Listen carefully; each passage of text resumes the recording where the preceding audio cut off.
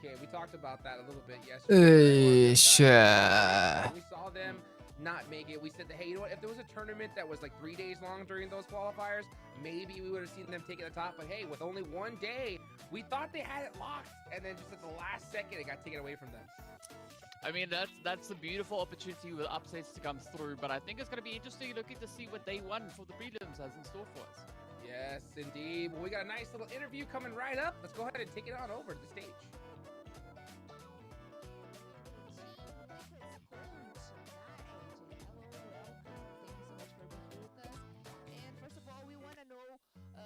Your impressions about the teams from the qualifying phase and how we should prepare ourselves for the prelims stage.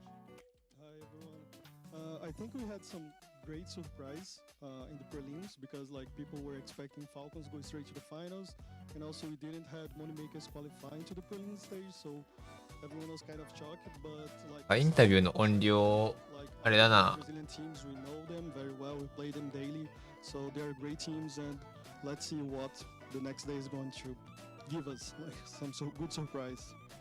Nice. And you have won PUBG tournaments in the past, and now you are making your debut with this team, right? 死ぬほど音割れしてるんだけど To lead them to the victory.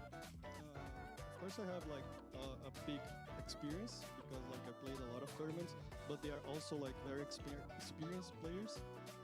So I think we are like together. We are having like great results. We're improving every single day, and you guys gonna see great things coming from us. Awesome. And you have an incredible team with you. They were consistently strong last year.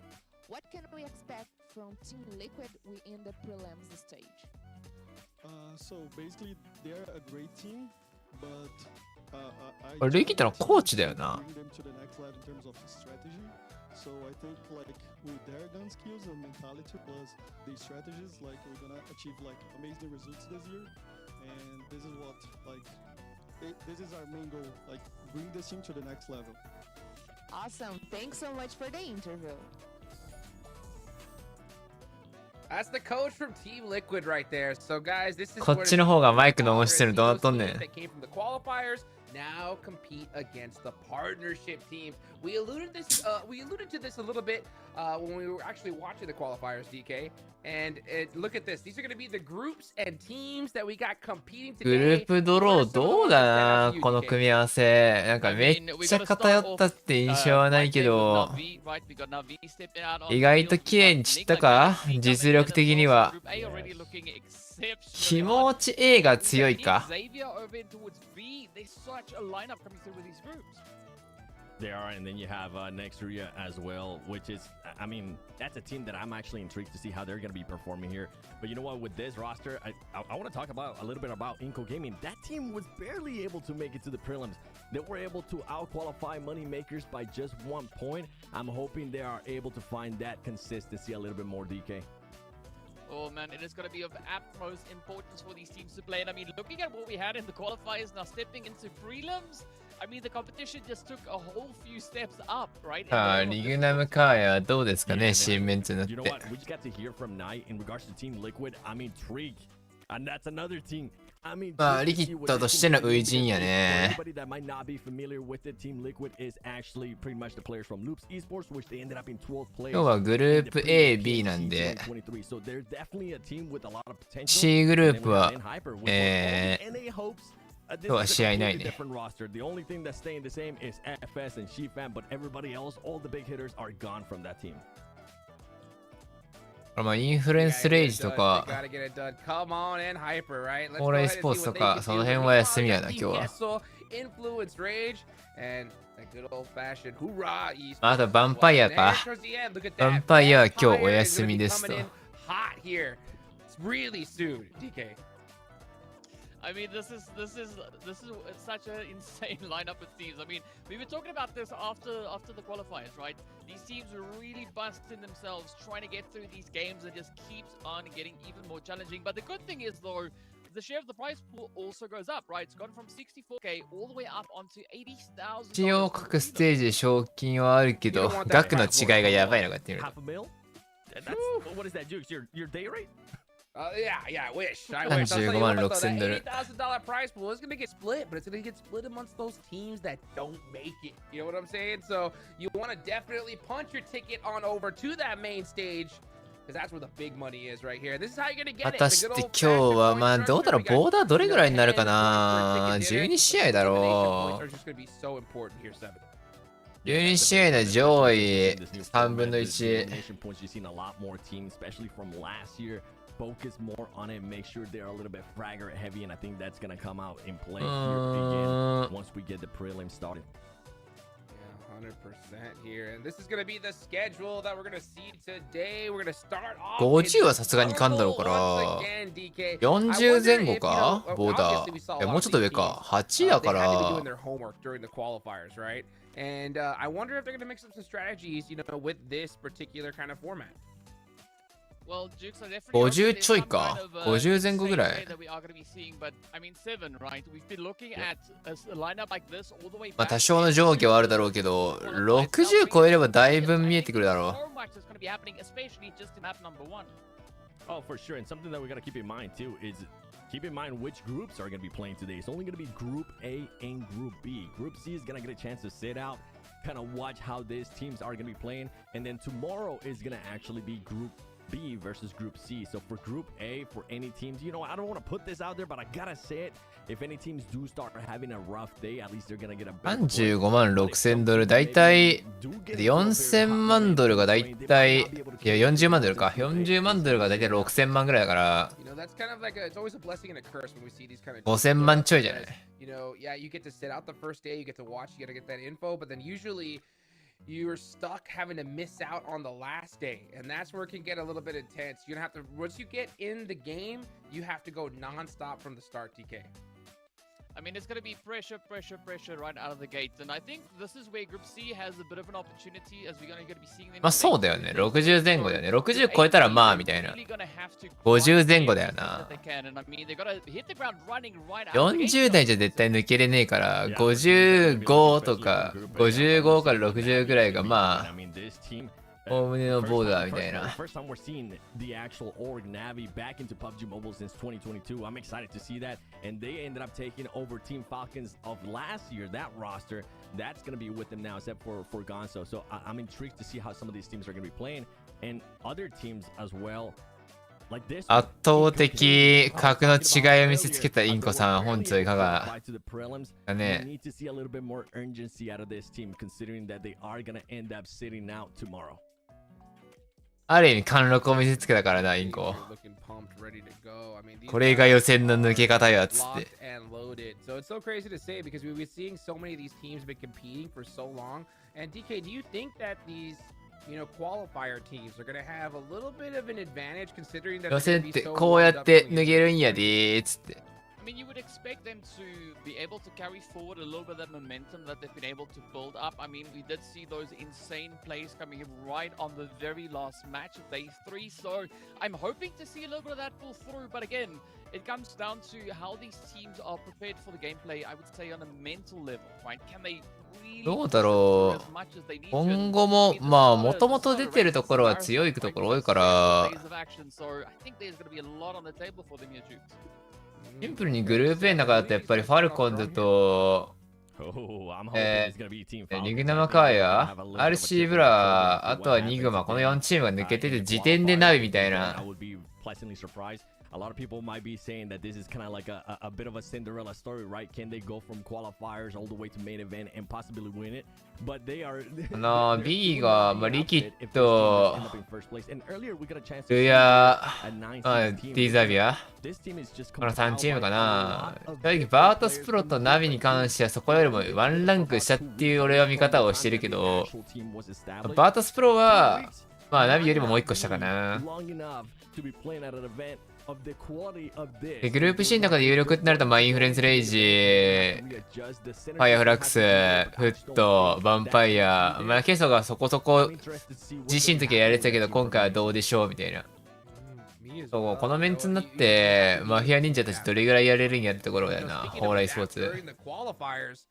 We saw a team actually do it, right? We saw High Fives as the last second say, you know what? We can't leave this up to chance. We gotta take the Falcons out here and now if we want to punch our ticket. And I think that that was definitely the smart play, DK, because this preliminaries is absolutely stacked with some monster squads. But like you said, there are some teams, you know, that have some new rosters that are mixing things up. I think day one is going to be. まあ俺たちの言ってた昔で言うナビって言ってたけど、そのナビは現 GG だから、GG は今大会いないんで、移籍したキツネもスピリットで出れてないし、今回のナビはマジでただの昔のタイタンであるからな。よ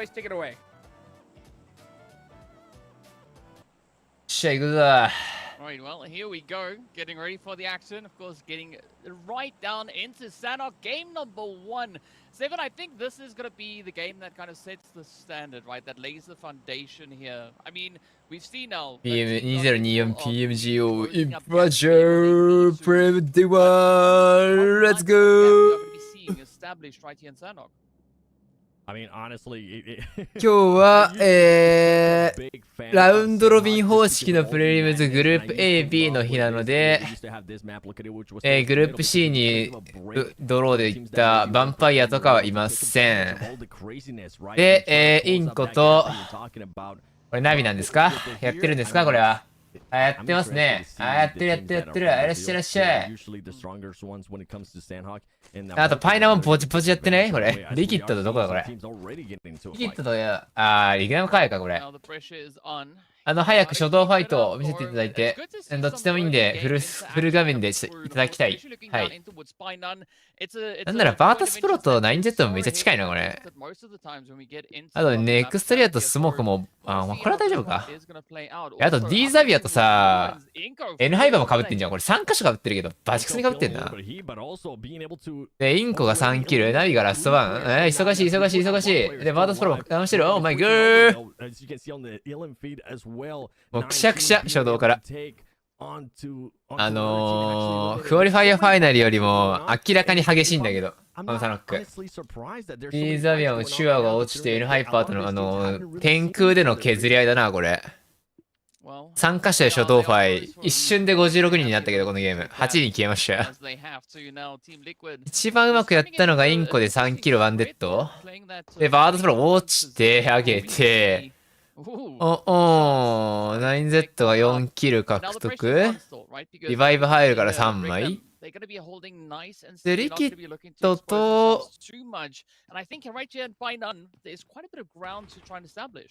レギュラーカーヤは 4v4 唯一キルが起きてないシャドウファイ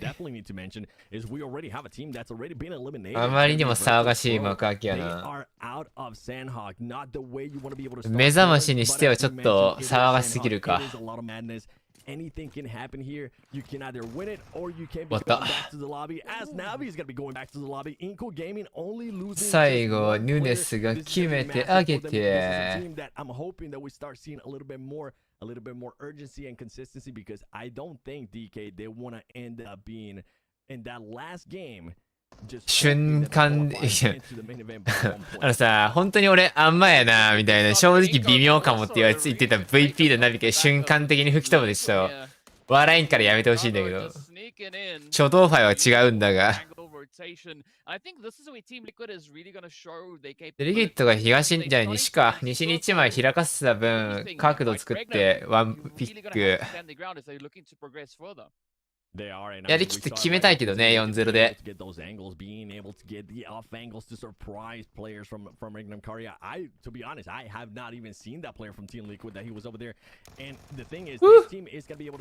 レンドよけてあげて。タイミングミスってはないか。レッツゴー。はい、ラストンで。タイミングで燃え切って。これ 2v4。First one in the back, boom goes the dynamite. But now, well, the pressure has not backed off just yet. A quick repositioning also coming through on the side of Team Liquid, just trying to get themselves situated on the one front line before starting to move over. Still keep リジェクトが出るメインも同じ22時からかな、基本は。 needs to decide which engagement are they going to focus on. Are they going to look to the 3-piece or maybe try and alleviate that? 普通このゲームって初動ファイトは、まあ、物資を拾うところから始まるゲームの性質上、運要素強いんでみんな嫌うんですよね。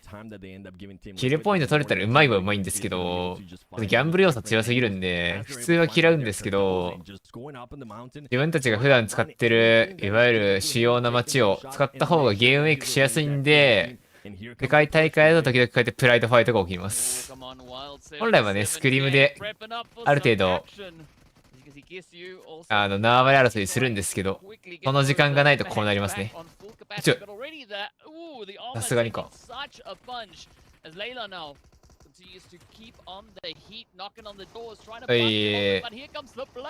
はい、ちょっといつもより多めに弾出てます。ちょっとオーバー打ちすぎか、一旦な。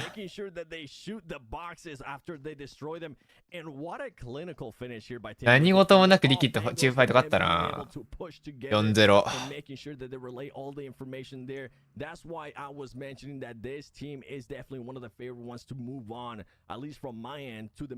このエリアファルコンズめちゃめちゃいいんじゃない？ブーキャン当たって素直に東へスライドしてあげて、Day 0の集落周りを抑えて、裏も抑えてるだろうから、かなりいいエリアをもらってる。こっからパラエリゾ側によるか、ブーキャンの南東側に寄っていくかで、ポジションの有利不利は変わってくるけど、まあ、一旦 D ザビアとファルコンあたり、インサニティは、まあ、悪くはないよな。寄る可能性高いからな、あの集落。ニグマは結局メンツは変わってないか？変わってないな。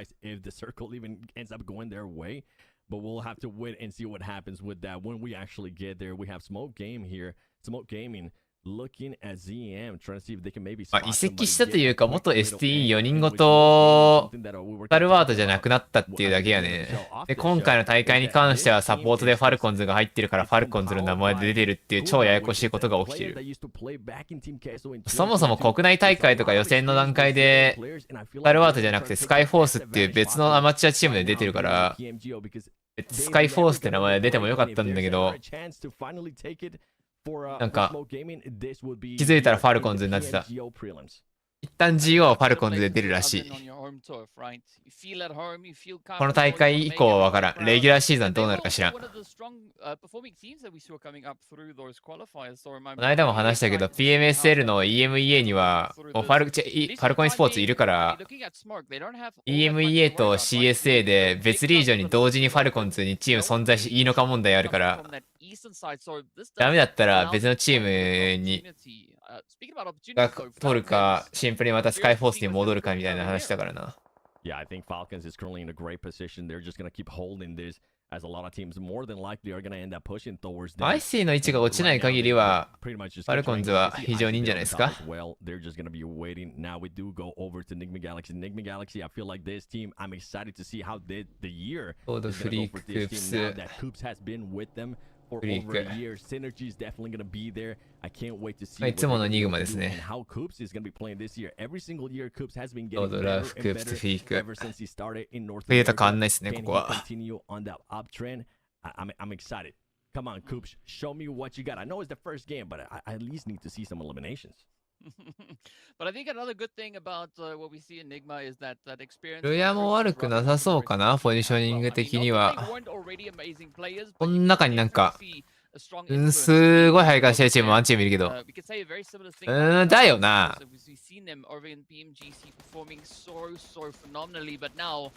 There's going to be the action starting to get packed in right here. A lot of that distance play also. I think it's something strange when it comes to Sanhok. 普通にロイヤルズ・オブ・オーえぐいルート真ん中突っ切って案の定削られてるのちょっとまずいけどタッチはできそうか。でも技死んだな確実に。もう火吹いてるんで使えないっすね。でエリアが動くタイミングフェーズ2がちょっと東にそれたんで集落から全員引き上げてファルコンズが丘での2-2。その裏の集落でネクストリア控えてて、道路の西と東に集落があるポジション、バーンの西は、もともとゼブラがいて、そこに、ロイヤルド・オブ・ウォーカーが突っ込んできて、まあ、関係なくなんとか4枚滑り込んだ感じか。ギリやな。外れてないから今んとこ良くて、この後のフェーズ4ぐらいか。フェーズ3までは多分入ってるだろうから、この集落。移動の足がなくなった時やな。リジェクトは今週末やね。日本時間で金土日。Before we go into the 3 Erangels, this is the perfect time to do it here in the Sanhok and hopefully take advantage of the madness of Sanhok. Well, let's see how this one plays out. Falcons. あら、6日か金曜日って6日だっけ mission here, just trying to get a good lay of the land. We can hear the 5 shots 日か。 now starting 5、 to 6、7か。 pop off. So someone's getting busy with something, right? And hopefully that something is going to evolve into a little bit of carnage. NR also, you know, just standing the ground. Everybody 5、 seems 6、 like 7 they're だよ coming な。 to play 4 of, you know 月。 what? 4月。 We're waiting to see where this next zone is going to be taking us. そうだな、5、6、7だな。 Smoke gaming just being on that, being on top of that sniper tower, waiting to see who's gonna be rotating, relaying that information to his team. And right now, I think a little. マジで4、4、4でキルで3チーム並ぶのやばいだろ、この初動の動き。Most of them have their 4 players up. Just make sure you こ get. っからはまあ、 Make sure you get ある程度落ち着いたゲーム展開になると予想はするんですが、ある、リンコがこれ、南回りがでぐるっと来ているかこれどかしてるチャーリー回りか今の。チャーリーっぽいな今のキャンプ。キャンプチャーリー南回りで抜けてくるな。超ロングファームや。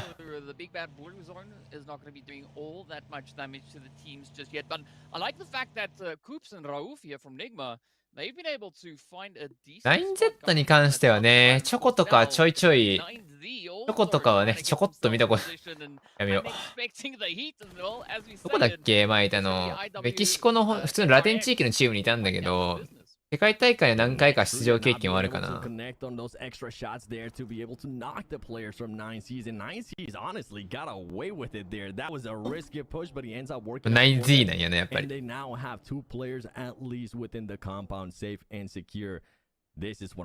なんといってもね、9Z にはね、スクリームとシンプルがいますから、最強よ。シューティングジャンルにおいてのレジェンド2人いるから。あまりにもネームバリューあるよ。絶対に本人とは関係ない人間だけど。ただのリスペクトネームだけど。ならスクリーンはリキッドだしな。別部門で。なんなら別部門でリキッドだし、シンプルは別部門でナビだよな。夢の今日、何やってんだお前ら。は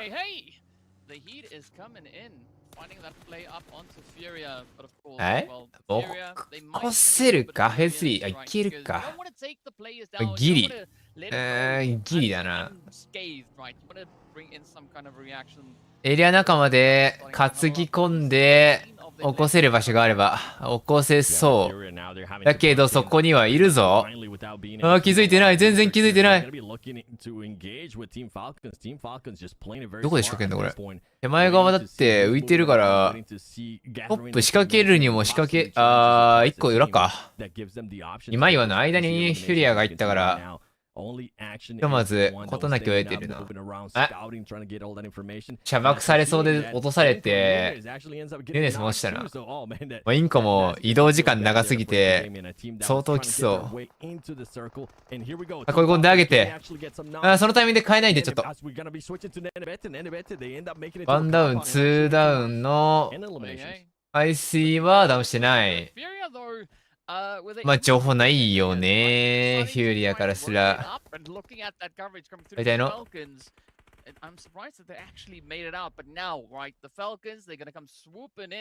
はい、あっという間に3ノック取って、完璧。あっさりフューリア壊滅。そしてエリアを引いていく。でっかいです、これ。これにも突貫か真ん中抜けてどこ行く抜けるとしたら、手前止まれる場所ないはずだから、サンサロの集落の東側に、東側からつけるか、これ。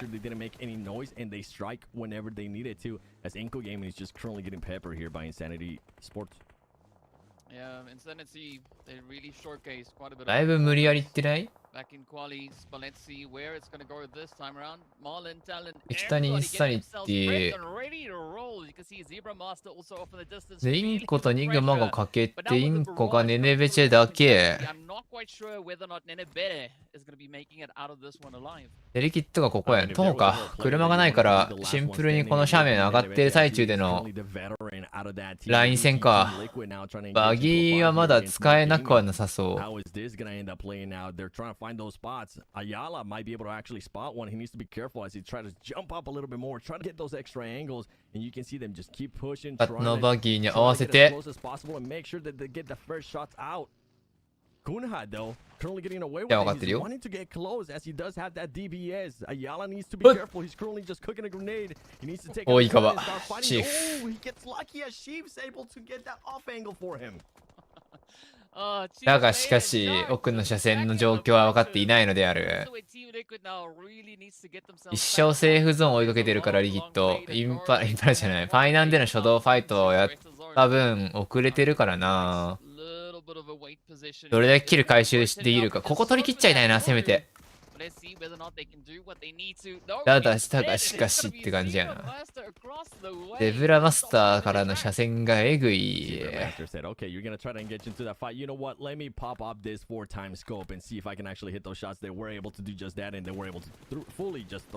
さすがにレギットしんどいなでも7キル取れてるんだったらまあ1試合目からすれば上出来じゃないですかタノックですし初動ファイトありましたし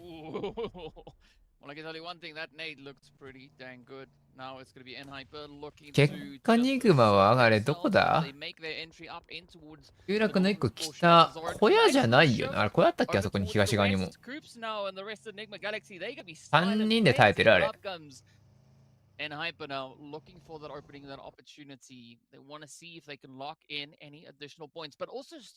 南側はだいぶまずいね全然気づいてない感じの動きしてる。小屋だよな、あそこ。小屋あったはず、あったような気がする。もう一個あった気がするんだよな。岩だけじゃなかったはずだけど。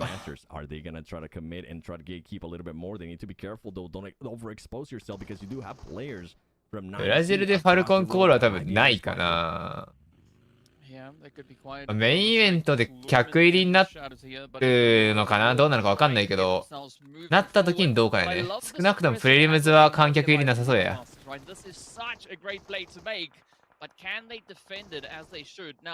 レベルマスターからしたらここきっちりクローズしきってキル回収しきっていきたい。次に。でかわして。あ、ウェアも結構削られて横からの車線だな、シンプルに。It is going to be the last hope. And then for Zebra Masters here, they kind of got away with it a little bit. よい too, し because that ょ was a team that was just getting pushed back more and more. まあそうね。 I'm glad that they decided not to. ROW はまあ車もなかったし、ホームムーブじゃまあ限界がある。 Push back more and not engaging into that fight. Now they still have all their 4 players alive, which at this moment 車も終わって、N ハイパーは一段下か、インサニティ、北から上がってくるところをクローズしてあげて、これ角取って、奥のファルコンズの車線だけ気をつけてリバイブしてれば、まあ、全然やっていけそう。Yeah, and Hyper currently having to fight their way in. And they're able to make it. They had 2 eliminations as well, but now they're currently found. N ハイパーは N ハイパーでな、次の移動がもう車がブルードの中で使えなくても結構使うってなると苦しいな。まあインコは1枚残ってるしな、北東に。ネネベチに1枚ぐらい狩られそう。エニグマはエニグマで声中からこもってるけど、めっちゃファルコンに抜かれてる。D サビアは別に集落東側が1軒残ってるから1軒と小屋に2つか。いいね、ファラチンの抜き。これはちょっと起こすのしんどいけど行くか。行ったな。他の車線も怖いけど木裏で切れたの確信してるか。一旦タッチは通ってその後だな。次の動き出しで、まあそうだよね、抜かれるよね。おマロン他の車線で N ハイパーきついけどなんとかしたな。いい死んじゃうよ。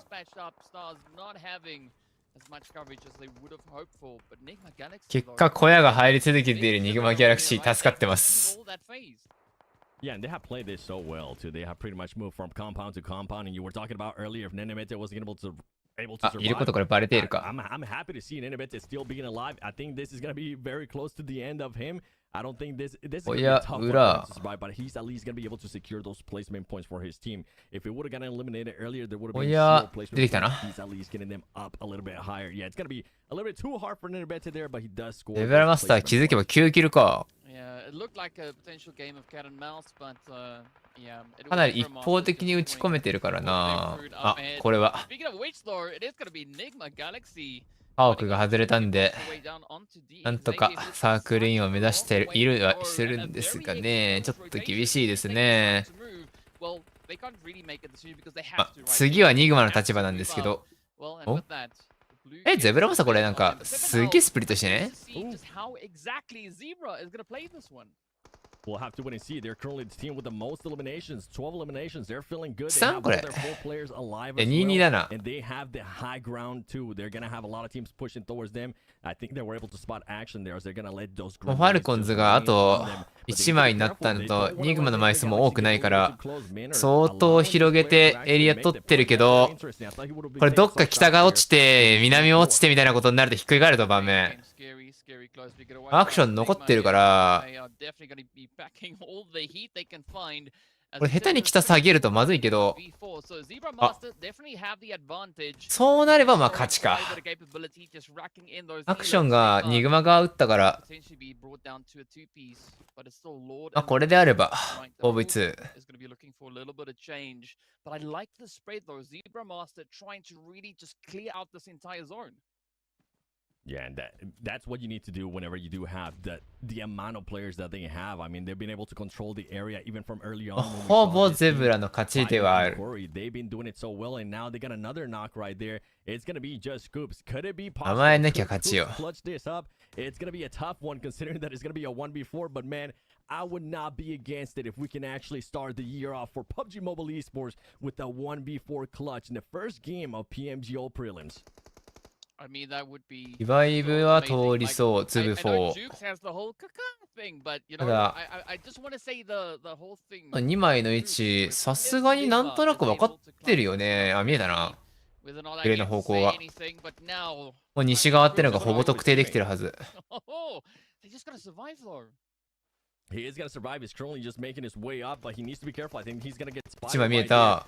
しっかりカバーする。Able to move around. There you go. He gets spotted. He gets knocked. Now Obviously. it's going to come down to Rove. Can he clutch up some Easy. shots? It's going to be tough when you have 4 players of Zebra Masters staring at you. And Zebra Masters being able to come off with the win there. A dominant win as well. 15キルでかっ。 Eliminations, 2,373 damage. That's what you want to see in the first game of PMGO Prelims. All those high eliminations.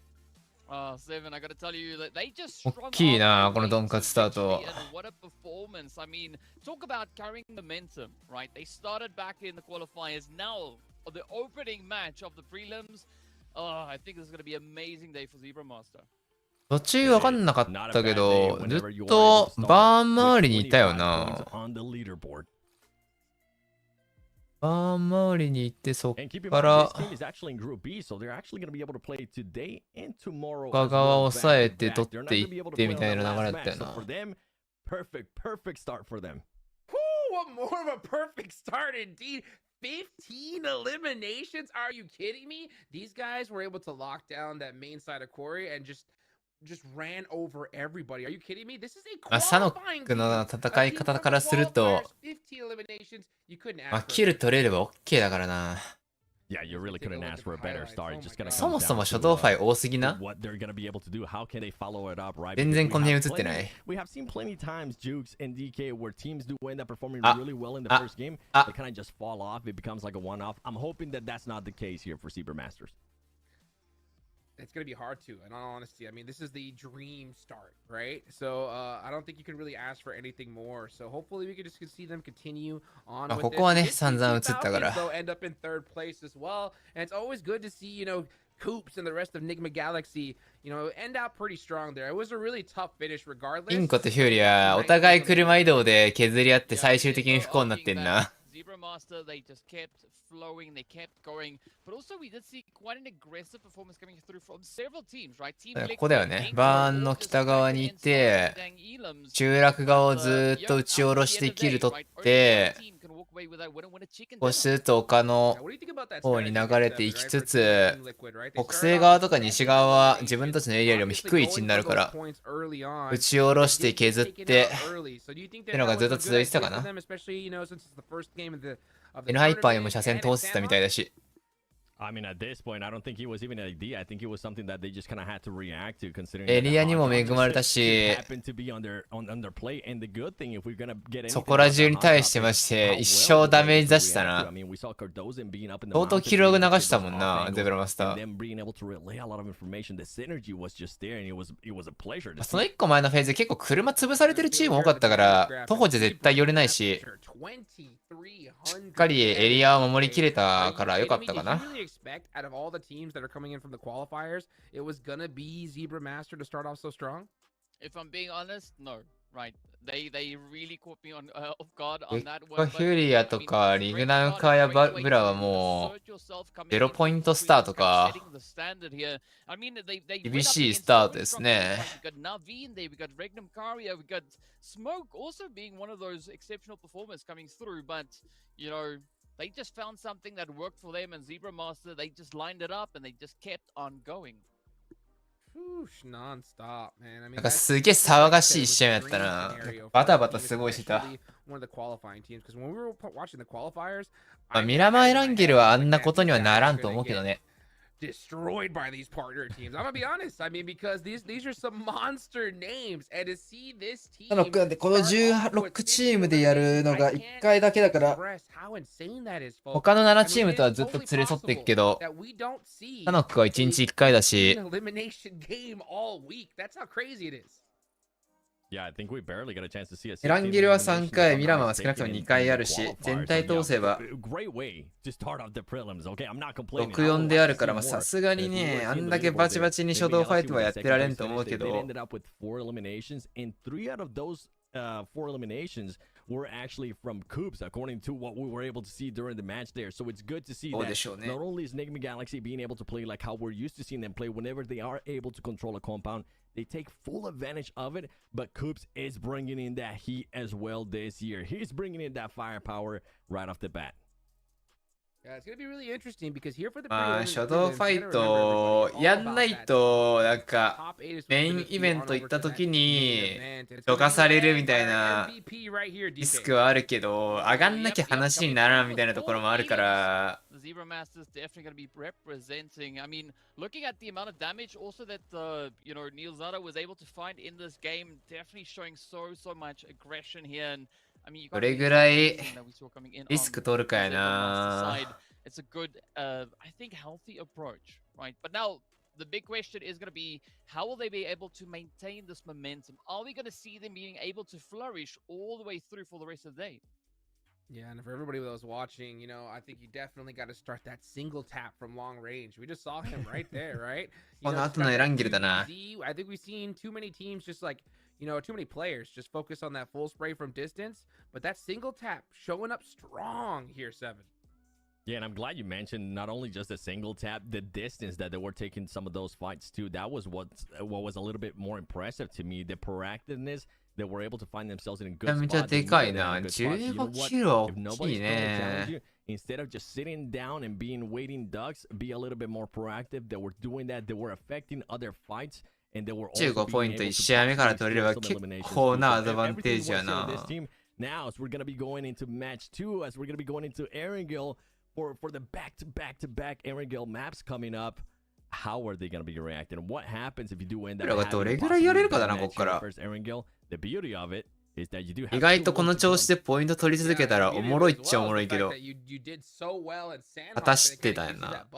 I always say if you want to be a championship team, when you get those good opportunities, you get those good positions, you have to take full advantage of it, right? A chicken dinner is great. A chicken dinner with 3 eliminations is good as well, right? A chicken dinner with 一応事前の情報だとリジェクトが出るメインイベントも同じ時間からのはず。So, those games where, if you don't get that zone, you kind of struggle off the start. To have a game like that already under your belt, these guys are going to be big chilling because at the end of the day, 8th place, 1st place, they're both going to go over to that main event. So it's going to be interesting to see how they kind of step on the gas here for the rest of the day, DK. I'm expecting a little bit of that pop-off play to come through. まあでも、まあリキッドにしろ、ファルコンズにしろ、ニグマにしろ、この辺のいわゆる常連チームはちゃんとポイント取ってったイメージかな、今の試合は。全ポイント取れなかったら、まあ初動ファイ負けたチームが大半ではあるけど。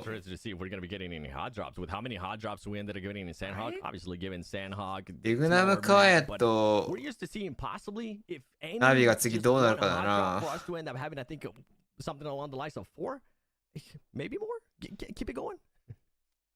Yeah, 100%. Well, we got an interview. Let's go ahead and take it on over back to the main stage. Player that just won this last match from Zebra Master Team Bushazin. First of all, これマシュインタビューんだこれ。And I'm here with the translator for him.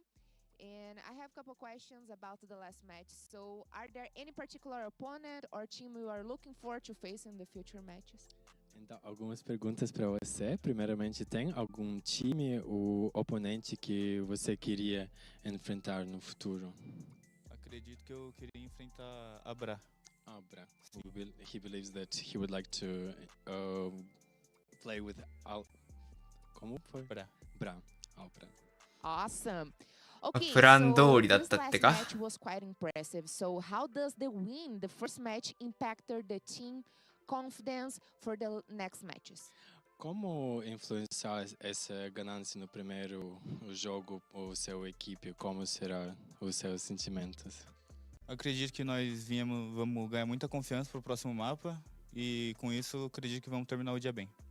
They believe that they will finish the day well and that it will increase their confidence, has already increased. Yeah, all right. So I want to know the expectations for the next match will be in Erangel map. So the team Zebra Master managed to go well, to go good in the Erangel コンフィデンスってなんて言うんだっ E け as expectativas para o próximo jogo, o Zebra Master vai ficar. Como vocês vão ir? Como são as expectativas? Então, nós estudamos muitos dos times e com essa confiança acredito que podemos buscar mais uma vitória. They have studied other teams very well, so they believe it will be a nice games for them. Awesome. Thank you so much for the interview and good luck in the next map. Thank you. All right, あ there. あ、 That's 自 how 信 you と get か it か done. So, I mean, 自信は I あり mean, ます what 的 more な can ニ you ュアン do? スの質 I 問 mean, か。 yeah, the great game one was astronomical. We're big chilling. You know, at this 自 point, 信と all か we gotta 確 do is 信 just とか。 ride the wave, and we're gonna be heading to the main event here, Seven. Yeah, I'm いや、 just マジな。もうちょっ you と know what な、 I'm thinking in 英語で regards きるように to なりたい Zebra なー Masters って is 思うよな。 to Brazil. I had to get one in. マジで All 雰 right, 囲気しか I わか had ん to ね get one in. That one's out of my system now. え。 Okay. それによって喋れねえっていう。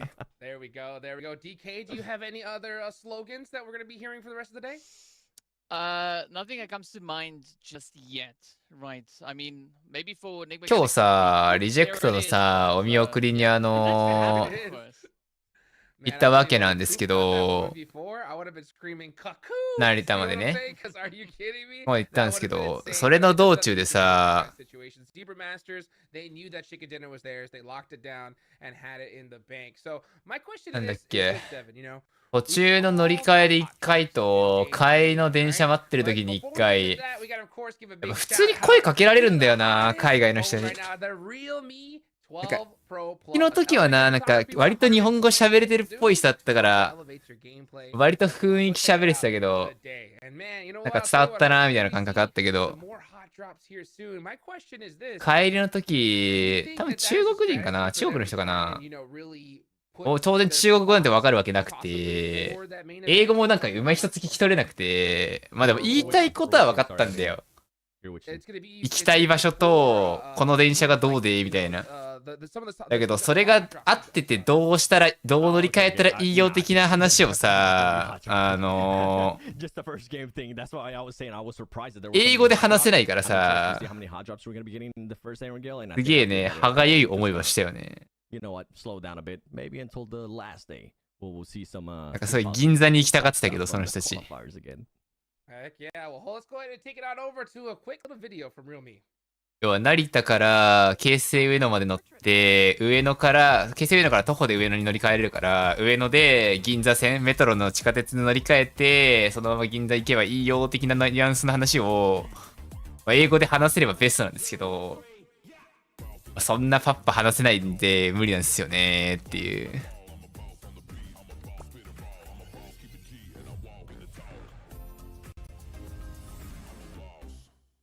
そんな綺麗に話したら苦労はせんのやっていう話な。だから英語を普通に話せる人はすごいなって尊敬するもん。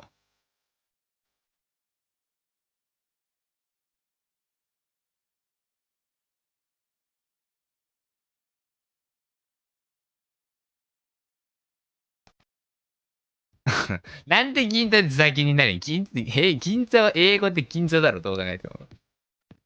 地名は変わらんだろ、どう考えても。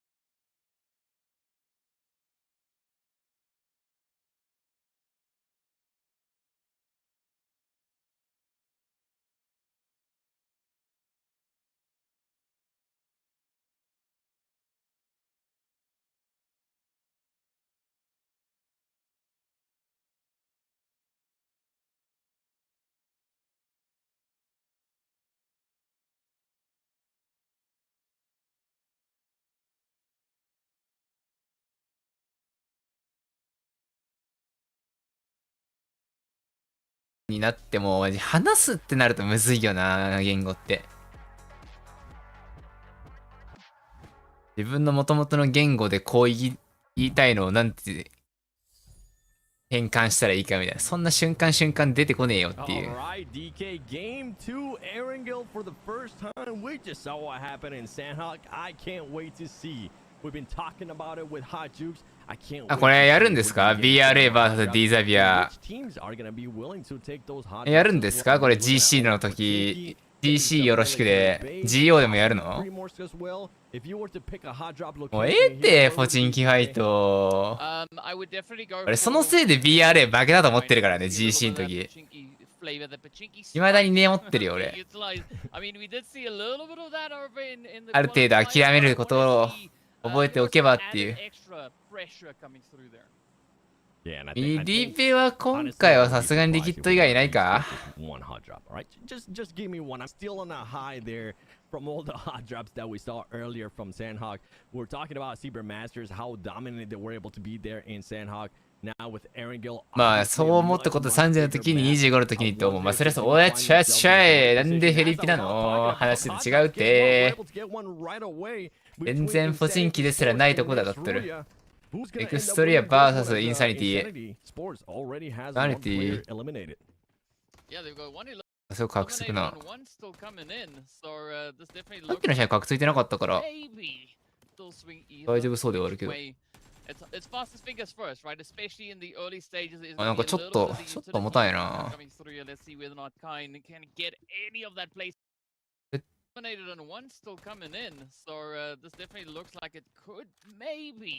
Still swing either which way. It's fastest fingers first, right? Especially in the early stages, there's going to be a little bit of the utility usage now coming through. Can get なんでこんなに初動ファイントが多いんや、お前ら。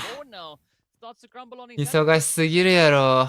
And here we go. Here comes the push. Next year, here we go. Here we go. These players don't even have a vest. If they're going to be willing to take the chance, now is the time. 一旦書く。ポンプのリロード音聞こえるからね。おー、でもミニで勝つんかーい。え？キルログ流れてねえし。観戦画面でキルログも出てなければスコアも出てない。今回は結局ポチンキの間ニグマとディザビア2チームだけか。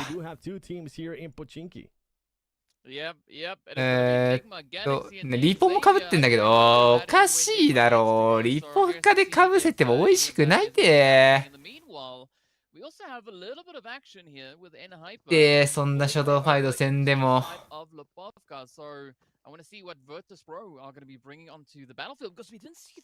バータスプロこれ負けたら目も当てられんぞ。でも1キル1ポイントかこれ。ここハニーバッチャー対ウージー。さすがにこの距離ならハニーバッチャーだろう。さすがにな。あ、インサニティ終わった。エクストリアが 4-0。Can we continue to see more adjustments out of N-Hyper here, as everybody likes to call them the NA hopes? プレーをよけて返して落とす。ただLQB もダウンしてバータス持つノックパフェ周りでの 1v1 ジャンピック。だってそのタイミングちょっとカメラスイッチがわわわわわわ。Yeah, very interesting indeed because they ended up sending one player that waited for. すごいちょっと見づらいかもこのカメラスイッチ。Other teammates actually end up sending it as well, and they need to be careful because there is 2 players, 3 players actually still alive here from Virtus Pro. They're gonna start getting off angles. リバイブ通って 3v3。I know they're currently seeing red. I know they're currently seeing elimination points, but they need to be careful because Virtus Pro is now starting to set themselves up here for a much better fight. こんだけリポ映してるってことはポチンキは大丈夫そうか。ミルキーウェイがワンノック。一旦角は取ってあげて。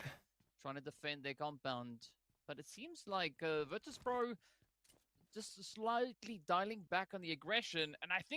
や、1ファイトってことはないよ。エリアによるセーフゾーンの影響が大きすぎるから何とも言えんけど、そもそも何もしないでのドンカツ率が何パーよって話だから、そこから見ての、まあ正直3割減とか、大きでかいと半分とかにはなりそうだな。もともと空路セーフゾーンの偏りもあるゲームだから、それを含めて 30% だとしたらそれが 15% になるとか 10% になるとか、それぐらいは大きく変わりそう。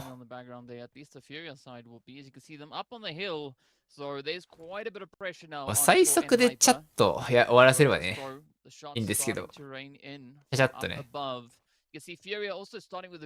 大体そんなことにならないんで。おっと、血の匂いを嗅ぎつけてきました、フューリア。ミルキーウェイが2回目のダウン。キルはどっちが取る？キルはどっちに入った？フューリアは取ってない。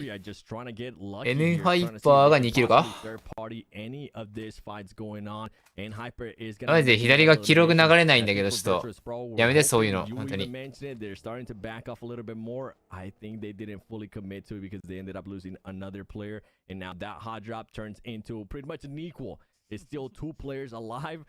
初動ファイト多すぎて初動ファイトでボーボコになったチームはマジでポイントなさすぎるな。この試合で稼いでいかないと2試合目から。まずい、なんもない。まずい、バータスプロ。まずすぎこれ。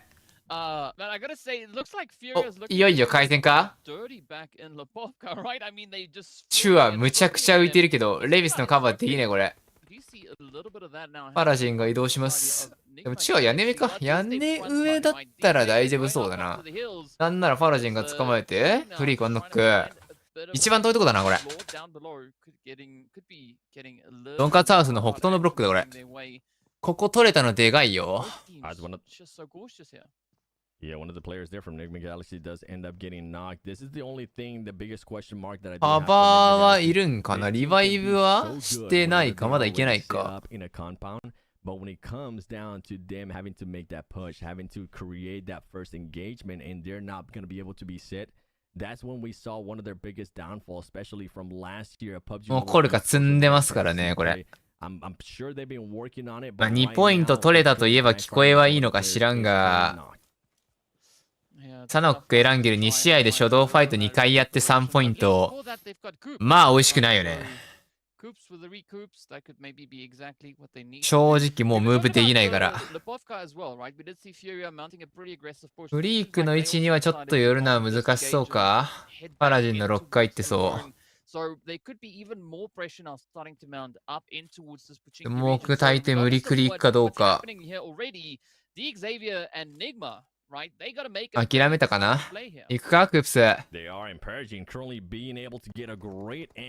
見えた。決め打ち流れてもおかしくない。タッチできてる。できてる。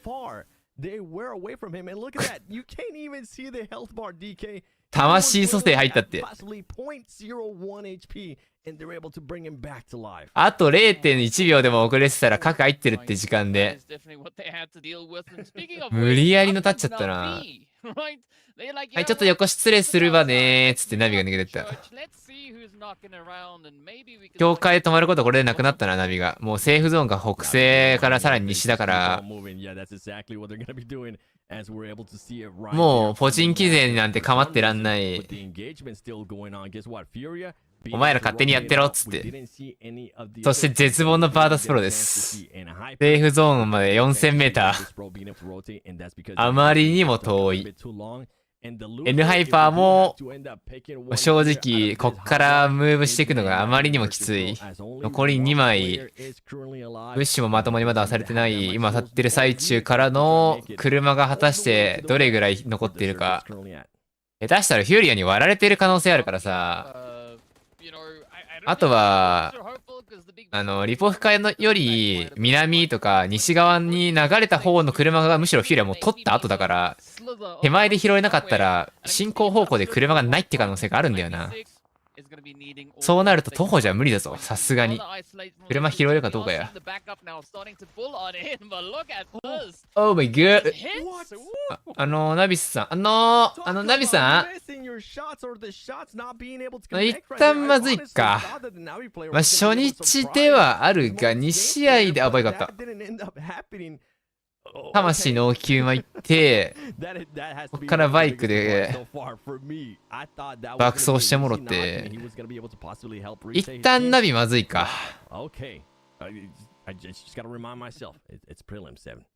東海側すり抜けて、トップさんなんか事故ってますけども、撃たれてますそれ。何があったんですかねこれ。ただの事故で起こせるんだったらいいけど。さあ、問題のポチンキ 4v4。おい、見たって GC でも全く。見たこれ。この間は BRA とD ザビアだったけど、今回はその BRA の代わりにニグマが来た。まあ昔の面影がないというか、昔とメンバーがそもそも 100%、成分 100% 違うから、面影もクソもないっては言えばそうなんだけど、ちょっと寂しいよな。頑張ってもらわないと。ナビの看板背負ってる以上。最低でも今日、ねえ、2、30ポイントは稼がないで厳しいぞ。この後4試合で。今日1桁とかで終わったら終わるぞ、マジ明日。はいって。マニバチュー。こうやってると、なんか、世界大会で使っているパッチ、EBS がナーフされてるかはわかんないけど、少なくとも AUG-MK12 は変わらずなさそうだよなって話をこの間もしたけど、やっぱないな。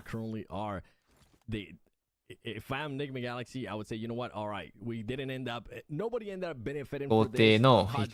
Let's just back off. The Savior needs to be the aggressive team as they are trying to make the aggressive push here onto Freak, but they could possibly end up exposing themselves here. 回復もそんなにたくさんされてないからな。これ以上時間かかると、仮にファイト勝っても全員ブルーゾンデッドがあるからな。ガチのプライドファイトになるとこれ。そ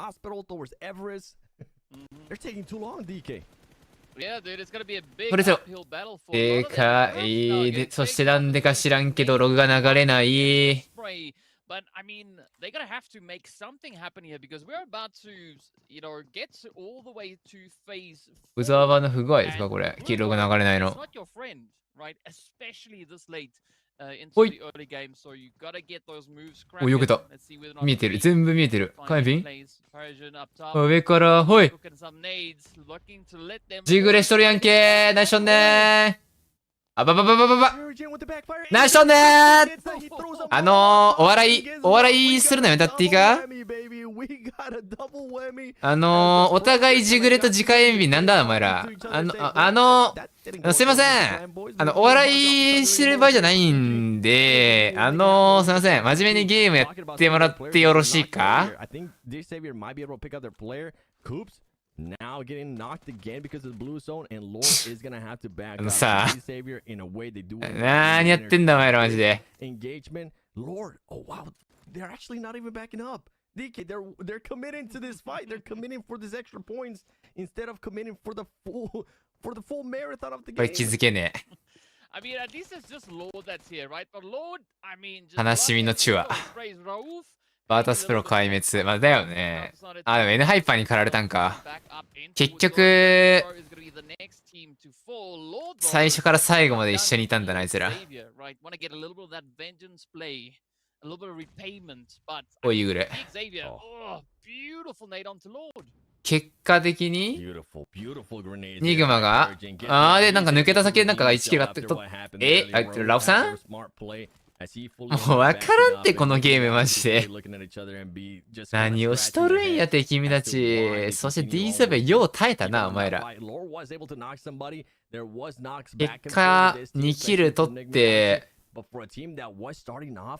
4名生存。ただし、現在フェーズ4。エリアに全員入れるとは思いません。車、あるんか近場に。なかったら積みだけど。まあそうだよね。一人諦め。何人入れるかな？一人か二人か入れればいい方だけど。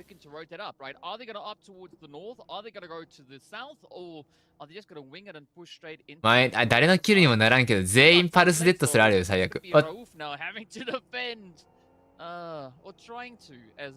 ラクションで煽られとる。ああ、チアまで落ちた。ああ、二人書く。ああ。バイクぐらいあったかな。実はこのゲームブルーゾーンっていうものがあってここにいるとダメージが食らうんですよ。なんでそのダメージを受けないように安全なセーフゾーン安全地帯ってところに移動しながら戦っていくゲームなんですけど君たちいつからプロやってるのみたいな。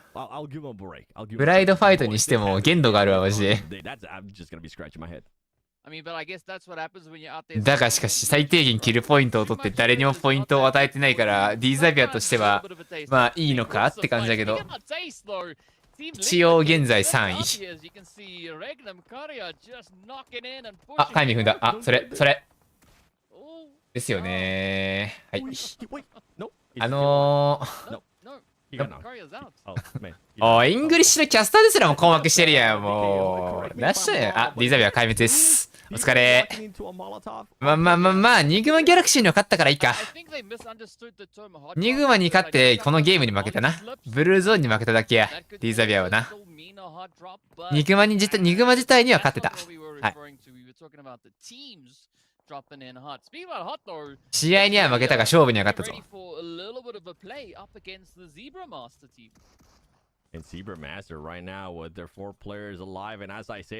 ダウントレード上からオルフレッツゴー角取って角分かってるでしょ。いるし。いいナイス。いいよ、ルア。この試合も8キルだ。そしてファルコン山を攻略しに行きます。ゲームテンポが速いなマジで。初動ファイトが多い。おお、反応してる。ああ、グレートボス。美しい。あとは一番下。はい、ナイス。完璧。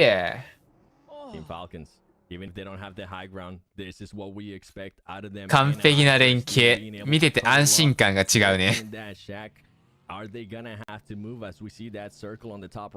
ルコン最強。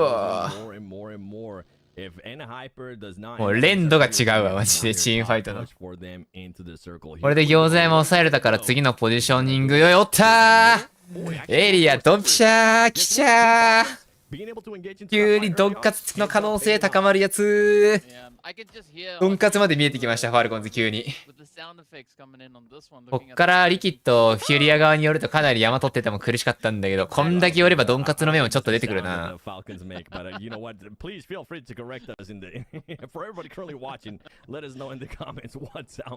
非常に良き。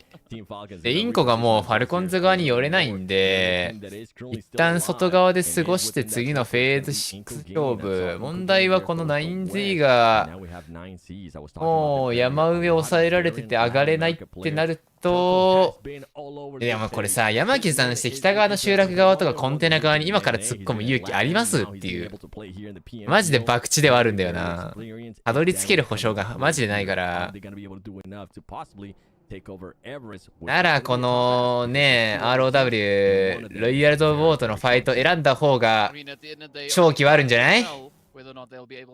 だよな。そっちだよな、やるなら。よし、勝負だ。ってなると、ファルコンズめっちゃうまいです、これ。うまみしかないです。西の警戒を1人ぐらい立てといて、2、3人でこれプッシュかけていいです。ロイヤルズ・オブ・ウォーはもう挟まれてるのは分かってるんで、超対応が大変。裏も見てるけど、正面見なきゃいけないから。グレかわしながら、裏の車線管理しながら対面避けなきゃいけない。ち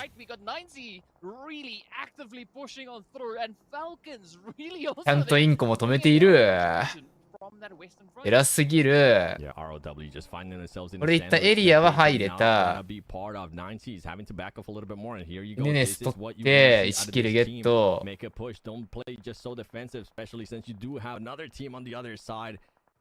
いいよ。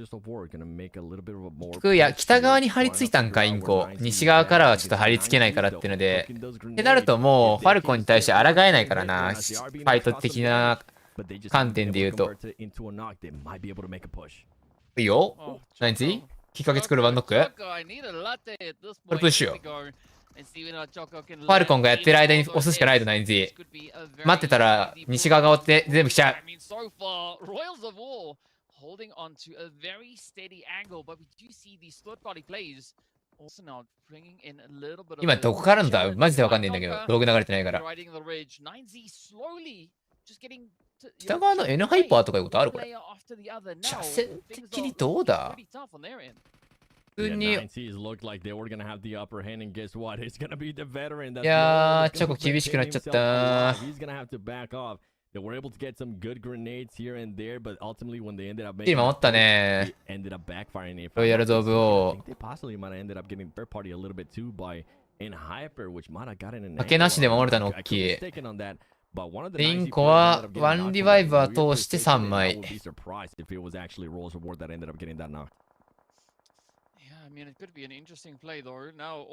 N ハイパーがパルスダウン。ああ、夜。あまりにも強いぞ、このセーフゾーン。もうインコは徹底的に上から叩けて、隣も抑えられそうだし、なんならネクストルイヤーを抜いてあげて、2ノックやりたい放題にゃ。各全部取ってあげて、キルスティールさせるな。で、フローズンは、多分インコに潰されます。いや、その前に手前からやるかやっていく。おいしい7キル。ただ、ネクストリアも8キル取れたからね、悪くないんじゃない？結構難所ごちゃごちゃしたけど、全部キルは取り切ったからね。エリア的に厳しいもんがあったから、ナイファイでしょう。ポイントとしては十分稼いだ。北側に寄ってたら全然違った展開だったからな。こうなったからにはファルコンズドンカツまで行きたいよ。ファルコンズの下にいるインコの元に、これリキッドか突っ込んできてんの。あとリキッドは、フューリアとインコと、ファルコンズにめった打ち食らうんで、基本耐えてらんない。どっかからその車線が通るから、相当リキッド振り。あと2枚だしな、そもそもが。正直、いつグレとかで飛んでもおかしくない。ミシック。アヤラが一番安全かまだ。山の手前ぐらいまでは貼り付けたから。まだいいか。そうね。ピックは耐えれんね、あの位置。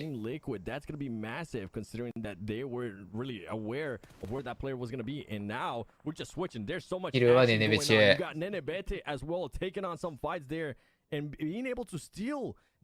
さあ、気づけばもう6チーム15名。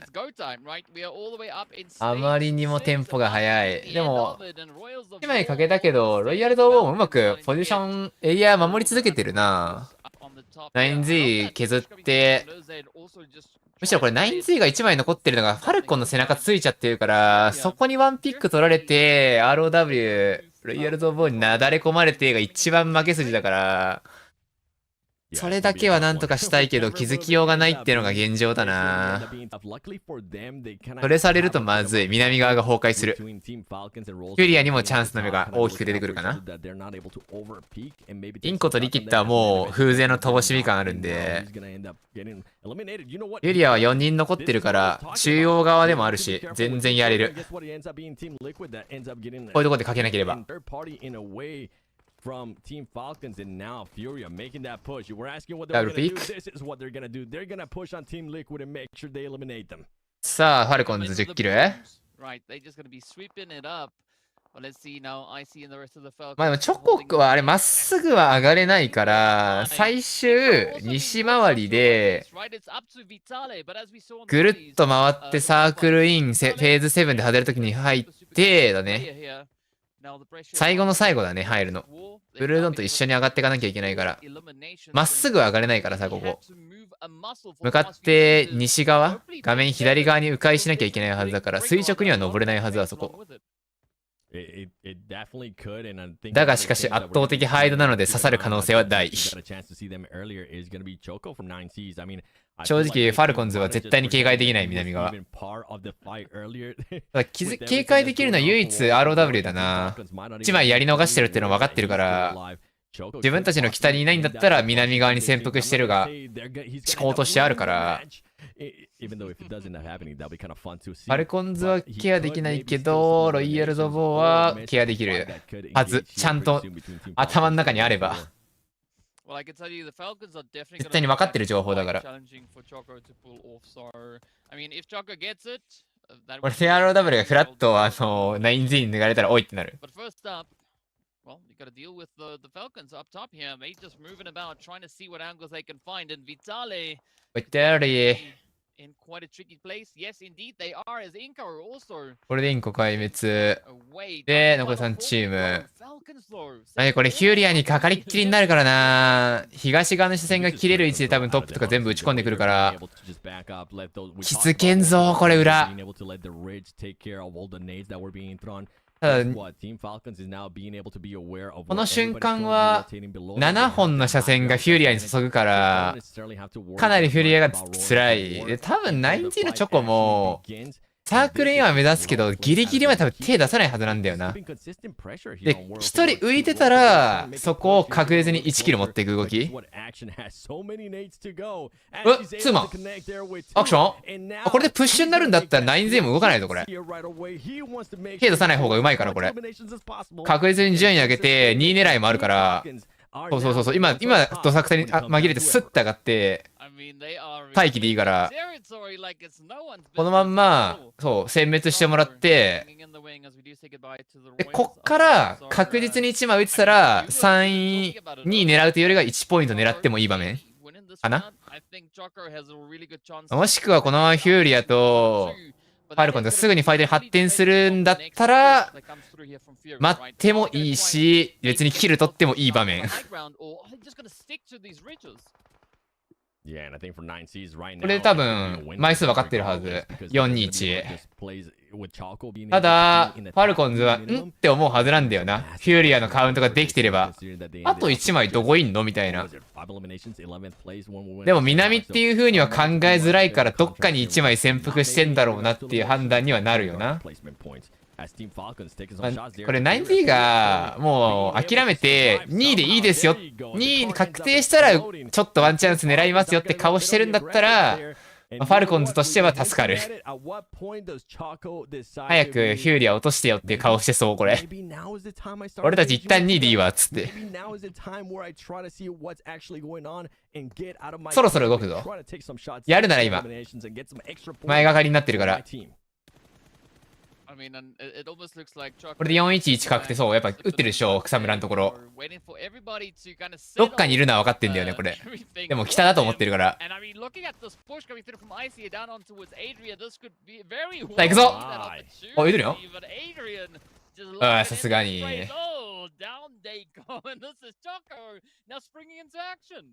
どこですかって話になってる。必死に探してる。これ裏いるのみたいな。パパ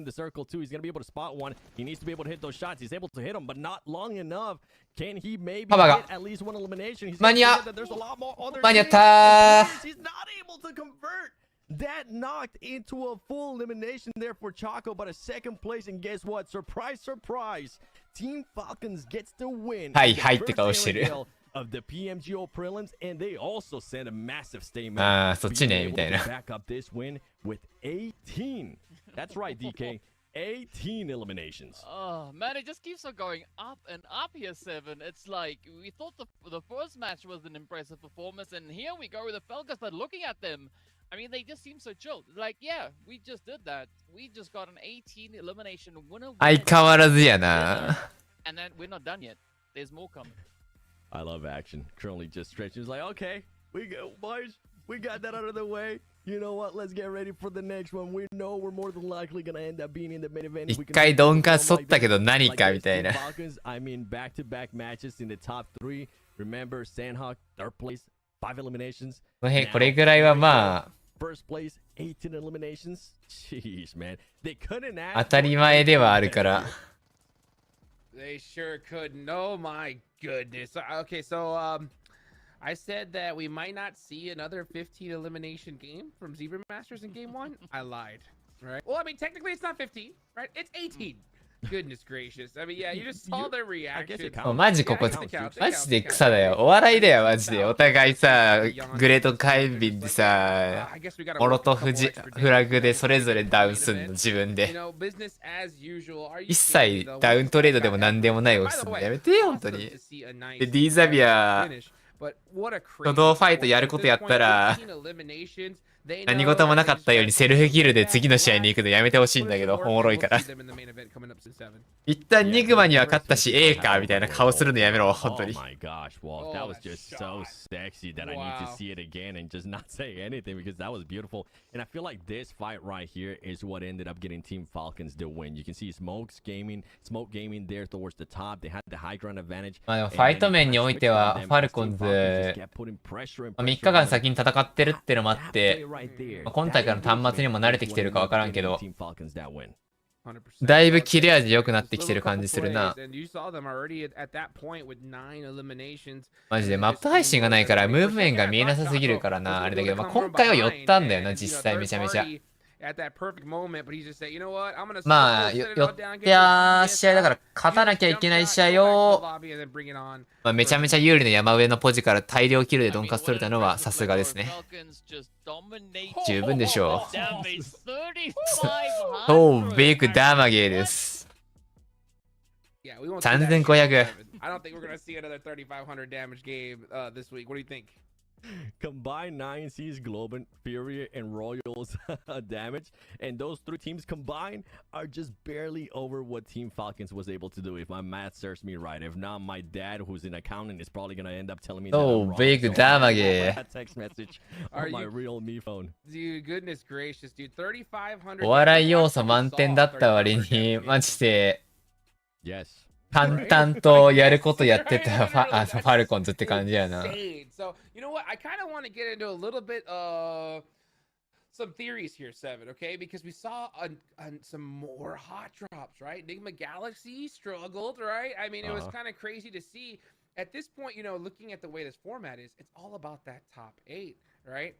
So I'm wondering if these guys are just focusing on just trying to prioritize わあ、6キル、5キル、6キル。main event in the future because I don't understand it. ってことは honestly, I don't know. アイシーがキル全然取れてないのか。6、5、6だから14、17。アイシーたったの1キルか。was able to call it out perfectly to give him props. Was more than likely going to be a hot drop there in Pochinki. He ended up being, but DK, we were kind of going back and forth here as we do end up seeing action as the MVP. Is that they just took so long between Dick Xavier and Enigma Galaxy. 1280 ダメージ。By the time they actually figure out what they wanted to do, it was too late. They were non-existent in the actual final of the match. Nothing happened between those 2 teams. 打線切れてなかったな、ルヤ。Because I mean, it's not a strategy that we've seen Nigma or DXavier really use a lot in past matches. So 正直、D ザビアもニグマも1個前のサノック含めればポイント全く取れてないわけじゃないんで、D ザビアからしたら今トータルで10ポイントちょっとぐらいあるから、10ポイント前後か10とか9とかぐらいは2試合であるから、1回ニグマに勝った、勝ったといえば勝ったから、君たち次どうするやるみたいな顔できるし、でもニグマはニグマで、負けたけど、一応俺たち貯金最低限あるしな、みたいな。もう一回やっとくみたいな。こ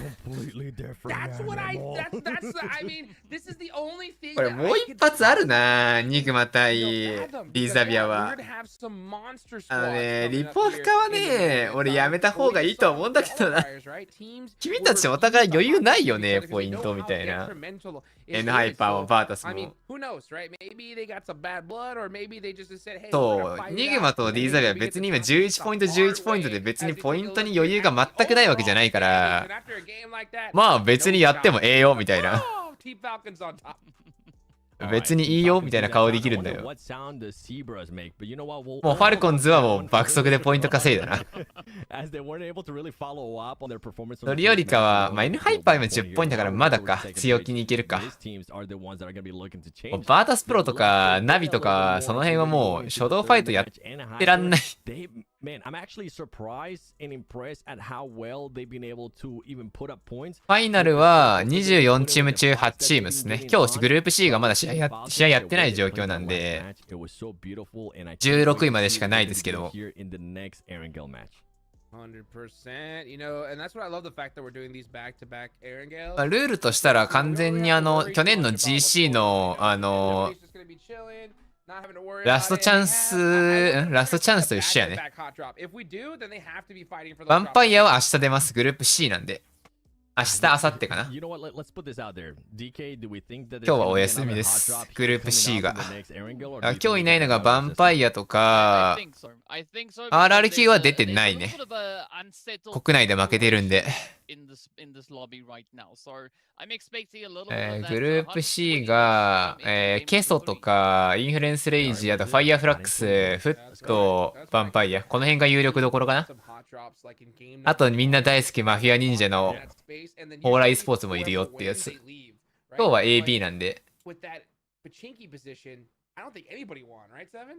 Yeah, they both lost. I mean, you could say DXavier ended up winning because they ended up getting eliminated. そもそも今回東南アジア地域に対しての招待枠って、この間のプレーオフで優勝するか、パートナーチームで呼ばれるしかないから、ここはブーム e スポーツが勝ったから、そこで勝つしかなかったんだよな。ヴァンパイアと D ザビア以外は。ベトナムとタイから1チームずつ呼ばれたみたいな感覚やから。That's when it gets a little bit of a gray area to the team, and we saw that perfectly there within that hot drop.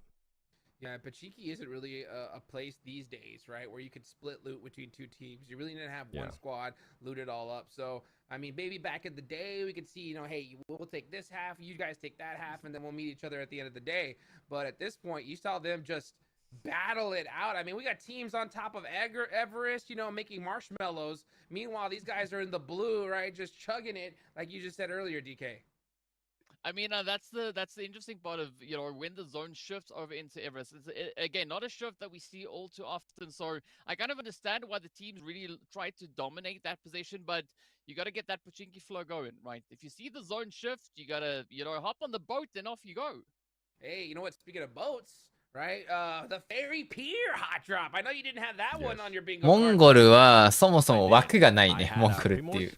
今回一番不遇だからさ、今シーズンからのスーパーリーグに変わってから、CSA の枠がほぼないから、IHC が去年の優勝の枠でメインイベントからだけど、それ以外のパートナー枠がないから、オンライン予選で勝ったファルコンズしか来てない。だからフォーメリカルバイブスとかがいない、去年の。あと 4MV は結局、去年の 4MV が結局スタルワートに移籍したのか、そうでもないのかもよう分かってないしな。Oh, that's right. どうだっけっていう。All those teams are just taking notes saying, okay, you're gonna hot drop here. This is how you're gonna react if this happens during that hot drop. And I wouldn't be surprised if come tomorrow, we're gonna end up seeing some more. Dude, that'd be crazy. That would be absolutely crazy. But you know what? We got an awesome interview. Let's go ahead and take it on over to the main stage. Hello, guys. Okay, so this last match was quite impressive. Team Falcons. So congratulations. And I have here the player from Team Falcons. And right now we are going to have an interview with him and have him, his translator here with me. このタイミングで選手へのインタビュー入れんのしんどいな。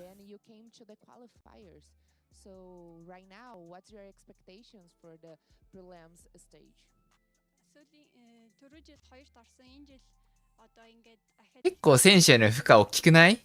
試合と試合のインターバル間にインタビュー呼ばれんの。オフライン。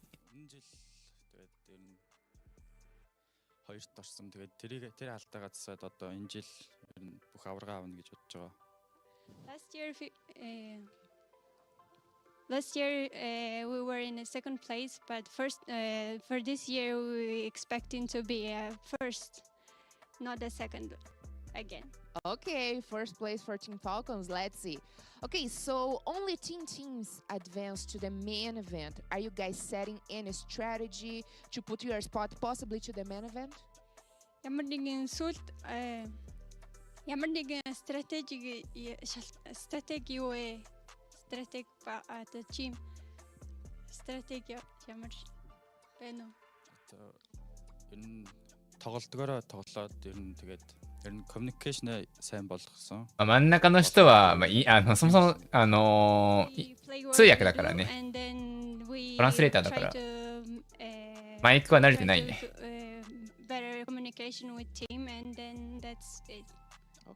メインイベントに向けて戦術的にどういうところを改善してきましたか的な話だよな。コミュニケーション、よくある話やな。そんな細かいところまで話せないからな。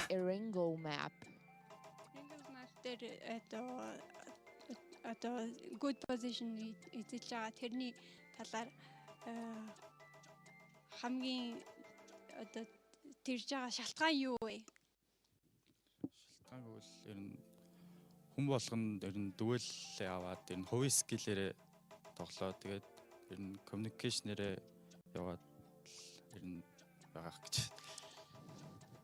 Everyone with their skills, and then most important is the communication. And okay, awesome. I think 9Z were pretty much angry with the guys. So do you think 9Z will come for you in the next map? 9Z их ууртай харагдсан. Тэгээ та нарын араас ирнэ гэж бодож байна уу ер нь? Хүрээ тэр лээ та. 多分 9Z に対して何か言うことありますみたいな。怒ってないですかみたいな。アングリーみたいなことしたから。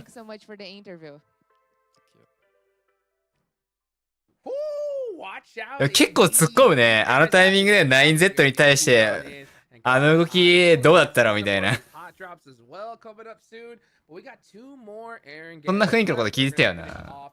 Inside of Miramar, but you know what? With these rotating groups, I don't know if these teams can afford another situation like that. But we'll go ahead and see coming up as we go ahead and take it on over to a video.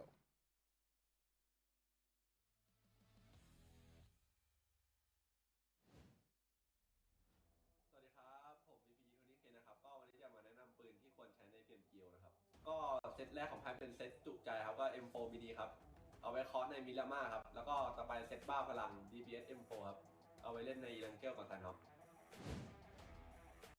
自己紹介かBB มูซี่นะก็วันนี้จะมาแนะนำเกี่ยวกับการแข่งขันในแบบข้อแนะนำของในการ PMGO นะเกี่ยวกับเรื่องของการสื่อสารภายในทีมครับก็สำหรับการสื่อสารภายในทีมก็เหมือนอารมณ์แบบตั้งแต่เราฝึกซ้อมแล้วก็เหมือนอารมณ์แบบเราคุยกันว่าในช็อตที่เราจะทำเราจะทำยังไงครับมีหน้าที่แต่ละคนมีหน้าที่อะไรบ้างเช่นในการコミュニケーションで次どうするのかどうしたいのかっていうのを話し合いながら場所を決めたりしてるよっていう話。ちょっと早すぎるんだよな、字幕にして。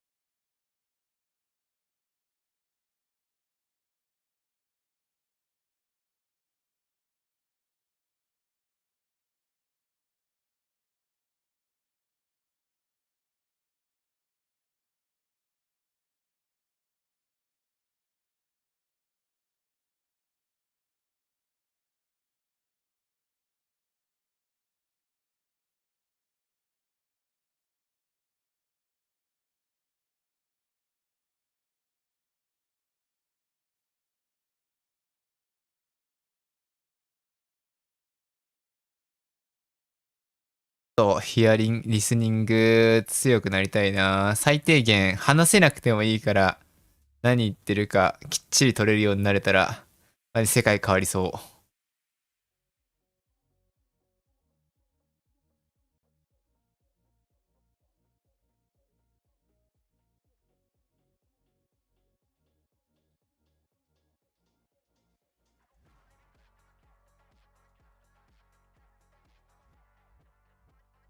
もしかしてこれ、毎回これもしかしてぬるっていくぬるって、試合が始まりそう。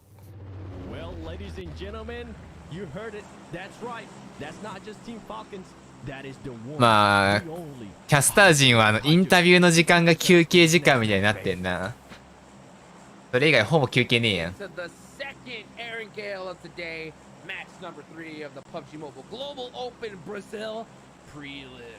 いやー、ファルコンズからしたら嫌な空路だな。ノボに降りられないから多分ガトカ西回りに降りての展開。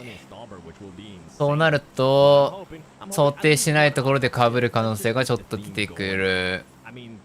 で、リポフカは、バータス降りて、黄色どこだっけ？あれ、N ハイパー黄色だっけか？なら被りそうだね。全然避ける気はなさそう。ポチンキは、避ける気はなさそうね。D サビアバーサス2号もう一回。でもこれパラシュートちょっとバーダス下手じゃね？ちょっと待って。4件、ちょっとそれたのか。手前の集落に N ハイパーで車からリポフか中を狙ってるのがバータスプロみたいにちょっと降り方が変わったかな。Oh my goodness 言うほどでもないぞ。まあ、いつものことか、一旦いつも通りか。はい。マジファルコンズが、なんでそのタイミング、ちょい。ファルコンズがいつもガトカのさ、西側に降りるときに限って南なのなんなん？俺フ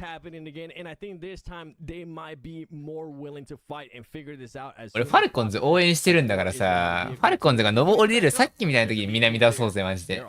一旦さ。違う、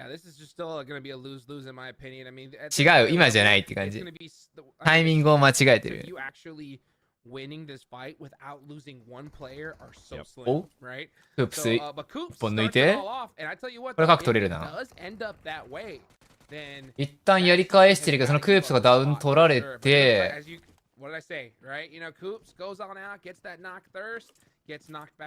ダウントレード2回にラウフに火炎入れて、ポジション削ってあげて、2人でプッシュできるか？ワンブイツー、形は作ったよ。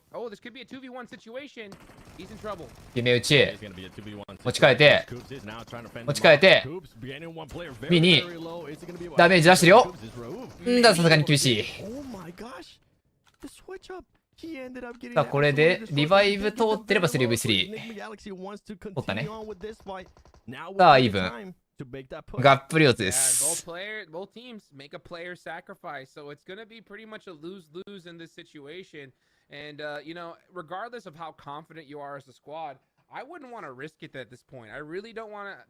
いやー、ランドマークファイトも5部、総合ランキングも5部。一旦5部、体力 D ザビア有利ってところが。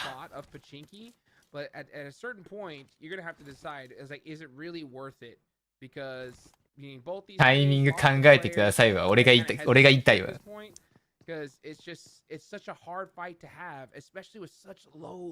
俺も選べるなら選びたい。この D ザビアのさ、これ、なんて読むんだろうな。なでちじゃ絶対ないじゃん。なんて読むんだろう、これ発音的に。新しい選手だよね。ランボがいないんだよな。レビス・パラジンはさ、去年と一緒なんだけど。でも少なくともこの間の東南アジアのさ、スーパーリーグのプレイオフにはいなかったんだよな。ワイルドさん、どこから落下されてますそれ、ちなみに。So I don't know why they are so リキッドの元に早々に来たのがインコ。 when it's really not needed. Yeah, we like them. It's fun to watch. But あまりにも早いインコの到着って感じやな。 to at least lose one player and it was gonna end up hurting them. And now, guess what? The teams are 最速できたなこれ。 where more than likely the circle in the game is gonna end up finishing. Yeah, the only reason why I say that I kind of allow it right now is because, you know, here in prelims, お、泳いでますか？バータスがもう泳いでたな。 You know what I'm saying? So like if you're talking about a big difference between, you know, first and second, then you can't afford one bad game at all, right? Because you're going to really kill yourself on the leaderboards. Right now the goal is top 8. So maybe you have a little bit of flexibility. この視点は何なんですか？ Really fight it out with the squad that あ、 could 帰って be きた。 main events. But I mean, still, you got to make sure you make it into the main プ event. ーペは1台あ The way る。 you're talking about the way these groups are going to switch up and you're going to have some まあ、南の確率が高い以上は、早めにファイトしたいんですけど、 The only way that I would see this is appropriate if you're a team like Falcons that has 38. 一旦ね、落ち着いちゃうとね、もう一回動かすのが大変なんだよな。 On that cutoff, there's still a lot of games to be played, but it's still very risky. Yeah, and this is when it gets a little bit sketchy for me as we're looking now what's happening here with the hot drop. I'm starting to get deja vu again, right? They're kind of Deja feel vu. at each other, trying to figure out where they're currently camping, where they're setting themselves up. But now this is all プ the ープス time の位 that 置 you're は waiting, 完璧に luckily 終え for て them, る。 the circle is gonna be within reach. But あとの2枚がわかん once な they い do end up with this fight, when they have to actually move into the さあ、泳いできましたが、先にいるのはな、バレ the た actual island, which is more than likely gonna end up backfiring because they've already been spotted. But what I'm trying to allude to グッバイかもしれん、バータスプロこれ。 push does come down whenever you do have to make the decision to okay, where are we gonna park ourselves within those final circles? Everything more than likely is gonna be taken. You're gonna have to push in without any scouting, and he just leaves も you. うパンチャーキングの位置、どうしようもないこれ。ここから撃たれると。 which are good and all. 警戒はして、上陸はしてるけど、 Such an amazing game. This 限度があると言いますか。おお。 100%. Let's take a look here as Navi. This is all the way at Novo, so we 頑張 saw ったな。 Pro make the swim and they got caught out. So they spotted さ them す on が that にね。 swim over. Now they're going to be in big trouble. I want to see how they're going to approach this one. As you can see, こうなるともうアプローチできなくなっちゃう。 that pier is not going to be a good idea. But he's also maybe 困 like っ real close た to な there. But it's not looking ミ good. ル No キーウ way, ェイも上がれねえや。 no way. 上がったら待っているのはシードただ一つって感じやな。 From the top, that Milky Way is he's gonna be screwed regardless of where he ends. おー、ちょうど見てない。あ Just camp チ it ラ out and チラチラ。 I think oh no he お wasn't バレてない。ギリバレてない。あ、バレそう。あー、怖すぎ。 that dead player from his team, but now this is just gonna be an L here for Virtus Pro as well. 大体あの辺にいるっていう想定では動いてて、あ、バレてはないけど、あー、気づかれたか、それ。うん、チラ。 Now they're more than likely gonna end up taking control of that area in Lipovka. But Virtus Pro put themselves in such a 手前に来たのは気づいてなさそう。一方、その頃、南の港からインサニティ上陸。到着と。Oh yeah, yeah. Virtus Pro. This is obviously kind of like one of これって those, この前やってた世界大会と同じですか？ just last 同じではないな。 right? Just like an emergency. ちなみ Oh, に I don't know what to do. Let's まあ just go ahead and let's swim on over to 世界 Novo. 大会っていう It's くくりでいくと一緒だけど、 not まあ、 do here. 全然一緒ではないかな。 Players make it on the mainland and get some loot. But I mean, I could kind of understand. まあ今年からなんだよね、この時期に世界大会やるようになったのがそもそも。 Circle. But it's definitely going to be a tough one here as we start seeing a whole bunch まあ of で squads も make that rotation 大 on 会 down 形式がめちゃめちゃ to 特殊ってわけでもないか the ら、 top of the mainland as well.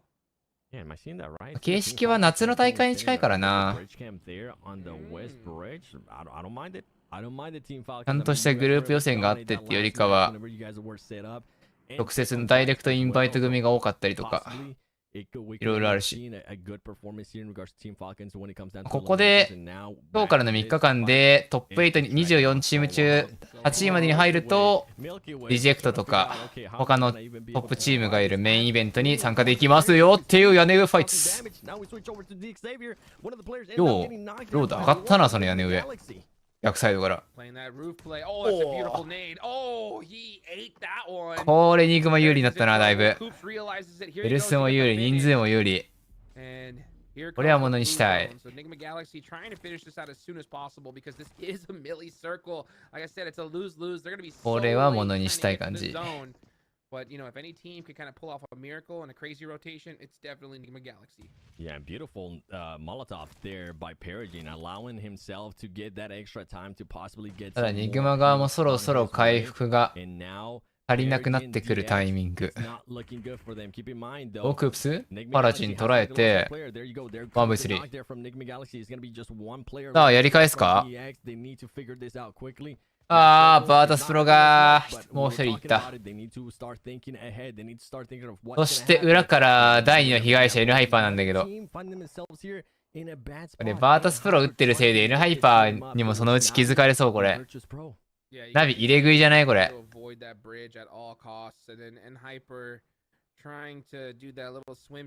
あ、気づいてそう。もうボートがある時点でおかしいからな、飛び降りてるのが。どの、あ、見えた。あ、DW 終わった。これでニグマが今回は勝ち。ポチンキファイトは1勝1敗。これ、後半へ続くだな、これ。絶対この後やるわ。もう一発。これは1勝1敗ならね、もう1回やるでしょう。今回は 4-1。軍配はニグマギャラクシーと。あー、N ハイパーがむごいよ、これ。悲しみのセルフキルあるか、これ。何人落ちるんだ、これ。まずっ。まずい、まずい、まずい。These swims are so difficult, especially when you have teams just staring at them. Not to mention, I mean, there's also been that update with Cheer Park where you could literally just practice. 一方、その頃こちらでは検問をしております、ファルコンズ。この間ね、検問されたからね。検問された位置にもう入ってて、むしろ今のフューリアがいる位置が前回、ファルコンズが渡れんくてスタックしてしまった位置やな。これは学びです。スピード上げて、早く橋渡れたのが大きい。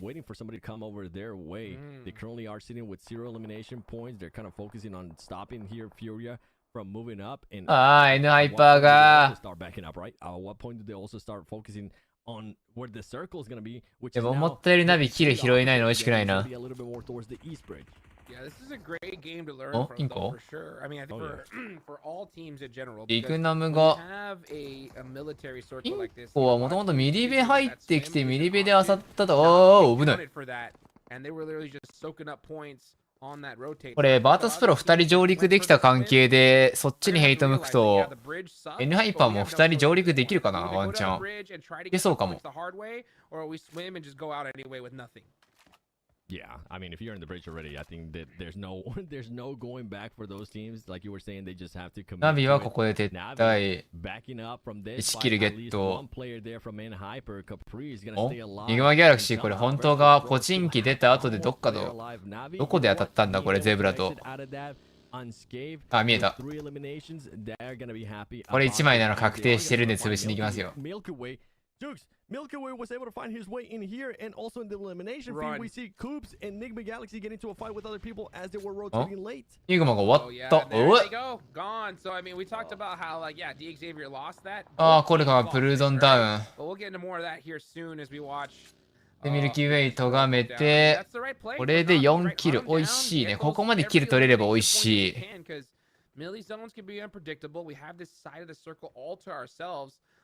まあ、ニグマからしたら初動ファイ勝ったから別に何とも思ってなさそう。4ポイント取れたし、D ザビアとのね、戦いに勝ってるんで、この後のファイトはまあ、偶発的に起こってしまったファイトでしょう。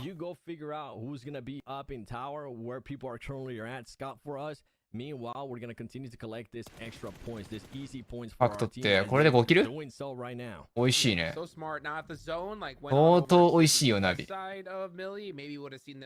いぶ稼げたな、これで。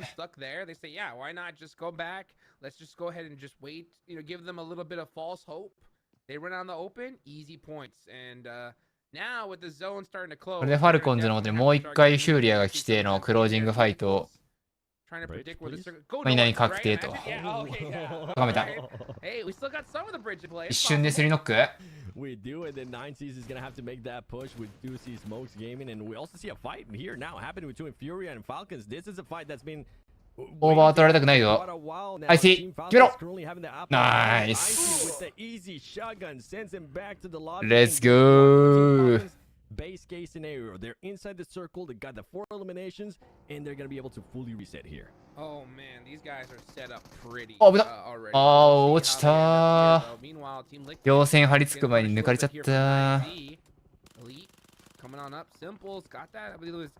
の辺ちょっとチーム数多すぎるか。家屋にワンチーム、スモークいて、9Z がいて、両線に入りきれてないリキッドがいて、裏の集落にロイヤル、ブラジルみたいな。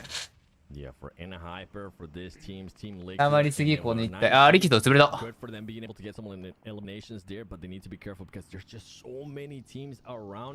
一応ミリベスタートしてはいたんだけど、インコに主要なファンポジションを押し入られてどけられて、多分ミリベの南側まで流れてたから、でサークルが北側に寄っちゃった関係で戻ってくる時間がかかって移動中に削られて最後壊滅しちゃった感じか。ちょっともったいないな。最後無理やり真ん中に入ってきた感じやね。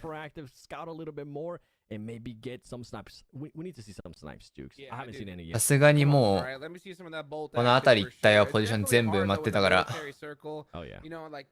そんな簡単には入れてもらえんね。フ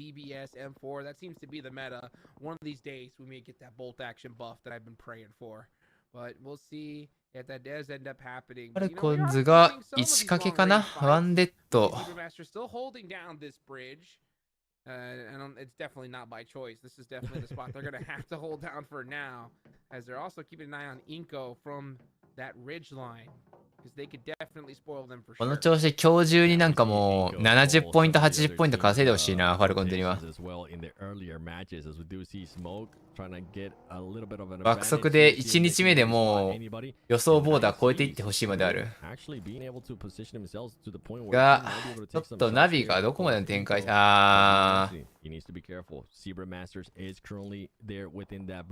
先南広く取られるときついね。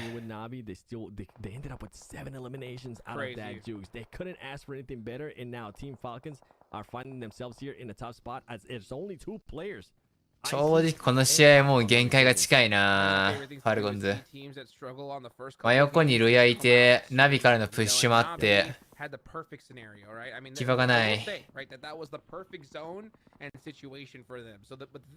待ってでも積んじゃうからトップもトライはしたけど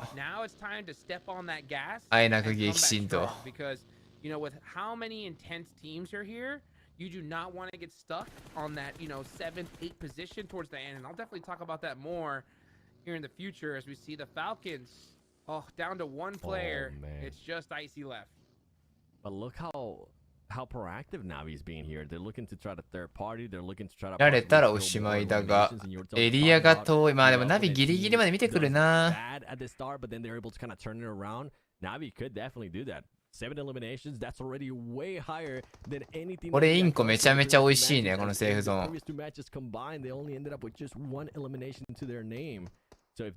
もう南側と東側さえ見とけばいいからな。車がそんながっつり守れるような場所じゃないからそれは大変そうだけど。苦しいね、ファルコンズは。しゃあないな、これ。おこナビ稼ぎどころやね。どこまで稼げるかだ。このワンフェーズ次入れるかどうか。家屋はスキップしたいだろうからうまいことすり抜けて両線でやってくるだろうな。これ小屋入ってないでしょそれ。入ってなくないそれ。入ってんのその小屋。入ったらおしまいな気もするけど。小屋に1人止めて内側に3人流してクロージングファイトか。waiting and seeing what's happening. いい判断ではある。 They have that transportation. They're going to be able to rotate a little bit easier. スリップさせて、 Navi taking on some shots. Oh, Gonzo not being able to. これ全部食えんじゃないか、ナビ。 But guess what? Axter is there, and he's going to be able to get that knock. He's going to be able to get that confirmed elimination. And it's now up to まずい。 9 for Navi. やっちゃったーけど、カバーがギリ間に合ったー。 Popped off there, but he should be safe to get res. But that was a perfect shot there from Axter to be able to give his team a little bit of relief in that situation. Nice suppressive fire as well. That's exactly what he wants to do. Just make sure he doesn't get knocked and wait for Gonzo to go and push up in that scenario. But he's getting shot in his back. Oh, not ちょ able っ to と車線の数が増えてきたな。 that crucial spot.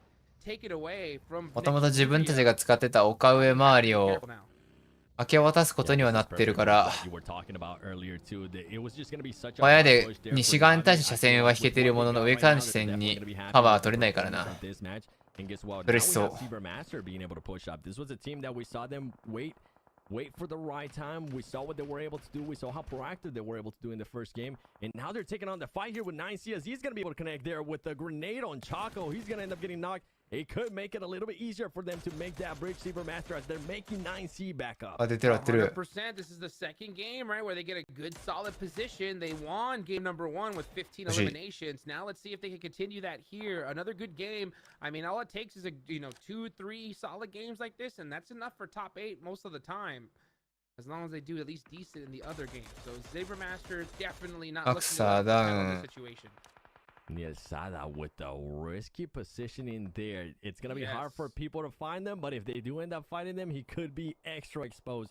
I do love, though, he's making sure he tries to third party anything. ナビはもう一旦この西側は全部キル回収しきっちゃいたいな。また潰しに来たな、4人で。これ潰せるくね？茶爆で。Eragon's in trouble. Oh, actually not. Wow. What a beautiful knock. And now here comes the rest of Royals of War. Oh, Navi's in trouble. They're on the back foot. Axter's pretty low at HP. And Colgoat and the rest of their team are going to have all the angles. Yup, only one player up left. 裏からリグナムカーヤのロクシー。 Honestly, Navi, good job. Good job. まあ、グッジョブではあるね。11キル取れたら十分でしょう。これで2試合の出遅れは一旦帳消しぐらいにはできたか？リードはないけど、一旦借金はだいぶ返済できたかな。9割以上は。まだまだ一切の貯金はないけど、借金はだいぶ返済できた。You're gonna end up getting knocked. Luckily for him, I think he's gonna end up getting picked up as Inko now trying to make a bit of a push there towards the bridge, getting some more angles here on Master. That's gonna be tough knock right there. 北でポジション悪くないけど2かけだよな。 They're so clutch if you stay up though. If you get caught, it's very difficult to get res. It looks like they did get it off though, so he was able to come down that bridge safely.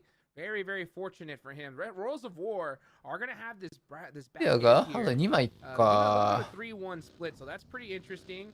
I think you can see Tonka trying to find where the next spot's going to be. Nunez is looking for this very similar position, but I think he smelled something is off. Yeah, he said, you know what? Maybe this spot could be cleared. Doubt it. I'm out of here. You know what? I hear a lot of buggies over there. Let's just back up a little bit. Maybe we don't want to go there. And on top of that, they have the extra 7分の5ブラジルチーム残ってんだこれ。 Can happen here.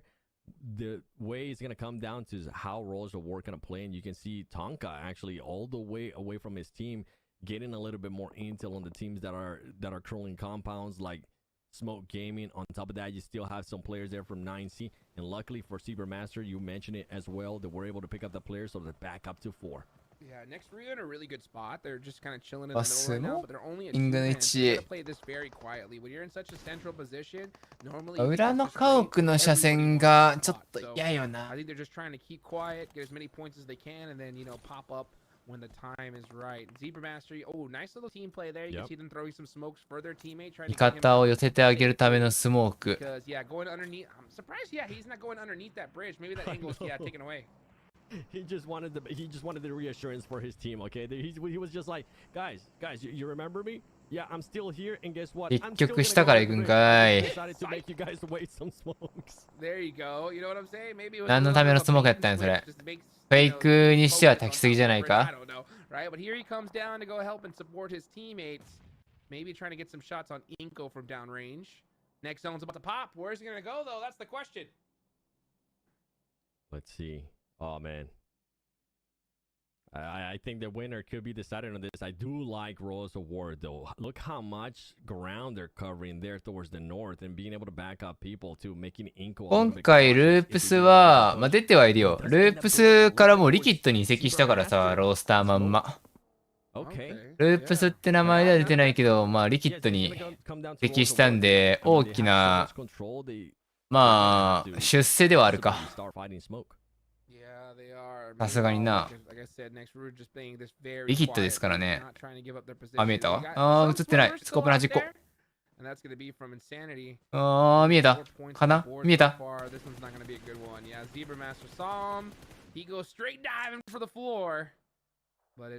It looks like the inevitable is coming for him. So the rest of Zebra Masters are looking to get as many points as they can before they start focusing inwards. 行こう、セルフ。 Definitely trying to apply that pressure to Inko. And guess what? I think that player from Insanity just decided to end up just, you know what? We're not gonna give that extra point. Let me just go a little bit under the water and just block you. さすがに、ロイヤルズ・オブ・ウォー、かなりポジションは良さげだな。まあ中央ではないけども。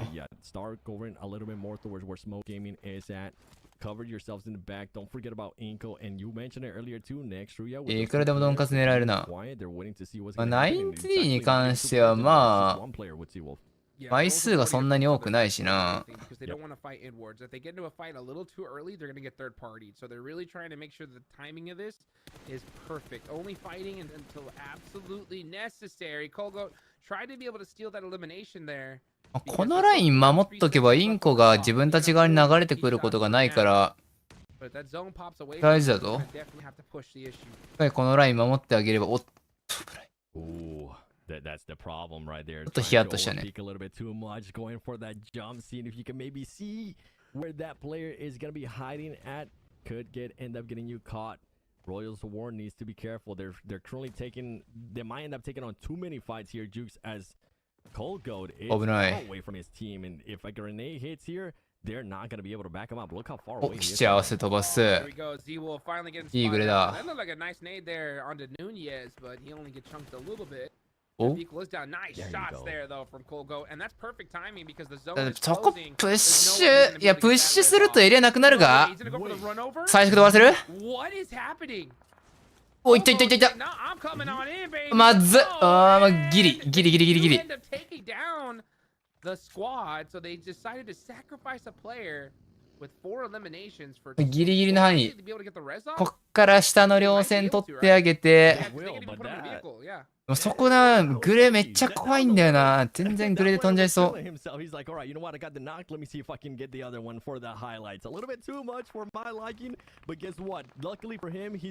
全員そこに入るとエリア相当狭いぞ。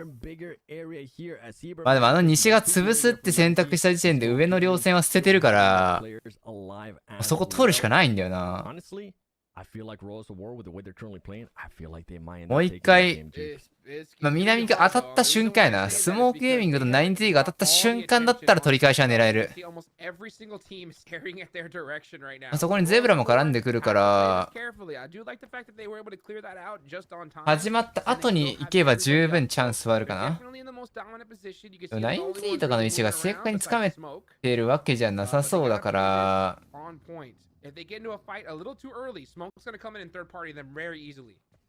流星とかで奥のスモークゲーミングのことを覗こうとしたときに手前かもしくは奥のゼブラから抜かれるとこう崩れかけるんだよな。そのタイミング多分ゼブラ押すはずだから北には。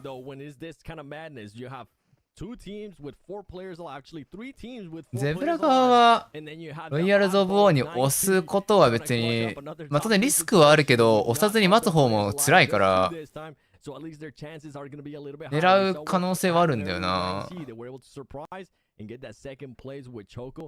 ドンカツ1点だけ見るんだったらできれば最初にファイトは始めたくないのはそうだけど、待ってても苦しいからな。自分たちから何かしらのアクション取らないと済むぞ。僕をロイヤルドボー側に焚いて火炎瓶グレネードでプレッシャー。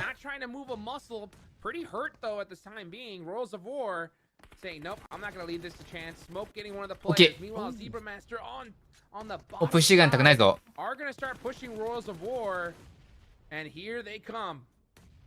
南が決着つく前にこっちを終わらせたいけど 9Z が終わったってなると、これはスモーゲーミングの独断状態。うわーい。う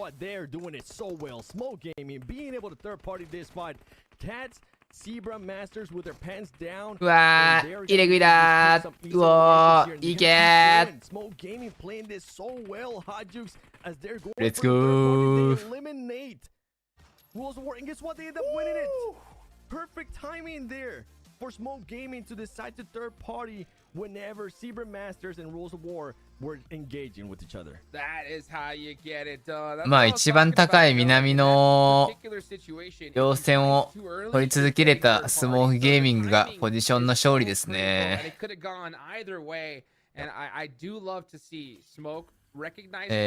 どこだっけ？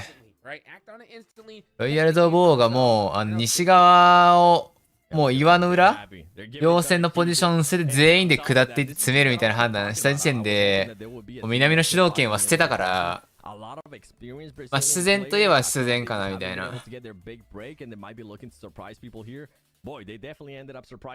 石は投げ物で処理するにせよ、車線1枚置いて前進してきたり前出てきたら抜くぐらいの感覚で置いときながら南に対してある程度エリアの主張しないと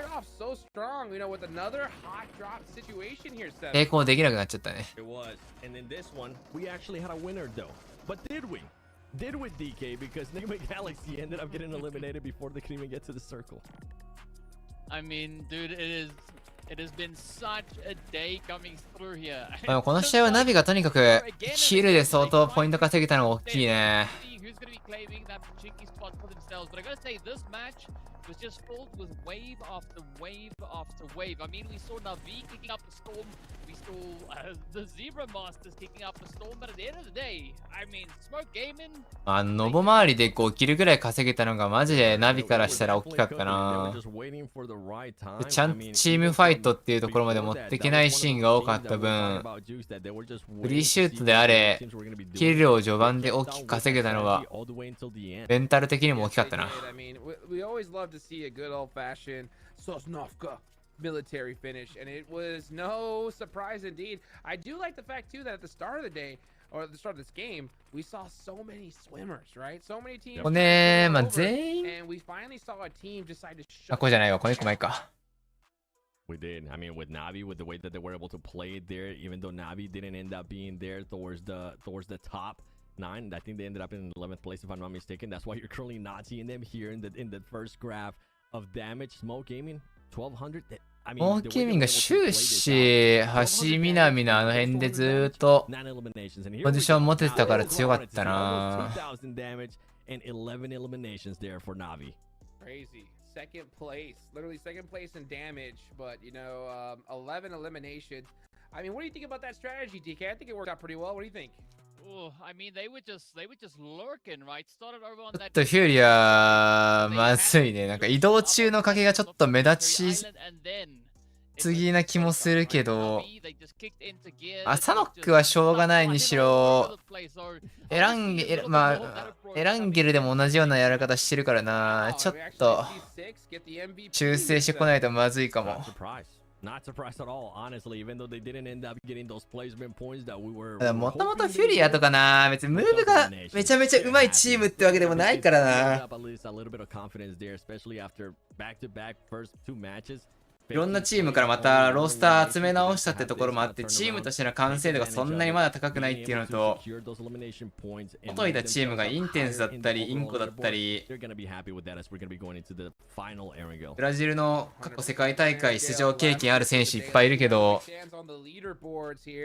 as we take a look at this match ranking. ブラジルの中でムーブが上手いって言われると、ループスかアルファ7って感じだから、そことは全く関わってないチームでしたからな。スカルとか打ち合いに関しては間違いなくレベル高いものあるんだろうけど、ここまで持ってけてないからな、ここまで3回とも。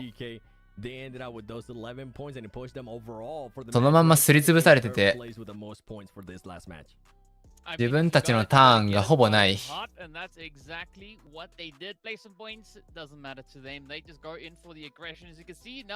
I mean, this is the kind of change up that we're looking at, right? Royals of War, Smoke Gaming, climbing up 6 and 10 slots just in one game. Man, this lobby is heating up so much, Jukes. ロイヤルズ・オブ・オーとスモークゲーミングが思った以上にやれてんな。ドンカス1回とギルドとプレイスメント取れてるから。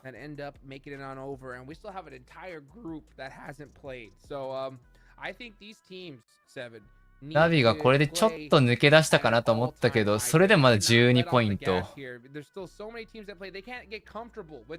半分で12か。まだまだ足らんね。ここからは、後半戦のエランゲル、ミラマー。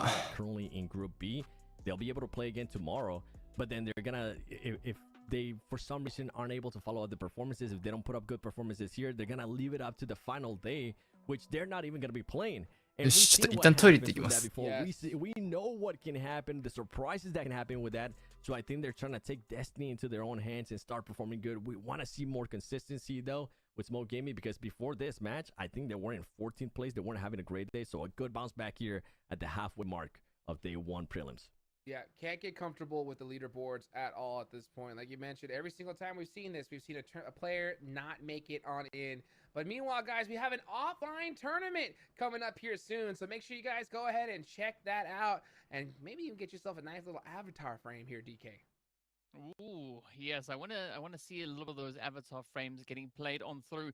But you know what's the interesting thing that I'm noticing so far? The the past 3 winner chicken dinners that we've seen, right? It's teams from the qualifiers. It's not the teams that have joined us now in the new group here. It's only been qualifier teams just rolling with the bunches. So you're saying qualifier teams are better? Or maybe the games that they had on Saturday has been helping them out, which is something that Hot Jukes, if I'm not mistaken, you brought that up at the beginning of the day. I will say Team Falcons is better. Okay, yeah, they've proven that. They proved that on the global championships that they are better. So, I mean, they started off strong here today. That's why we see them at the top of the leaderboards. But I'm happy to see teams that, because you know what? You can't always hope for a great start, especially when it's your first time going against these squads. You might struggle, you know, in game 1, game 2. 2 teams in particular that I see struggling on purpose is Nigma Galaxy, right? Like, and ND Xavier, like, this is the last Erangel of the day. DK, do you think they're gonna do it? You think they're gonna see one last hat drop? I mean, based on what we've seen in the first 2 Erangels, I would not be surprised if they do it again. I mean, at the end of the day, I hope that it's not going to be the outcome. But, I mean, who knows, right? Some of the teams, they just super determined on locking in that positions. Like, you know, whatever the zone brings, they're like, you know what, Pachinki is our place and we're going to defend it, even if we have to chunk in some... すげえ気になるのがさ、DK だけさ、死ぬほどカメラの画質悪いの、これどうにかならんの、設定上。ホットジュークスとさ、7WG がさ、比較的、特に2人が画質いいからさ、1人だけ、すげえ、インボケなのか解像度なのかわかんないけど、すげえボケて見えるんだよな。解像度が悪いから。大事なのは声なんでいいんですけど。What happens if you decide to do this and leave yourself in that 7th, 8th place position? Could we have that qualifier, you know, slot where they just said, you know what, we don't want to see these teams. Who knows? Let's go ahead and take it on over to an interview. We'll talk about it some more later. Here with Miyake, the player for Smoking Gaming, who just got a chicken dinner. Okay, awesome. Congratulations for this last chicken dinner. Okay, so I got a couple questions for him, and I want to know, the first 2 matches wasn't so good for your team. What did you guys have to change? 1試合目と比べてすごく良くなりましたが、何を変えましたかって話だよな。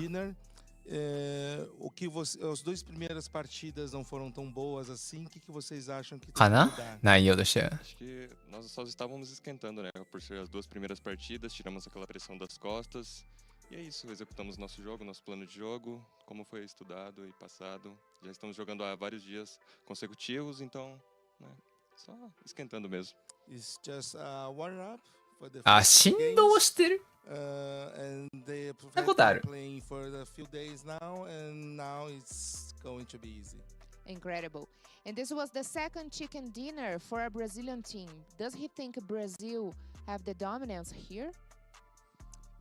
Esse é o segundo chicken dinner para time brasileiro. Você acha que vai ser tudo bem daqui para frente? Com certeza, né? Além de termos a maior quantidade de equipes representantes. 最後のチーム、ブラジルチームをドミネートして勝ったけど、どうみたいな話か。Nós estamos jogando há vários dias, como eu disse. Então, já estamos acostumados com a casa aqui. É isso. Yeah, we have been playing for a few days now, so we think we are going to be good. Awesome, awesome. Okay, so 2 chicken dinners for Brazil so far, but we will see in the next match. Thank you so much for the interview. Obrigado. All right, guys, what a beautiful interview. We got some more action coming up, but of course, we got to give a big thank you to none other than Realme with their 12 Pro Plus that elevates your photography experience with 120x super zoom and your performance in games as well. Check it out today. How to be a portrait master. うん。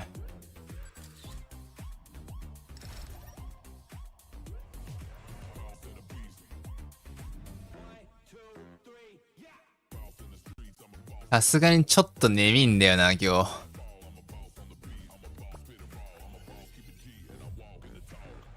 朝さ、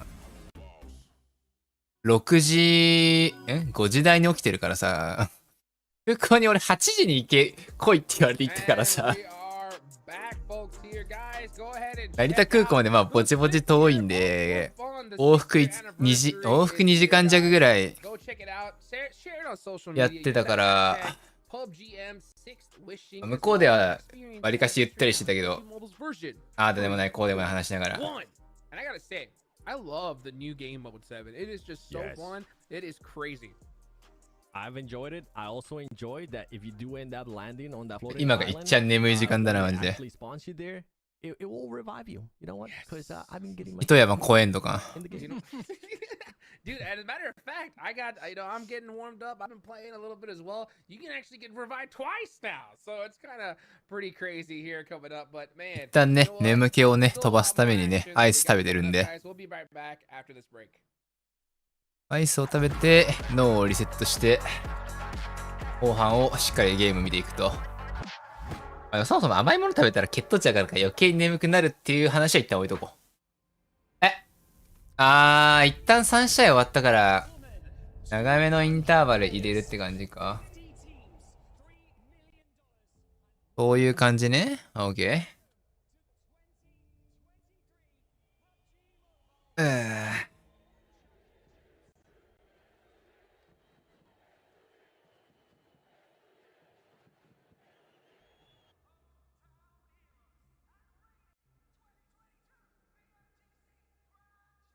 皆さんこんばんは。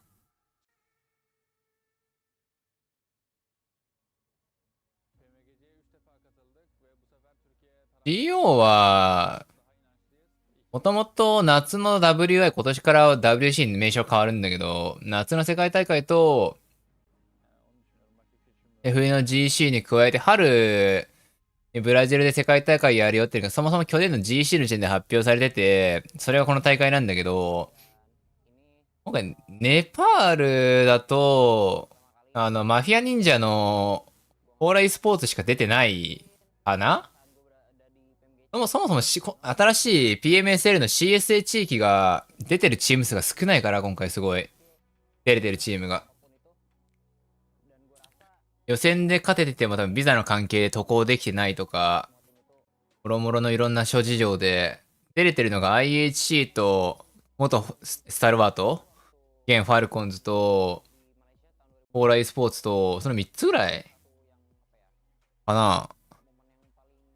そんな気するから、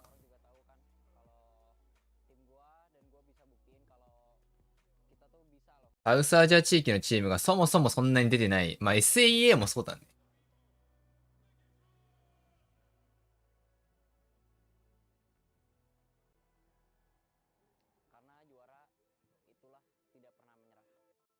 かなり出れてるチームが限られてる。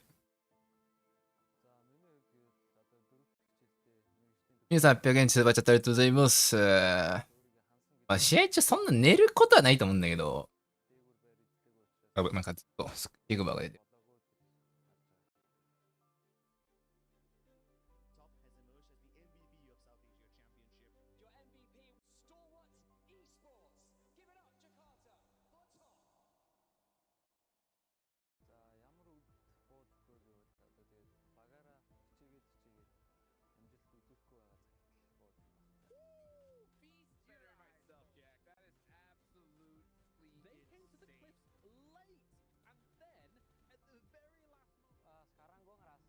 まあ、本ちゃんは結局、まあ夏であり、一番は冬だから、あれなんだけど、まあ、増設されましたよって感じではあるのかな。すごい位置づけが難しいんだよな、今回の世界大会。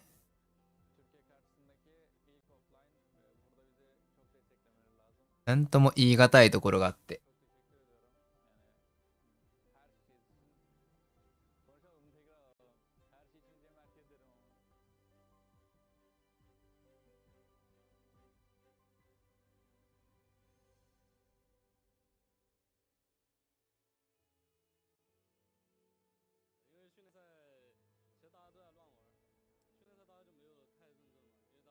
あ、すぐだ。まあ、去年の GC だからな、これ。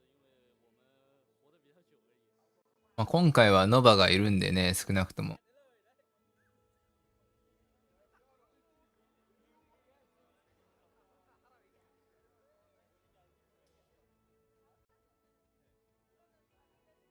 ユニフォーム交換ね。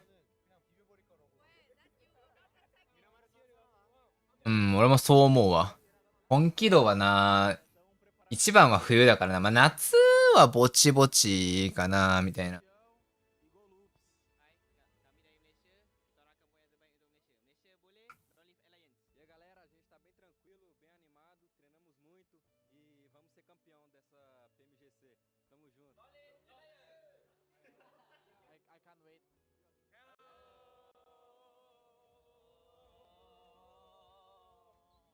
まあ、シーズン開幕前の、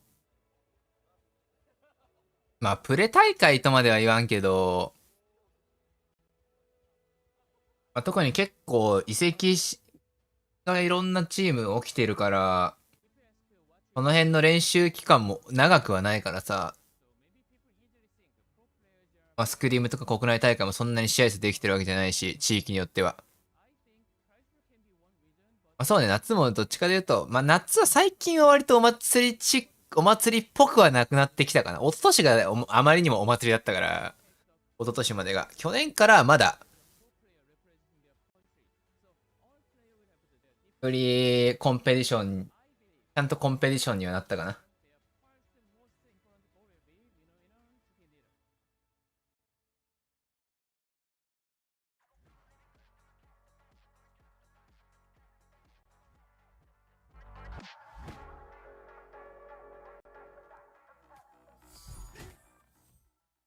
And we are back. Here we go. The final Erangel of the day. It's going to be a big one here. We see some big names have had some struggles due to hot drops. We've seen the qualifying teams pop off here as well. Would you expect that here, Seven? Honestly, まあ今日最後のエランゲル、ビッグネームも結構トラブルに見舞われてるけどどうですか的な話してるな。They know what some of the other teams were going to be doing too, because they have already faced them in the previous matches too. So not surprised, but I am. Right? Yeah. I mean, it's just so crazy to see some of the different strategies coming out here at this top level. You can see the players are getting locked, loaded, ready to go. DK, what stood out to you so far? I have to say that push coming through from Navi down on towards that Sosnovka Island. I mean, 11 eliminations, that is a pretty aggressive push. I mean, Wheels of War also, they doubled down, securing those double digits. But for me, the most impressive one was the performance coming through from Navi. But, I mean, I'm not really surprised. まあ、ノバの仕上がり具合は、 It's a roster that, you know, I've seen over in... 正直俺めっちゃ期待してるかって言われると、見れるのは楽しみにしてるけど、仕上がりはそんなにかなって思っちゃってるな。ノバもだってメンバー、今の4人になって、そんな長くないし、グローバルもしばらく離れてるし、それに比べたら、今勢いのあるブームとかそっちの方がよっぽど、みたいな。あと勢いで IHC がまたブイブイ言わせる可能性もなくはない。まあでも IHC の怖いところってさ、間違いなく去年の年末は強かったし、世界大会優勝はしたけど、どっちにも振り切る可能性があるから怖いんだよね、奴ら。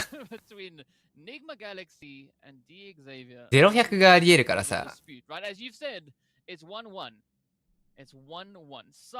怖さあるよね、その辺。めちゃめちゃ安定感のあるチームかって言われるとそうではないから。And I think their Enigma Galaxy might actually end up backing out, which is interesting because this would be the last Erangel match that these two teams are going to be fighting against each other. Keep in mind, we said it. 今ノバって、オーダー、パラボーイは残っているけど、あと2人が最近入ってきた選手だから、ロング SKR と、ドリーミーが一番新しいんだっけ？え？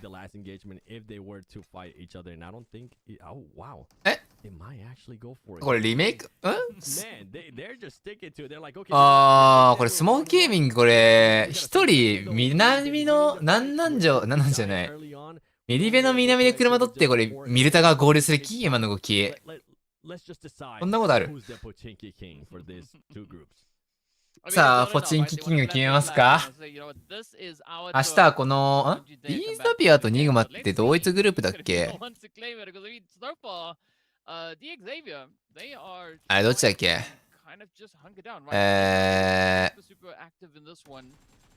扉壊してあげて。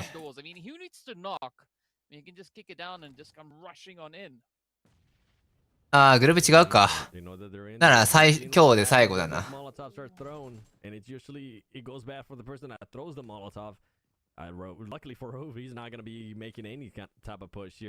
But this is the problem. These two teams, you know what? At the beginning, it's okay to be able to take a little bit longer as you guys are trying to feel each other out, trying to figure out and get info on where everybody's going, where everybody's rotating to. But you just don't want to get into that stalemate. 今んとこ1勝1敗なんでね。Yeah, I mean, stalemate, it's definitely not the kind of play that we want to see. And I mean, we did have a little bit of that back in the first Erangel. So, let's see if they can change it around on this one. But interesting enough, right? The rest of the lobby, everyone, they just kind of going their own way. There's a big spread amongst the rest of the team. さすがにその距離。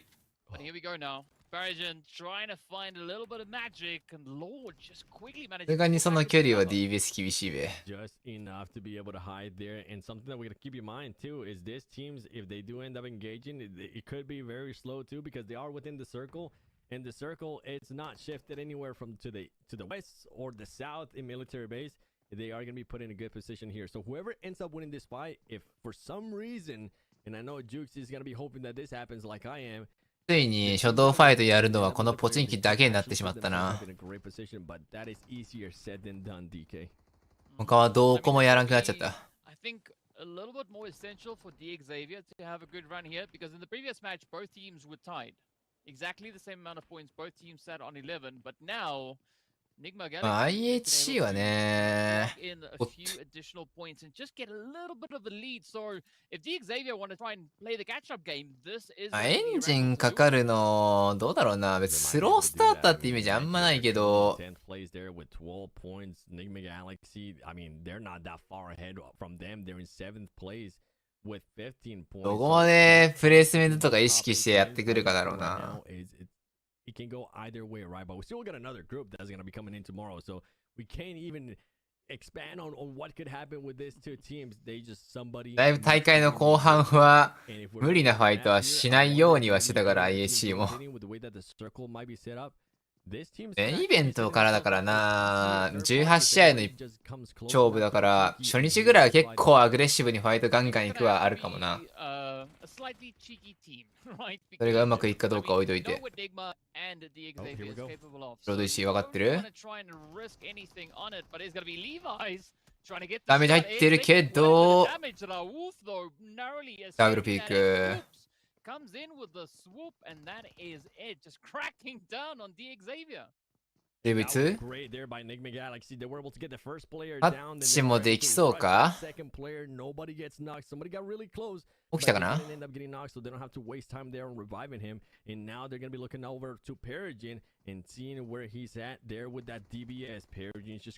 う一応バレてるこれ。あ、バレてそうなんか。パラジンはバレてないかこれ。奥打ってるだけで。飛び出したけど、咎められた。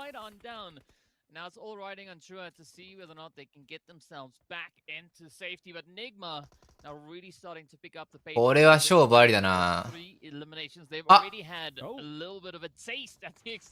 まずい。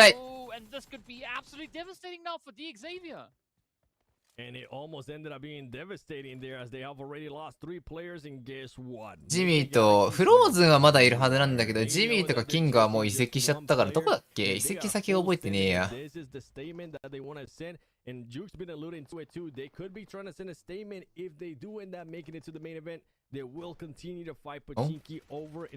お、一枚角取れそう。一角取って。火炎瓶は当たらないが、さすがに3人でピークして潰しきりたいよ。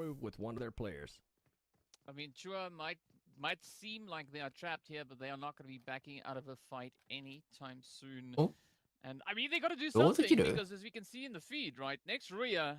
足音は全部引かれているから位置はバレてる。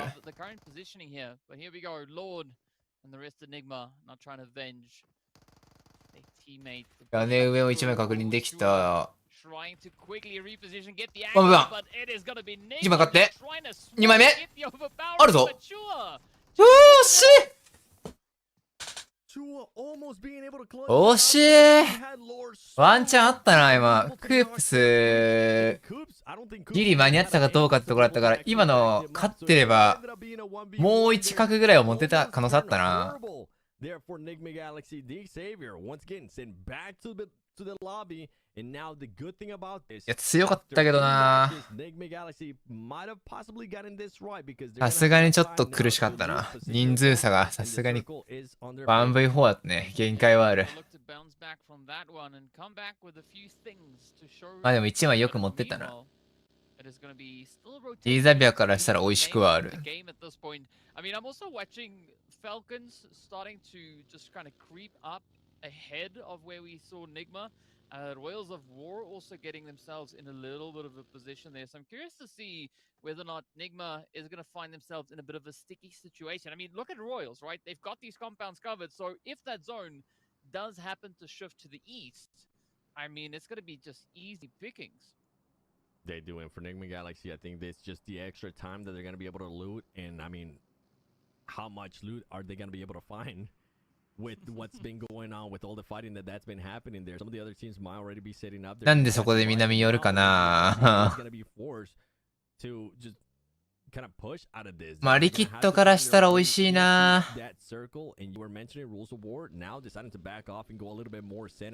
かまぼこあたり取るか？海岸線沿いの。それよりも東側行くか？Currently sitting in last place with 3 points. This is another team that could benefit for some elimination points. This is a team that could benefit from any points as they're currently in 16th. Yeah. I mean, they've not even had any taste of placement points whatsoever here today. So they いや、ワンチャンはないです。ちなみにワンチャンはない。make a little bit of something happen over なん here. とかネクストレアはボート小屋みたいなところに止めたか。あ、 But if you just バ get ギーの like 後輪がいかれた。 inundated with so many other teams rushing in on your position, it is going to become a sweat fest so quick fast. Oh yeah, and then you're kind of doubting yourself. You're like, okay, do we want to push this? But what if maybe somebody else is told in our angle? ロイヤルド・オブ・オーとファルコンズは徹底的にファイトかな。 Team Falcons is currently not doubting anything. They know they have a team here in front of them. It's going to be rules of war. もう一個クリアリングしてあげて、 If anybody gets knocked here, it's going to be bad news for rules of war because we know Team Falcons. 結構グレ使うね。 Earlier in the first Erangel, こんなポンポン使っていいもんか。まあいいか。 they're going to make quick work of them. こう絶対のファイトって見てる感じかな。こんだけリソース使うってことは Yeah, we almost heard a bit of a good dunk right on that. 絶対ファイトやからな。 I mean, Falcons, I'm pretty sure they sharpen their talons after each and every match because now they're getting ready to cook even more action, getting ready to push. あ、貼り付けた。 And I like the slight distraction from the rest of the team, just kind of keeping プレッシャーかけて貼り付けて、おお、危ない。 up the side, but then getting scary close. Action. インサニティから流れてる。まずいな、IC のダウン。いやー、これ、起こせんくないか、ちょっとすぐに。パック先に取られるぞ、これ。話変わってきた。なんとか目体、相当投げ物のリソース吐かされてるな、ファルコンズ。大丈夫か、これ。後に響きそう、これ。あれでアイス起こせりゃいいけど、起こせないでなった時よ。間に合わなかったり抱えちゃったり。おお、引かれたー。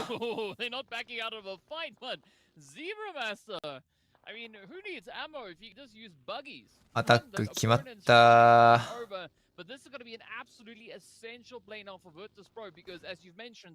体当たり決まりました。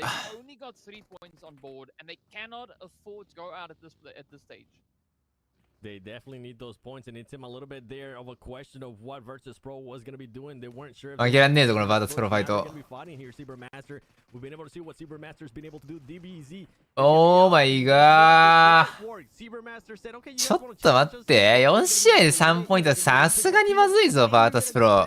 To being on your regular place, which is gonna be towards the bottom with no placement points Virtus Pro. で、インサニティが突っ込んだな、ネクストリアのとこ。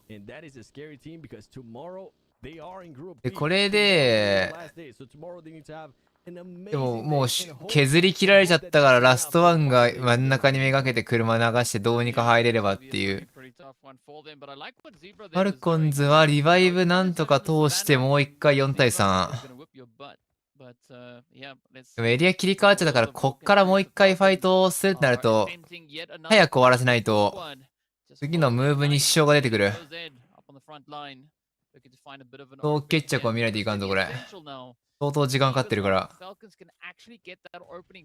私もう火炎ビのグレもだいぶ使ったからさ。これはクリアリングで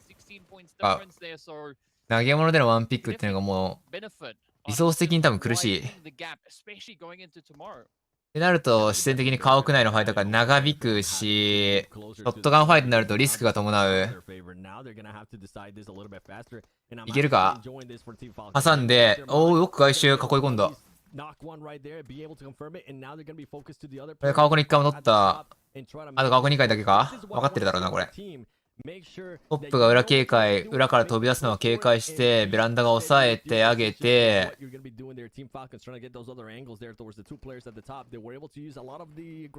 階段から上がらして、おお、ジャンピングで。ピクピク。おい、ナイス。打ち合いになってからはうまいな。で、N ハイパーが小屋に到着したところをグレで借りに行く。うまい。もう今どこおい、近く。ワンダウングレかわして。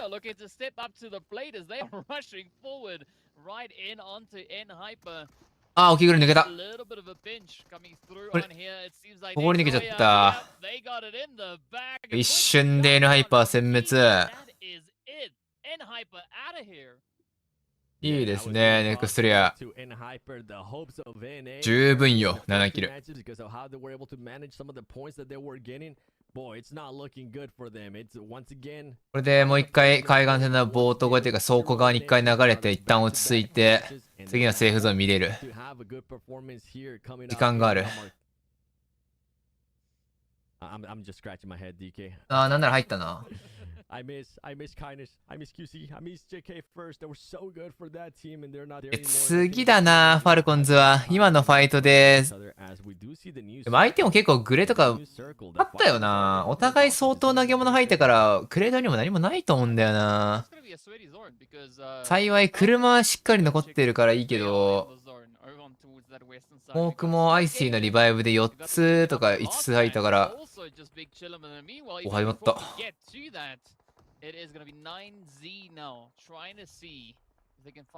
混んできたな。グレ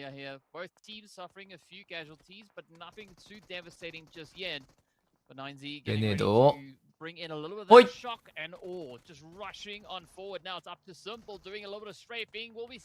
ッジ。あー、ニグマが漁夫で綺麗に突っ込んでくる。しっかり北で見てた。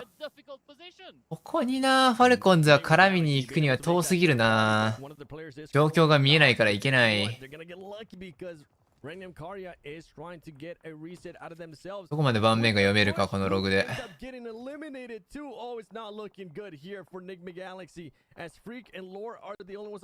ニグマ結構削れてるけど。あー。帰った、リグナムカーヤ。で、ナビのところにゼブラが突っ込んできたね。南東側から。今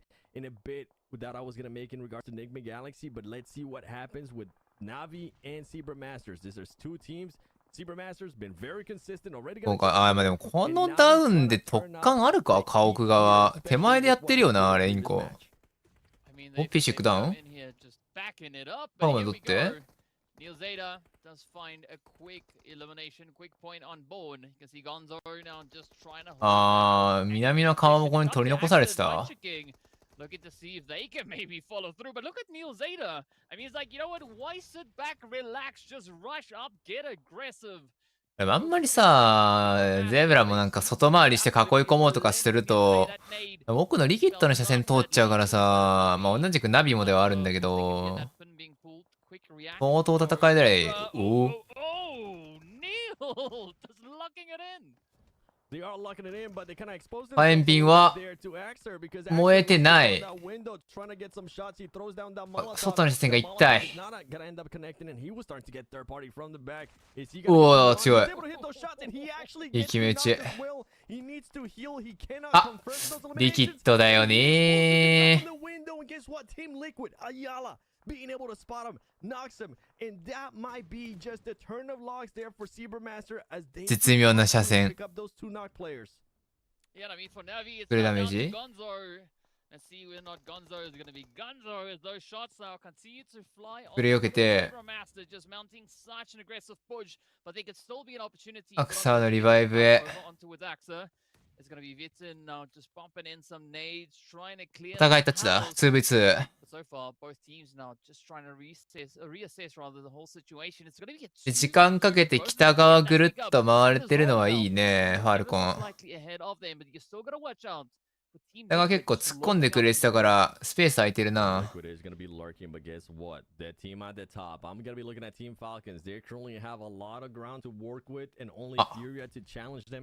いダメージ？一陣にもう一本通ればってとこあったけど。プレイよけて。5秒にダメージ、フラッシュバーン。フラッシュバーン入ってるよ、フラバン。おお、いって。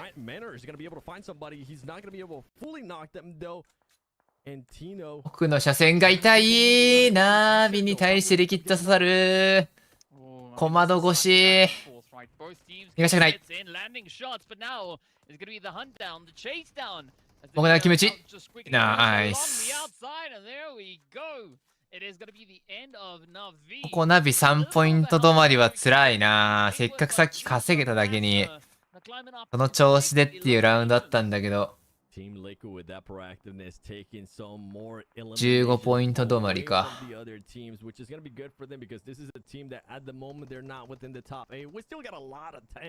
リキッドの南側から北回りで流れてるけど、ちょっと移動距離が長いかな。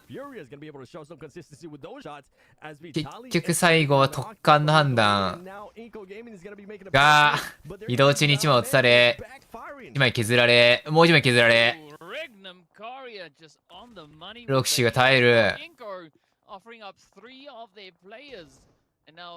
イラスのリバイブはちょっと厳しいか。当然、フューリア狙ってきて、この動きは多分、ファルコンズも終えると思うから、フューリアがいた位置に流れてくるんじゃないかな。で、リキッドも来た。いやー、漁夫祭りだぞ、これ。これ見てフューリア下がるか？リキッドが入ってきたっていうのがわかるから、南から別チームが。無理にライン上げなくて、戻しそうではある。今の位置キープだな。顔まで張り付くとかはしなさそう。一旦下げたね、後続も。北東までラインを広く取り直そうとしてるわ。いい判断だ。青子は一旦ほかっといてあげて、でも終わってはいるんだな、リグナムカイア、壊滅さ。で、終わったからもう一回車流して、リキッドがいるかいないか確認して、撃たれないから一人ぐらい入れとくか？それとも入れずに車を動かし続けてセーフゾーン切り替わり待ってる感じか。そんな感じやね。フューリアが家屋までドーン入ってファイトがさらに激化するとかだったら、ファルコンズも北東側回ってっていう選択肢もあったけど、そういう展開にはならんかったからな。ファルコンズどうするこれ？もうスモークとのファイト、あん中入れる場所ほぼないからな。今入っても耐えきれない気するんだよな。そうだよな、ファイトだよな。対面4対4やるしかない。ただ、時間があと20秒でブルーゾーン動くから、想像以上に時間がない。時間との戦いや、お互い。ここでファイトに時間を使うってことは、次のサークルイン、北西から入るときにもうめった打ちに合うから、エリア入るためにはもう最速で、以外最小限でエンドまで持っていくしかない。もしくはもう、ここでファイト勝って潰れてもいいからできる狙いに行くかだ、どっちかだから。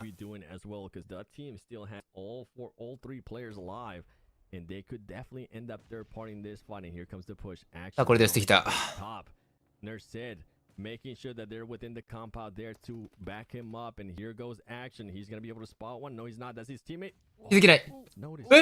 お互いなんか入れちまってる。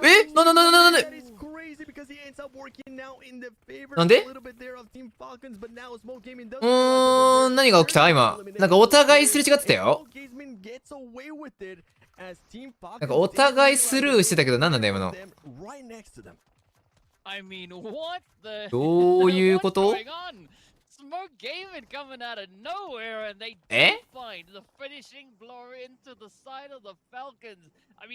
かお互いなんかすれ違ってなかったか？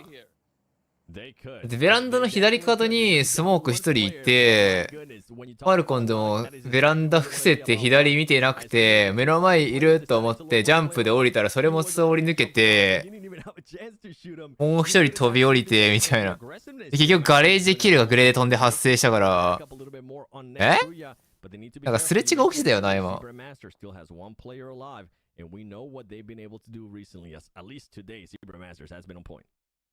Yep, it's going to be an interesting play indeed to see how this one will go. But now, Smoke trying to get a bit of a lay of the land, right? And figure out where everybody has gone.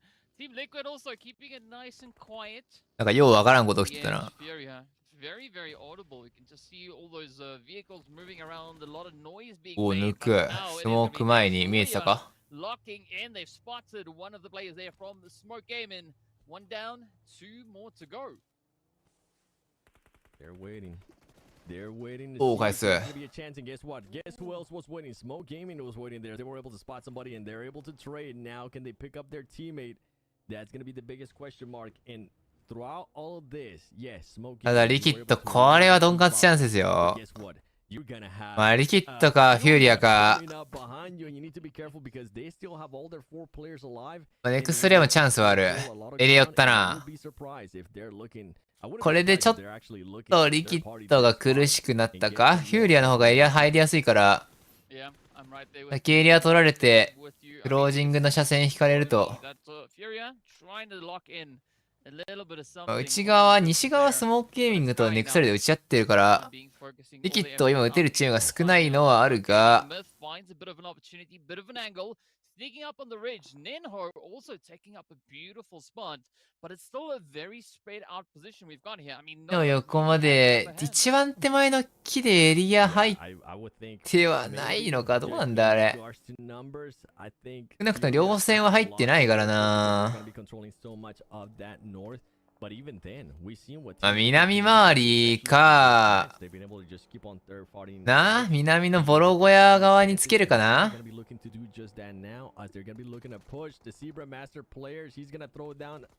もその付け方はちょっと裏の車線が超怖いけど、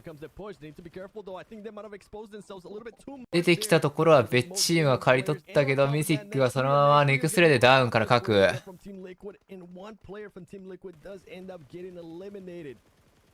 まとめとちょっとこうなると一気にネクストリアもだいぶ戦いやすかったな。この後リキッドがほぼほぼ潰れかかってるから、こうなるとネクストリアとスモーゲーミングが全員入ってるけど、フューリアにフォーカスそんな向かないか。またフェーズ8の寄り方次第だな。最後の収縮、最後のランダム収縮で南西がまあ西イーグル西側か東側かによるんだが、フューリアはなまだ車もある、人数もいるからな。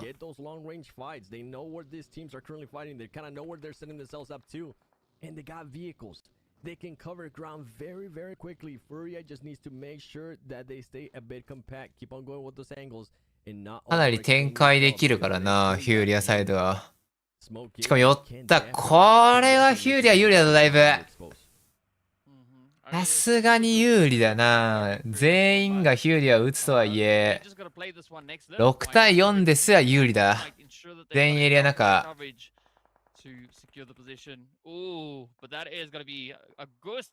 さすがに有利。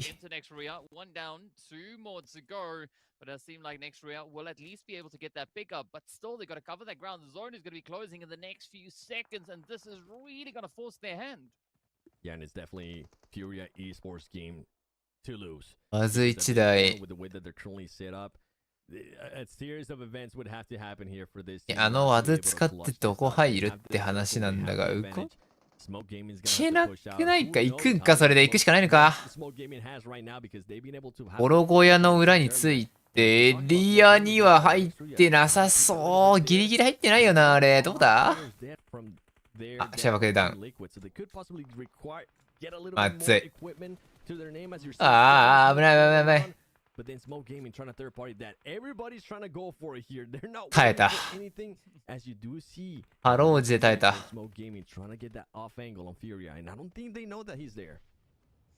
Oh, it could be quite a bit of a surprise to come on through. I mean, I'm looking at もう一回334。 so many smokes being deployed.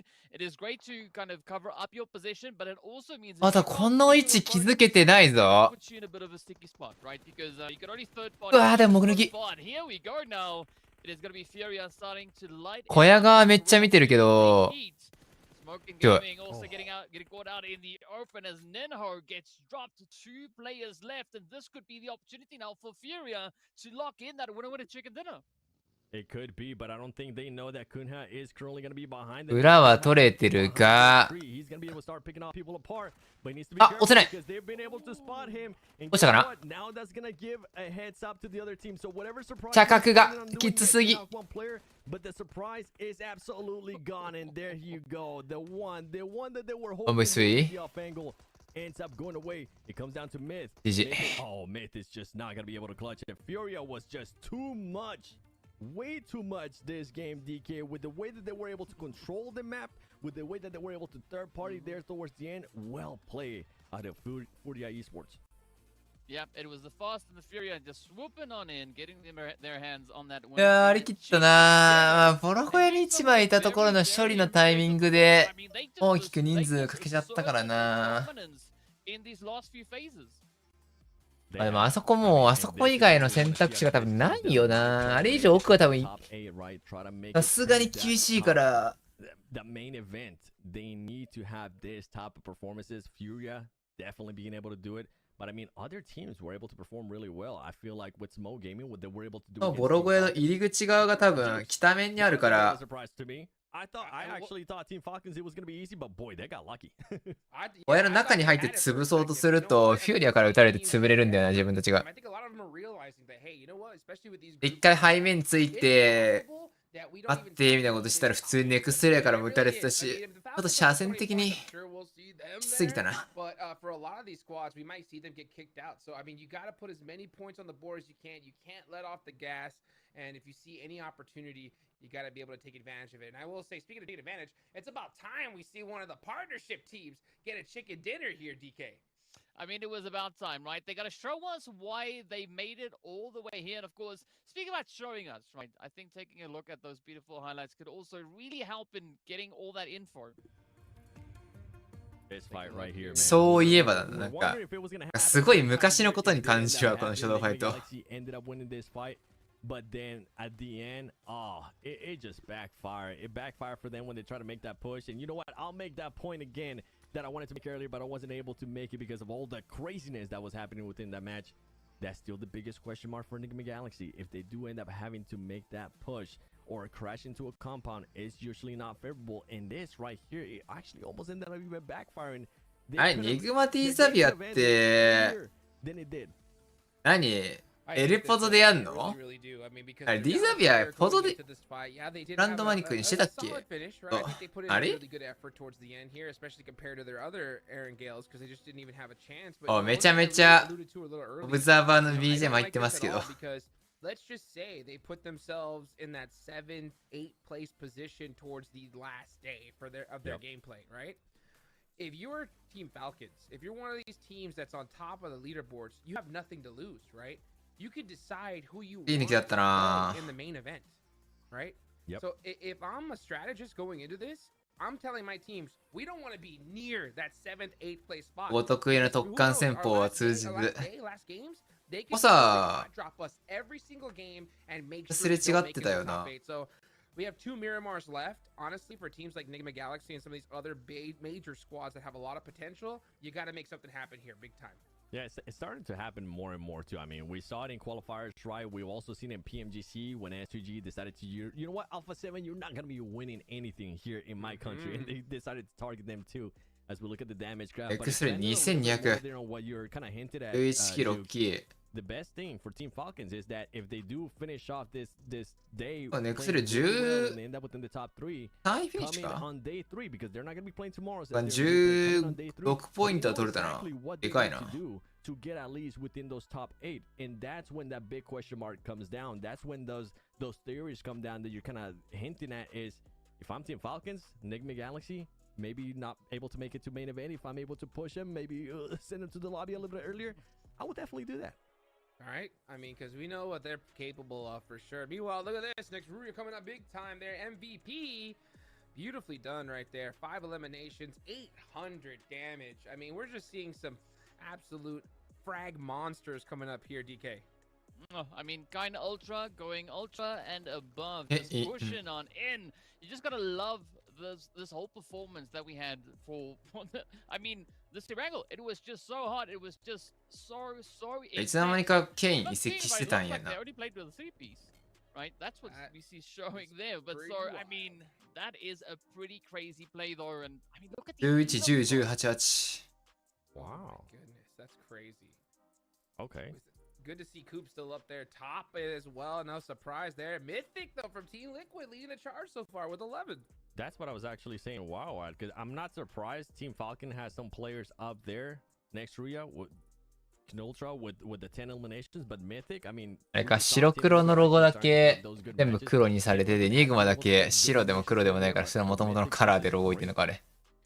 Beautiful. Let's take a look at the matchmaking and see where everybody lines up here at the end of this one. Furia getting it done with 7. でかいな、16ポイント、ネクストリアも。リキッドも大きく稼げた、11ポイント。ファルコンでも悪くないな、6ポイント。ちょ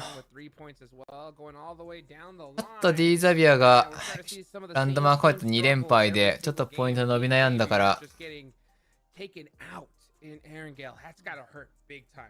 ばしたいのとなんか、インコゲーミングが2つついたな。間違ってんな。48453231。でもゼブラモンスターこんなにポイント取ると思ってなかったな、上に来て。どちらかというとニグマとかリーザビアとかあとはリグナムカーヤとかがもう一伸びしてないからこの分頑張ってるのが予選組ってところやな。分割もあるし。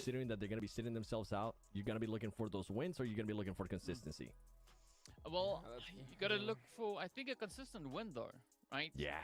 That would be the best way to go, but it's gonna be up to what the rest of the lobby will be bringing. なんとかブラジル、モンゴル、ブラジルなんで。If the rest of the lobby says no, then it's good luck to you because it's a pretty tough lobby. But I think moving into Miramar, it is gonna そろそろ provide the teams with that opportunity to try and maybe まあ EMEA にしろ crack open rather a whole different can of worms that we've not yet seen over on まあ SEA 組はそもそも今日はリーザビアしかいないからあれだけど欲しいね、ドンカツ1回。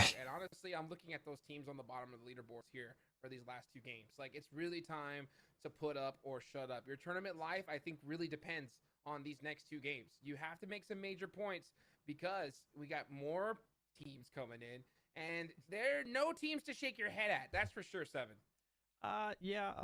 Wait, remind me. Vampire Esports. What Esports? Fireflux. Old Glory Gaming, Influence Rage, Team Queso, Hooray Esports, which they've been playing in the qualifier, and we already seen what the qualifier teams have been able to do. And on top of that, こいつめっちゃチーム上げるやんって笑ってたら。 and then on top of that, you have Death Wolves. ほぼほぼ全部やけっつって。Yeah, if you think it's gonna get easier, it's not gonna get easier. That's for sure. I mean, especially the way we've seen some of these qualifying teams play. I mean, we might see even Death Wolves come out strong tomorrow. Anything can happen. That's why you don't want to leave anything up to chance. That's why I'm so surprised that we've seen so many hot drops here, DK. I mean, you just gotta そうね、クオリファイア組がすごい結果出しててサプライズだけどどうだよみたいな話をしてるんだよな。意外とプレイムズ組が、まあ、実力的には間違いなく上のチーム多いんだけど、まあ移動の関係だったり試合の時間が普段と全然違ったり調整不足だったりもろもろでちょっと苦戦してる感じはするね。予選組が順応が早い。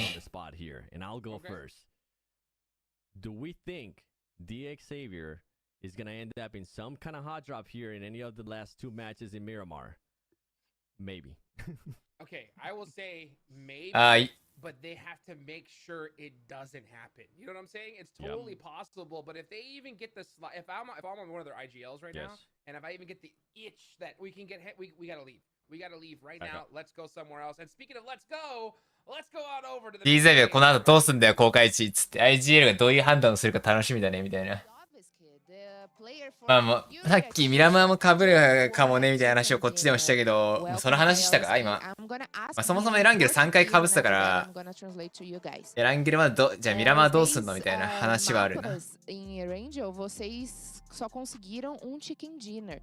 E aí eu quero saber o que vocês estavam lutando, o que era mais difícil para vocês que vocês não estavam conseguindo encaixar o jogo nesse mapa.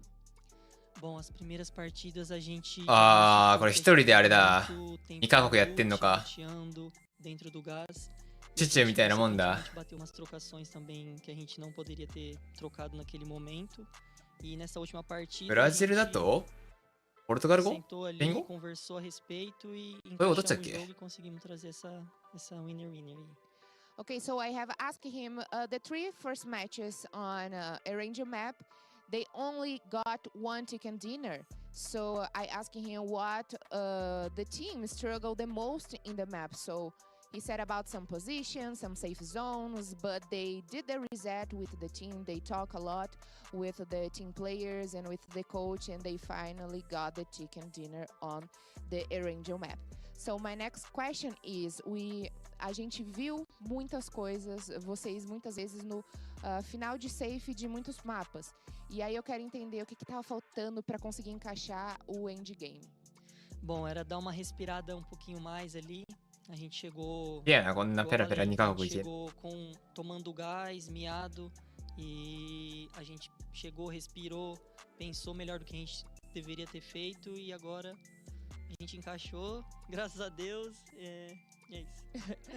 Okay, my last question was, we have seen many times Furia team in the last safe zone, but they couldn't secure the end game. So why was that happening in a row? And he said the same thing. It's like we had to talk. We're not comfortable in some safe zones. We are getting a lot of damage in the last safe zone, and that mess it up with our team confidence, and that's okay. That's really happened. Thank you so much for the interview. Muito obrigada pela entrevista. And that's it, guys. And we're back there. Awesome interview there. Always good to hear the players' perspectives here, Seven. Last two matches coming up here. And guys, make sure you go, of course, check out this new update. It is just awesome. So many different options. Treasure lies where the fun begins. Ugh, bro. I like the portal thing, by the way. I just have to mention that the portal thing is nice. Dude, that's where it's so fun. I mean, to be able to go ahead and just drop those portals. あ、公用語ポルトガル語が。 I love it. I love it. So definitely go check it out today if you haven't already. DK, last two Miramars coming up. All right. We talked about some hot drop situations. What team in particular do you really want to see come out strong here in the last two Miramars? I'm not going to be biased, but maybe I'll be a little bit biased. I'd say Nigma Galaxy, right? I want to see a play, right?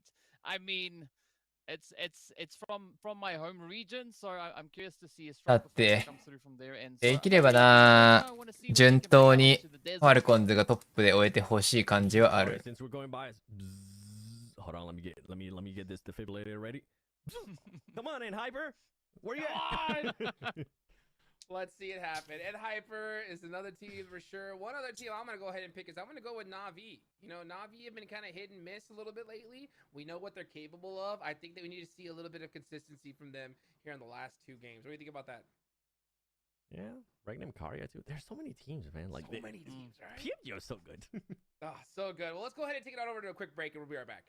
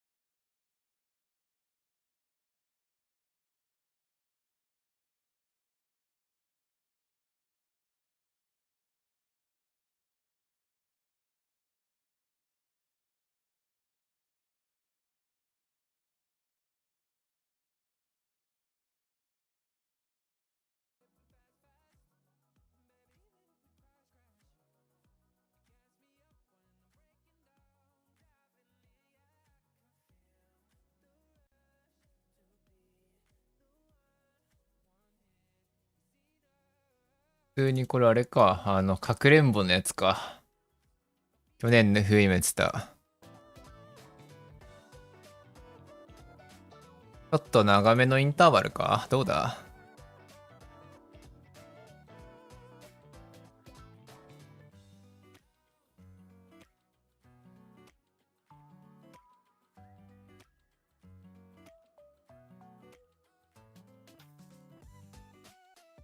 なんか急にインターバルがっつり入るようになったね。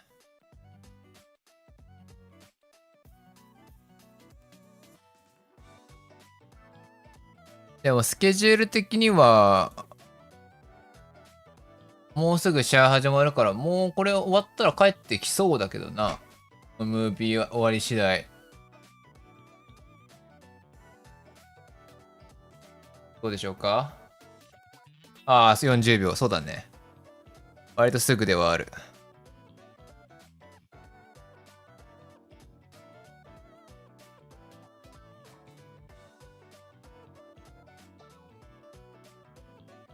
さすがにちょっと眠くなってくる時間ですが、皆さん頑張ってあと2試合見ていきましょう。マジで今日は見終わったら即爆睡しよう。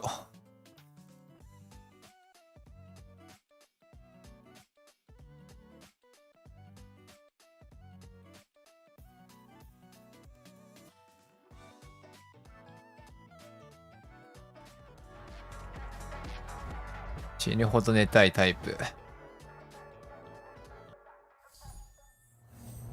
よし。 Here we go. The first Miramar of the day. Miramar. Let's get it going here. Miramar. On into the fifth match of the day. And this is a very important one here. めっちゃ黒綺麗じゃん。Because we got a beautiful playing path. There's no excuses. It's time to put up or shut up. These are some of those championship games, I think, for a lot of these players. 結局マップはミラマー更新入ったけど特に変わってないんだよな、e スポーツモードは。ジップラインもなければヒゴスもあるし、ハンドストームもないし、特に変わった様子はないですかね。An additional 8 teams that will be joining out onto the battlefield. So yeah, I think we're almost at that make or break, at least for these two groups that, with today's points. Yeah, 100%. I mean, it's going to be tough because I just hope that none of these teams are confident with their place on the leaderboards right now, because some of the teams that are going to be sitting out tomorrow, they're going to go from being, chilling andファルコンズはサンマ、ディーザビアと、やってますね。やってますね。もう一緒やん。心配したところ来た。今日5試合ランドマークファイトか、お前たち。I don't think I see any hot drops. A southern circle. This is going to be tough for these teams. 好きだね、君たち。本当に好きですね。Anything that you can kind of get set up ahead of the competition there could definitely pay quite a bit of dividends moving into those later few phases. But who knows, right? The zone, we know where it is, but there's no clear indication as to where it could go, because who knows? It could even still pull up further, right? Could go all the way back into Picado or PMJL とかで PMGC 準守どういうこと？ Totally possible. It could definitely head in pretty much any direction. The thing about that's tough about the south side of this map is that they're so terrainous that it's pretty difficult to navigate through. So a lot of teams usually opt to try and, head that rotation, maybe try to drive down to that hard shift side. まあ基本はそうじゃないとダメなんですけど、最近さスクリーム見てると AUG あるじゃん、湧いてんじゃん。あのスクリームってさ別に e スポーツルームでやってると思うんだけどさ、でもこの世界大会のパッチ後 AUG 湧いてねえんだよな。そこら辺ブレてるとまずいんだけど、どうなっとりますのって感じ。Somebody had a conversation they didn't like. Maybe, I don't know, Coop stole the last snack from one of the players from, D Xavier, because this is just getting insane. These guys are just hard set on making their lives that much more difficult. Because I guarantee you, if this keeps up, I mean, it's not just one team that can go home. Both these squads can go home. Yeah, And that's the unfortunate part, right? So I mean, まあ、ランドマークを譲るという姿勢を見せないことは大事だし、国際大会において。まあ、必ずその、上のステージに上がったとしても譲って上がったら結局上のステージっても使えないから、ランドマークファイトし続けて勝った上で上のステージ行きたいっていう考えだろうな、ディーザビア。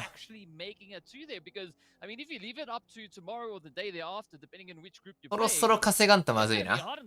勝ち上がることを考えるのであれば。負けていいと思ってはやってないはずだからさ、さすがに。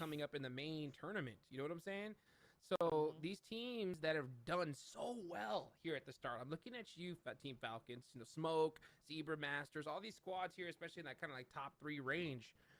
They will have so many points that they can do whatever they want, you know? Because there's not a right now, there's no difference between second or first. You really want to just get into top 8. So if you're you're secure, and if I'm seeing a team like, you know, Enigma Galaxy, who, if these guys get hot, they can really destroy this lobby, right? If they're sitting in that 7th, 8th, or 9th position like they are right now towards the end of the tournament, heck, I'm gonna go make them a nice little visit of their drop location and, you know, shut down their chances of あ、そこからか。まあ、確殺は取られなさそうかな。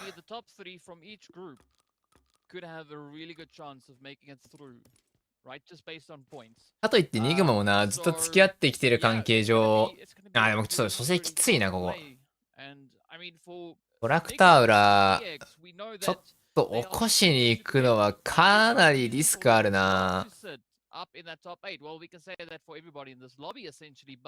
You got to step it up, right? You got to go to the hardware store, go get a bag of cement, and then just solidify your position at least at the top of the leaderboard. Yeah, I'm gonna tell you right now, the way to do that is to buy. まずい、まずい。おお、やばすぎ。これ車で展開されて詰められたら結構やばいけど、ここら辺は大丈夫そうか？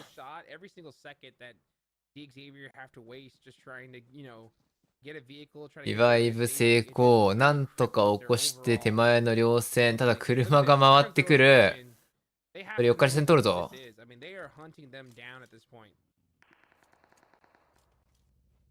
I mean, I don't know if it's personal or something. It's like, you know what?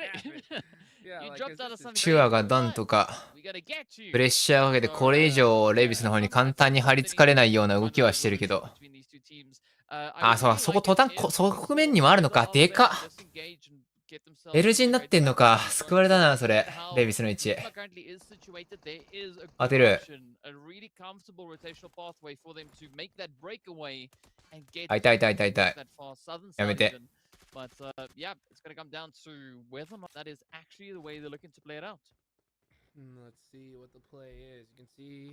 明日以降もあるとはいえ、さすがにね。これ以上落とせんな。まあ、お互いこれで手打ちになりそうやな。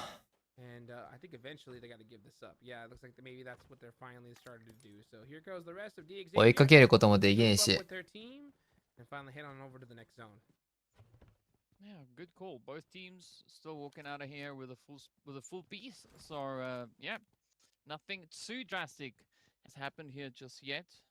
Royals of War, also curious to see what their performance is going to be doing. I mean, you got to give it to them. They've been having a really good run so far today. 27 points on board. まあ、続き合いはあったまでも、ファーストブラッドは起きずと。Just coming out of the back of this match, but Virtus Pro, like, I wonder what's been cooking on their end today. Only 3 points in 相変わらずその、5 matches. FPP 指定にしたときに、なんか、縦軸というか、あれがずれるバグ残っちゃってんな。なんなんやろうな。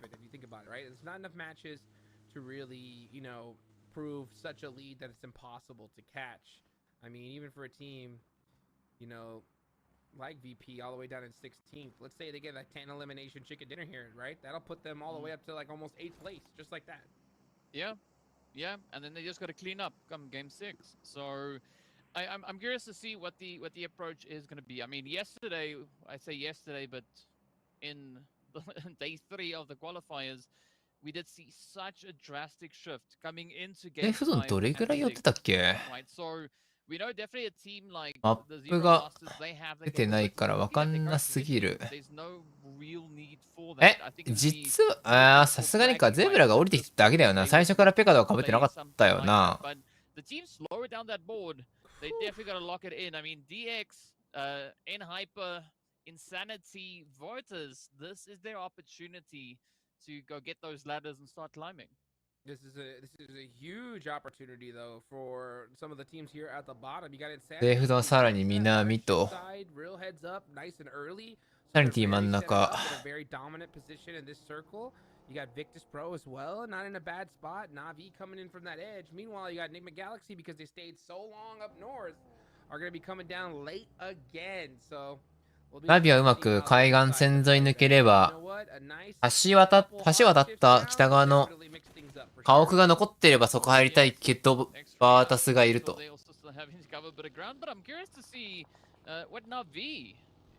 変更されるとちょっといけんね、強気には。ただ、これか一旦死にそうか。エルス結構削られたな。 Does seem like Navi, they're going to be favoring the high ground. Okay, yeah, you got to go for that high ground, especially in a map like Miramar. You want to be able to be set up, get as much vision as possible, because the zone could go in any direction still. So if you get that high ground, you get a good lay of the land, you'll be able to set up. No. 手前の集落はもらえたか。一段上はもう取られてたね。 この2階建てはもらえたな。 There's quite a few angles that they could actually try and utilize to their advantage, but it's all going to come down to how well they can adopt these angles, because we can see just so many teams continuously moving closer and closer. 悪くはないな。 Even Ragnum Karya, なんなら真ん中ぐらいか、ここ。 could play such a powerful position down on towards Virtus Pro. こういい家屋空いてたか、バータスプロからすると。 Very difficult to hold. So I wonder, maybe they're just trying to get a couple of extra pieces of loot or something, because they know of the war that's going to be coming up ahead. Meanwhile, Smoke's done a great job so far. They're currently sitting in third place, 32 points. They played very, very well. スモークゲーミングがこんなにポイント取れてるのはちょっと驚きだからな。From what I remember, 全然残るチャンスありそうやからな。 They started off rough, right? Yeah, Insanity they lost the first 2 games with like only 1 point, and then popped off towards the end and were able to qualify, right? So we've seen them do it before, but this is a totally different caliber of lobby here, DK. What do you think? Yeah, it's going to take quite a bit of commitment from their end if they're going to be looking to pull off, you know, a big comeback coming through into this. And I mean, they need to find something, because they're not looking to 私って、ここで来たか。 tough decision to make. And さすがに ROW スプリット解除して北に寄せるかな。道路沿いの2個1とかがあろうか。長屋とかなんだかね。 And it's the Xavier, right? They still all the way up north. Ugh, they're gonna have to come on the edge. And you know what? I will say, like during some of the earlier stages, right?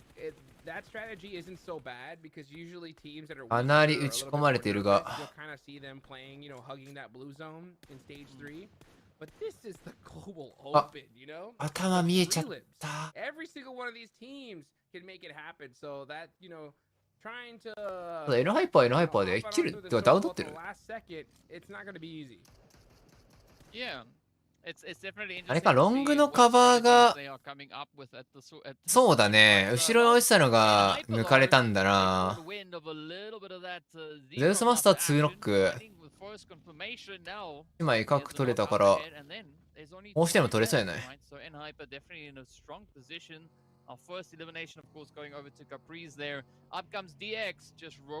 やっぱリバイまで進めんだから大きいね。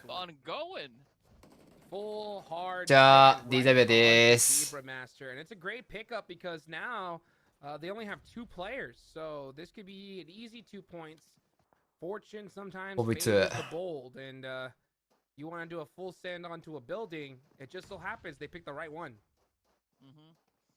まあ、ログもそんなに激しく流れてないから、ワンダウン取った瞬間、ワンダウン取ったもしくは取られた瞬間に相手が2枚ならわかるはず。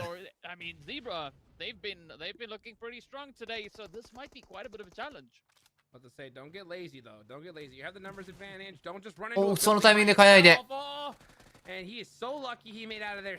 ただ、エライパも寄ってくる。ただ、ワンダック取って、ダウントレード。ハイパーがワンダウン。331。ほい。振り上げて、決め打ち、足音だけ聞いてあげて、すぐスモーク。エライパー2ノック。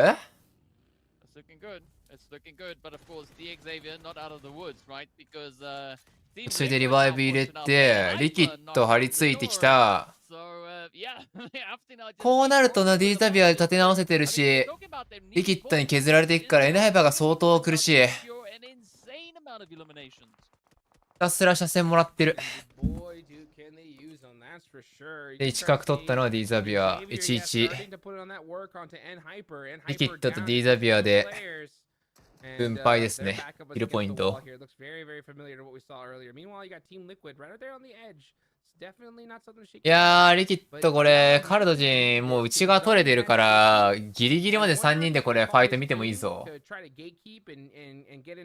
リスクがあるならいつでも引けばいいし、正直ずっとこれ、絡んでたい、リキッドからすると。ディーザビアとエナイパーにやらせて自分たちが全部食えたら最高だし、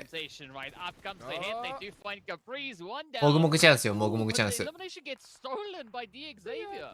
ディーザビアもダウンせずにしっかりエナハイパーを一つ一つ削ってるから。こうなると、リキッドはそろそろ撤収の時間ってなるかな。一人足りてないからさ、ファイトの人数が。やりすぎると、まずいが、挟まれてる。そして奥でなんかダウン取られてる。あー、ディーザビア連携崩れた。倉庫の中での 1v1 になっちゃったな。やらかしですね。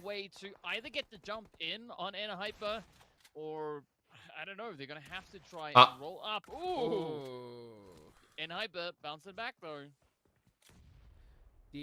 はしてるからうまいけど、う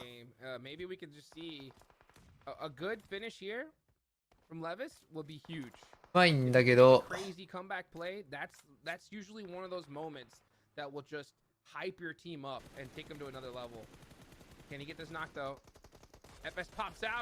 レビス勝っていく。いいよ。ファルコンズがエリアが動いたことで、あれか、南に偏ったから、あれかな、どこだっけ、 ROW か、ロイヤルズ・オブ・オーが南に1個下がって、空いた集落のところに、ファルコンズが押し入ってきて、ネクスレが追い出された感じだな。ロッキー。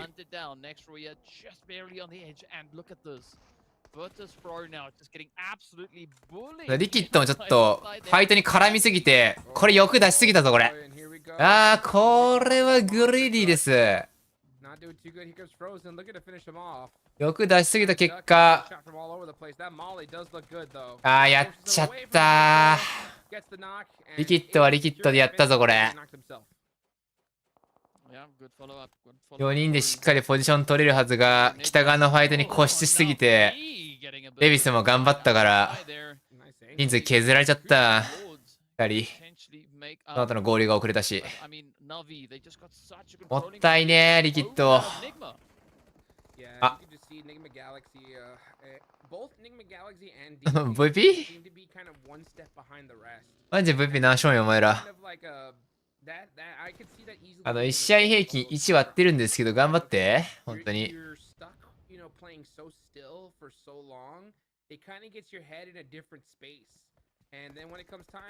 この間のヴァンパイアよりもひどいと GC の時の。あの時だって GC の時のヴァンパイア1日10何ポイントみたいな日だったけどさ、6試合で。1桁いくんじゃねぐらいの勢いだったのがあったけど、このままだと1桁いくぞ、マジで。バーダスプロ初日。6試合で1桁。笑えん、笑えん。Continuously staying there, you kind of bring something else into your play style, at least for that moment there. And I mean, Coops, as capable as Coops is, this is going to be a very, very difficult play to pull off. 100%, especially, you know, dropping 4 games on one of the only couple days that you're going to be playing. Yeah, Coops driving on in. おー、すごい走るね、クープス。Forced to pop out the vehicle. And it's not looking good. アレビス。最終セールフキルか。18ポイント。うわ、きちー。さすがにニグモも捉えられたと。初動ファイトしまくった両チームが25と18。どっちも結構明日以降の内容、相当ポイント取らないとボーダー落ちそうやな、全然。リグまでギリだからな。25だとちょっと、今5試合だからあと1試合あるからあれだけど、最低でも30以上は取りたいよね。安心するためには。60超えれば確実にボーダー見えそうだから8位までは。そのためにも30は超えておきたいんだよね、今日中に。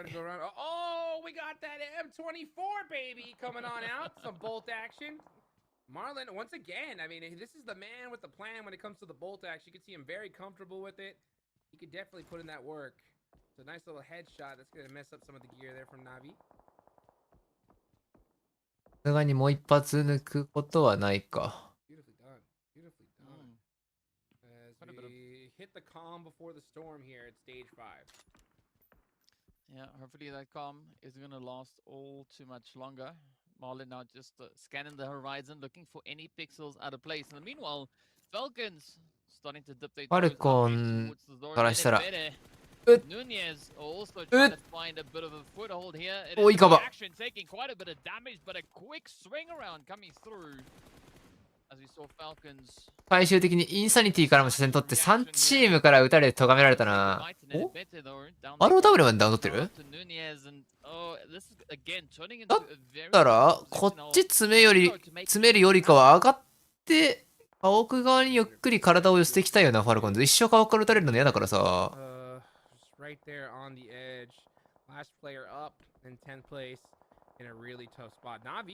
小インコに絡むわけにもいかんなっていう。はい、ヌネスほがっといて、体は家屋側へゆっくり寄せてってるね。Where it decides to go. Will it center up? And it does. Pretty much dead center here. ありきっと苦しいね。They are definitely going to be smiling about this current positioning because they can just try and get it under lockdown and, I mean, just cover all the possible angles. But it's still going to be a little bit of contention. As you can see up towards north here, Team Liquid also down to a solo. So not quite sure if they are going to be able to play the best game of hide and seek that they've played for a while or whether or not. 大体の位置バレてそうか。一旦小屋中入れてあげて飛ばない。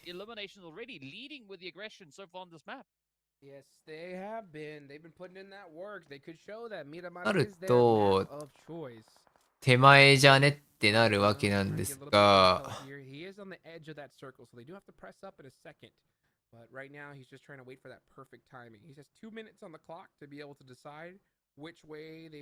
どう仕掛けるかだな、カオクに対して。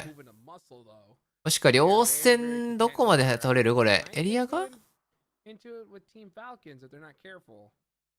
入ってるかギリアクションじゃ入ってる。でもあそこ。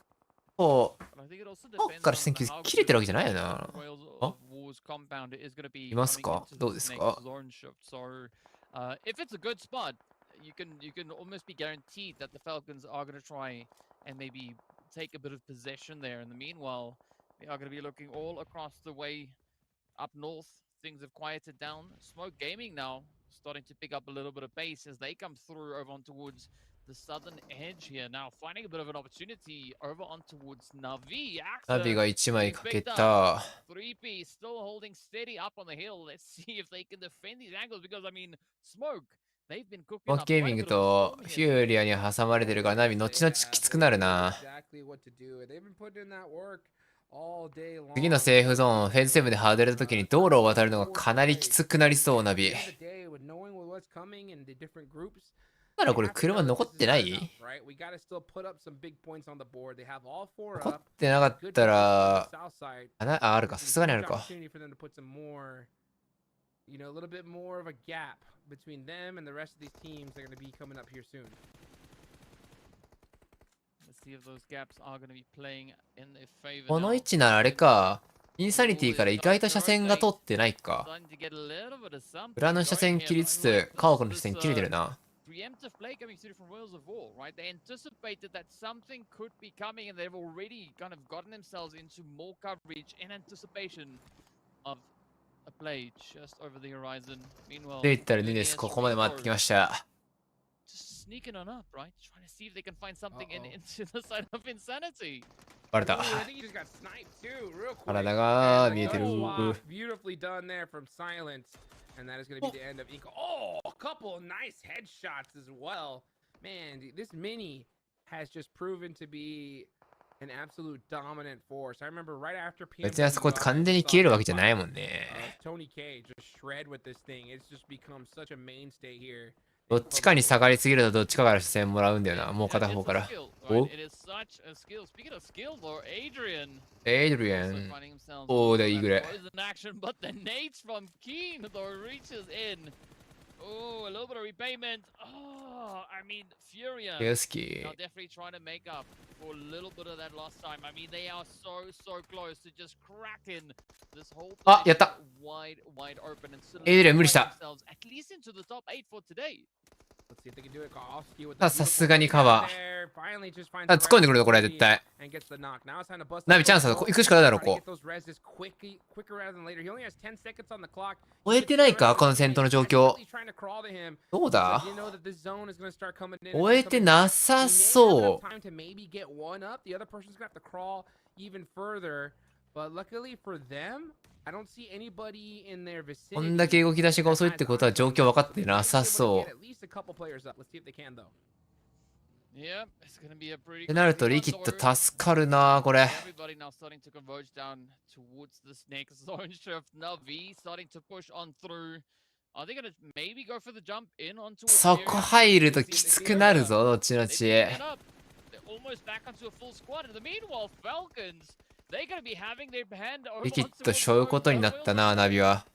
With this zone coming in so quickly, I'm surprised they went for it. But Furious is now. We need to win this game. We need massive points. Navi doesn't notice them. So they're able to get the full reses. We start seeing those shots come on out. Meanwhile, Team Falcons. 俺はそうなるよな。 issue as well. 先に入っちゃったから。 Furia. Starting to make that push. And they're gonna have to なんか気づいてなかったっぽいな。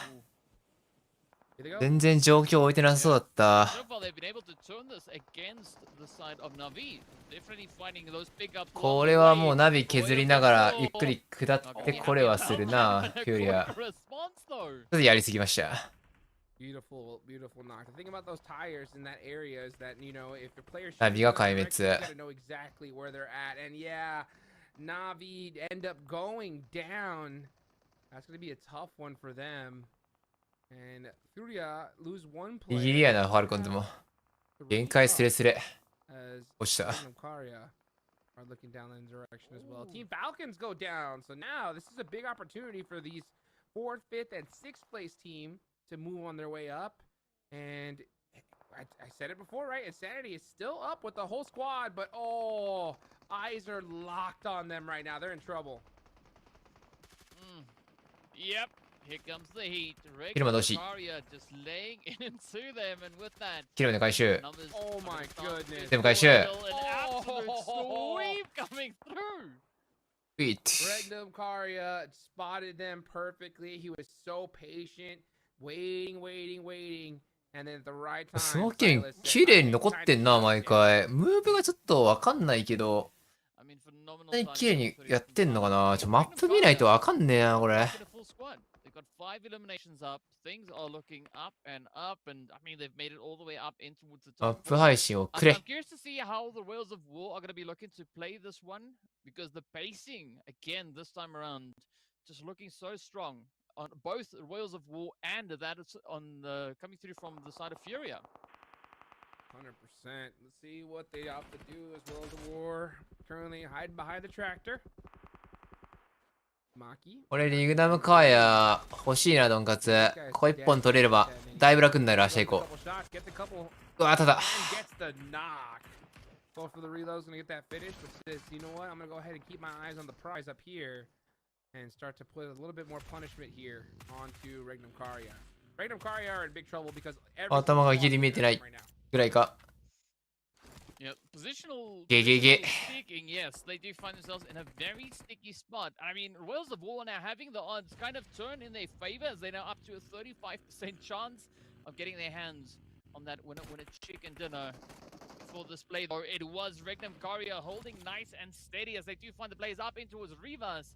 Is now going to be up 3-2-1-1 and of course Erangel to see if they can hold true, pull the name forward and well defend the honor of the ball as the shots 積んでるポジ。グレーはなんとか耐えたか。が、これは無理そう。おお、耐えた。うっ、タイヤの間。アップライトマジで、ムーブの分析なんてできたもんじゃねえ。突然ワープするから。そ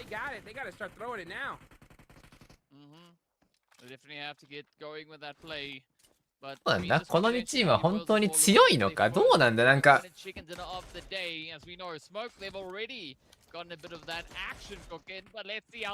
分の中でなんかふわっとしすぎてるな。このチーム2チームの評価が。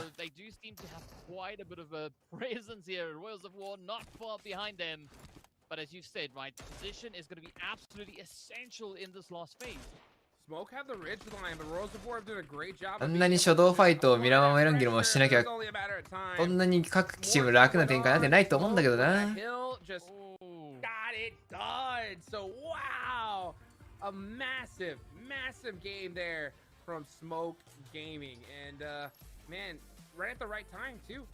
これ2回目のドンカツだからな。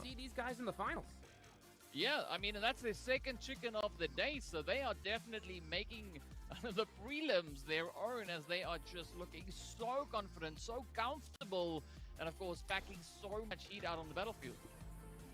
14 elimination chicken dinner as well. I mean, these guys are flexing. They're feeling good. Look at that. Mint said, hey, check out the name, baby. I'm ready to get on into the finals and collect some of that big price pool coming on up here. As now we're gonna go ahead and bring back 7. I know you were watching the game, brother. What you think about that one? First of all, let me talk about いやー、なんか評価しづれえな。うちは間違いなくブラジル国内で鍛えられてる感じあるから、中遠距離とか中近距離強い気はするが。trigger discipline that man has, I would have shot so many times and just absolutely exposed myself. スモークゲーミングとか、少なくともこの試合 ROW はめっちゃいいで引いてたから、めちゃめちゃムーブうまくやったって感じじゃないんだよな。待って。青子も引いてたし、スプリットしてるとこに一緒寄ってきて、寄ってる方にスプリット戻せばいいみたいな、比較的ポジションは取りやすいゲーム内容だったはずだから、まあ比較的やりやすいはずで、問題はスモーク側がどこでどうやってたっけっていう。お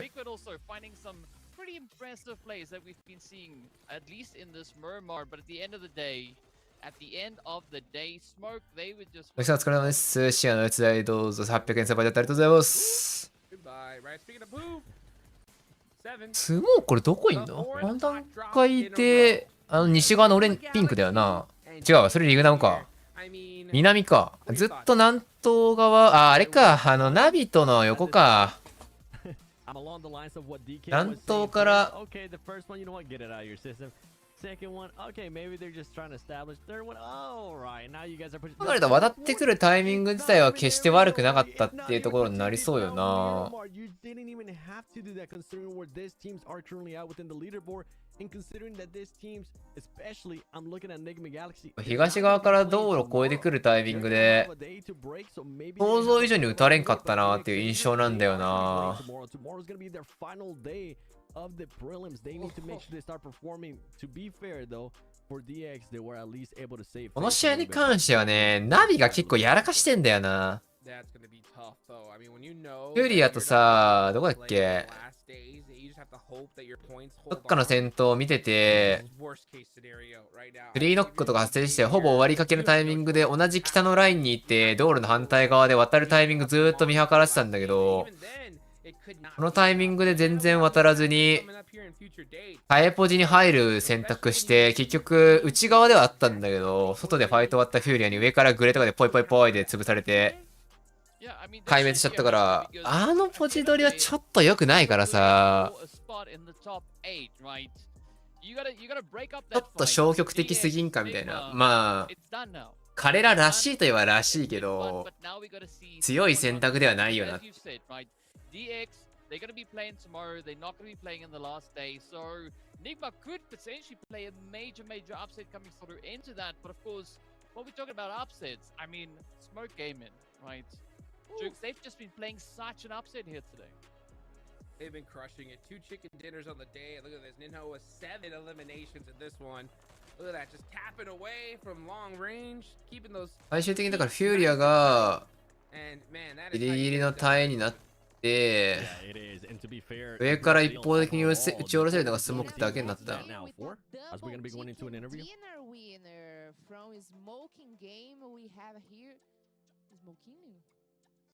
Yes? Okay. How did you specifically prepare yourself for the prelims stage? Because you were the MVP for this last match. Quero saber como é que você se preparou, a sua preparação pessoal aqui para a fase preliminar, porque de fato você foi o MVP aí para essa partida e só 7 eliminações de 14 estavam nas suas mãos. Minha preparação foi muito foco, né? Tipo, principalmente foco, porque eu não sou só o fragger do time, eu sou o capitão e o IGL, então minha preparação sempre é abrindo o mapa, focando em posições e tipo movendo. 面白いチーム出てきたと思っていいんか？でもなんか最後のはね、ムーブ重視じゃないんだよな。なんかムーブ重視ではあるんだけど、ファイトを避けるとか。あそこファイト避けたら終わりなんだよな。That's funny because he got 7 eliminations, but he always. でも DRS は成績出るようになってからって大事なファイトするようになってたから、比較的ポイントも稼げるようになってたんだけど、あの避け方は良くないと思うんだよな。なんかフェーズ3とか4までで、ああいうファイト避けてタイポジで車ちょっと守りつつ4人しっかり残すみたいな動きはいいと思うんだけど、終盤じゃん、フェーズ6とか7あたり、あそこであれやっちゃうと本当に次が身動き取れなくなっちゃって積んじゃうことのが多いから、時と場合だけどあれはちょっと握手だったかなって俺は思っちゃうな。彼ららしいってのはさっきも話したけど、らしくもあり弱点かなっていう、ここっていう決断しなきゃいけないところで攻撃的になりきれない、決して打ち合いとか弱いチームじゃないんだけどさ、タイタンも。タイタンというか、ゲン、ナビも弱くはないはずなんだけど、他のレベルの比べてもね。決してめちゃめちゃ劣ってるってことないはずだから、この一つ一つの判断な気するんだよな。Logicamente é Team Falcons, que é provavelmente quem tá liderando, que é, pô, meus ídolos, eu sou super fã dos caras, então é Team Falcons, Fúria, Team Liquid, os brasileiros aqui também são muito fortes antes de desejar, e é isso, última palavrinha aqui, ó, a gente é iluminado, ó, o cara lá de cima escreveu, viu? É nóis. Wonderful. He said Team Falcons for sure is one of the biggest enemy, but also the Brazilian teams are fighting against them, of course, so they probably are one of the biggest enemy for smoking game right now. Thank you so much for the interview. Muito obrigado pela entrevista. Obrigado a quem está assistindo. Valeu. Oh boy. ああ、 Let's ひっ look くり返 here っ at た。 the overall standings. Yeah, we heard it from the man himself. Smoke Gaming there, going all the way to the top, moving themselves into first place. Dethroning Team スモー Falcons. ケインが1位に立って、チームファルコンズが2位。ベラマサダが45。順当にフューリア、リケットたちが上がってきてはいるから、伸びてはきてるが、まあ6試合だけだったら何にもわからんってのは実際あるかもしれんけど、実際予選さ、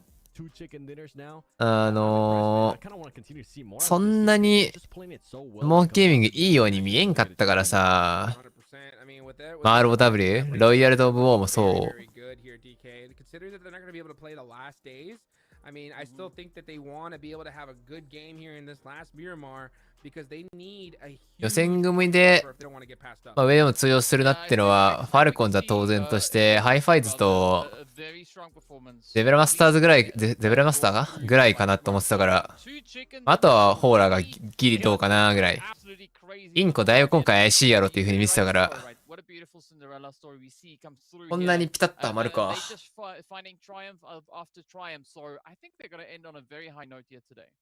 Okay, well, my question is this, Seven. We've seen it plenty of times in the past where you see a team that gets a lot of points, right? Do you think that they just decide to play passive now that they've already have such a lead, or should they continue to go aggressive?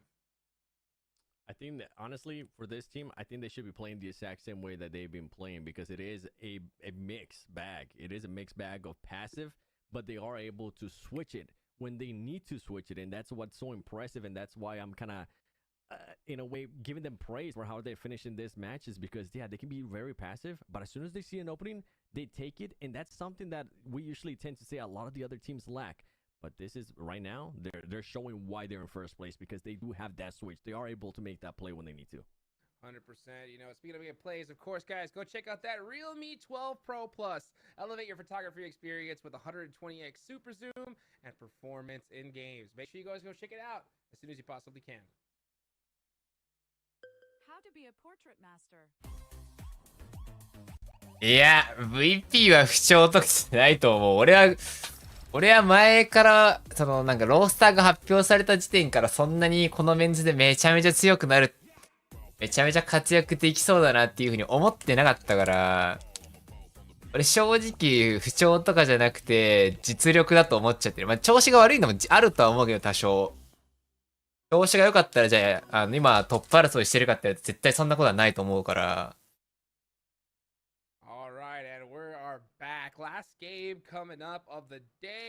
調子良ければもうちょいさすがに10位前後とか、今日の中だと。さすがに一桁順位いるかいないかぐらいのラインではいるはずなんだけど、ちょっと調子も悪いのはある。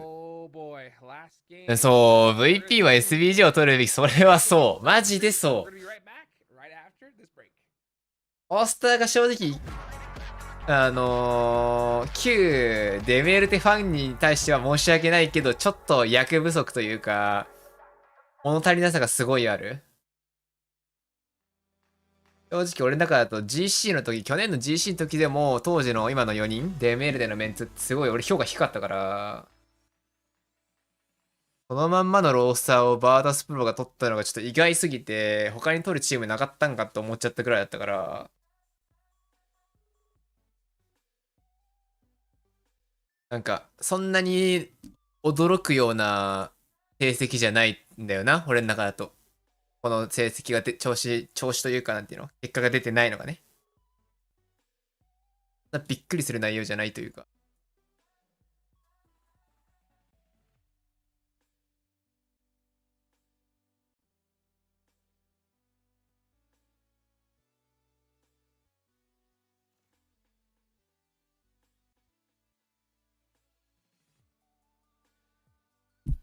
いやーなんかやっぱ、今回のさ、16チームだと、ブラジルチームの割合どれぐらいいるんだっけ？今日のグループ AB。ブラジルが、1、2、3、4、5、6、7、7チーム ?2、3、4、5、6。8分の7だからな、ブラジルが。で、ラテン地域も含めたら、いわゆる PMP、去年の PMPL アメリカズが8チームだから、地域的には。なんかだいぶそっちのメタになってるのか、どうなのか。でも、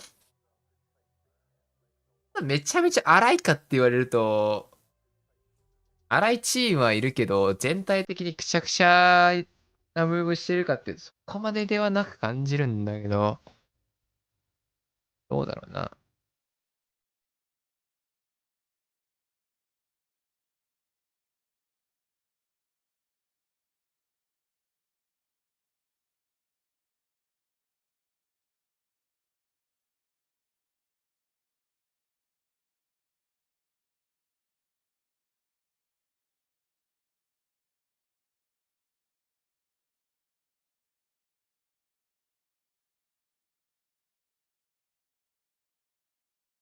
うん。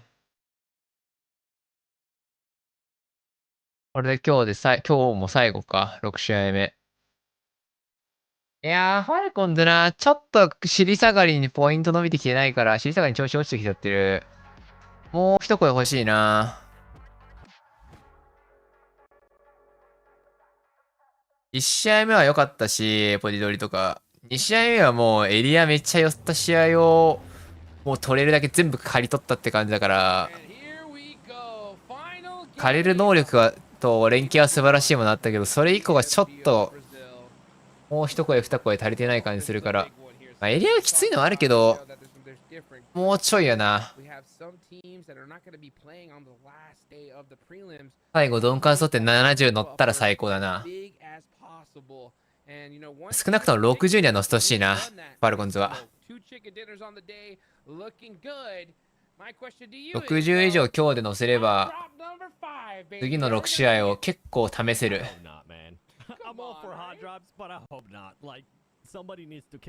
60超えちゃえばだいぶボーダーはもう超えてる可能性すらあるから6試合でそんなに取れなくてもなんとかなるしやるんじゃないこれポゾやりそうだけどな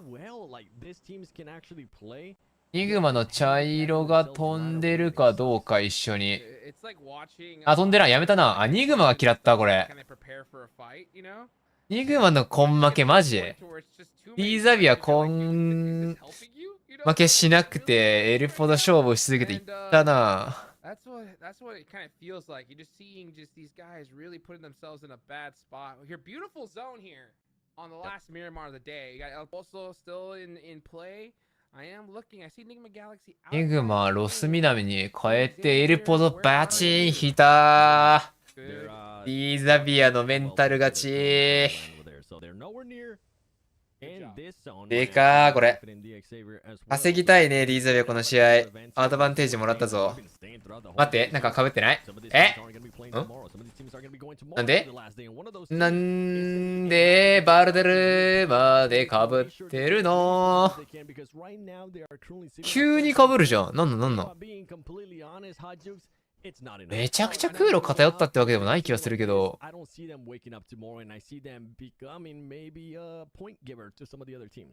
this is terrible. This is terrible, especially to go against a team like Navi, who's also pretty low on the leaderboards. I mean, if you want to fight a team, you want to fight a team that's kind of struggling like that. But man, this is just not a good situation. あ、やったディーザビア伸ばしてる最中途中の車通りでこれ死んだが。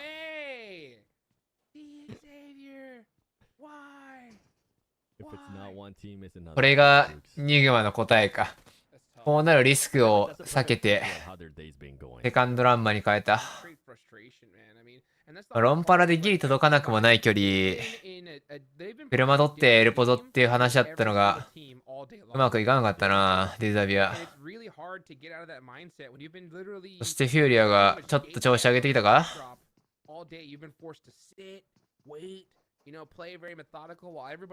エンジンかかってきましたかね。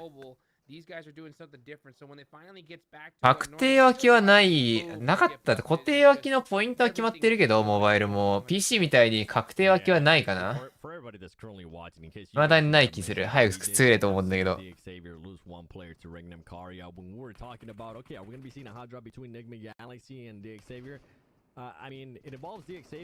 おー、いい車線だ。ベクターでよう抜いたとは思ったけど。いい車線です、その90度。めちゃめちゃ釣って。下からの車線で取ったのというか。じゃあピック。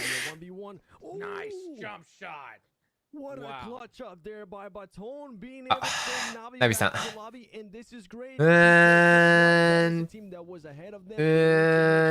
の12ポイント取れた試合を除くと、5試合で8ポイントですか？ちょっといただけないな。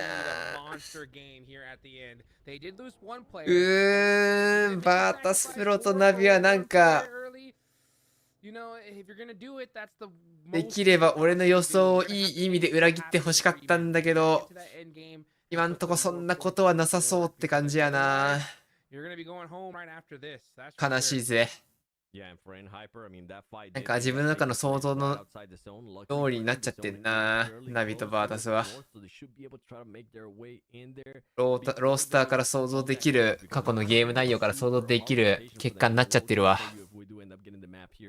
At some point, Smoke Gaming ends up losing a player too. I'm not sure to who, but you can see them one eliminated. And if I'm Team Falcons, if I'm Zebra Masters, I'm like, okay, whoever that is. リジェクトはなんでメインからって聞かれて、俺も理由聞かれるとなんて答えたらいいんだろう。うわー、どうだろう。まあ、その国ごとによって違ったりするんだけど。一番はフランチャイズリーグだからっていうのが一番なんだろう。正しい回答の一つなのかな。中国、日本、韓国は他の去年でいう PL 地域とちょっと別の枠組みにいるから、他のリージョンとは直結してないからさ、通常のリーグが。だから直接のインバイト枠が、1個あるんだよね。それがメインイベントに今回そのスロットがあったよっていう話なだけではあるんだよな。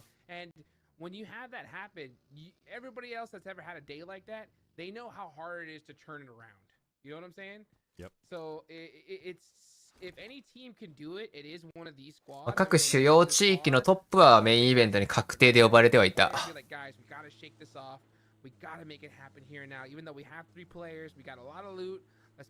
主要リーグって言ったらいいか。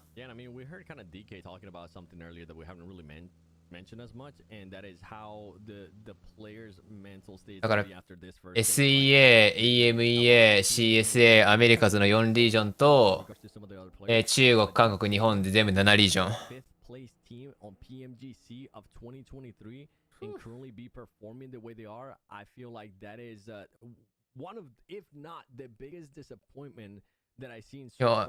大きいリーグで見るとその7リージョンだからね、今このゲーム。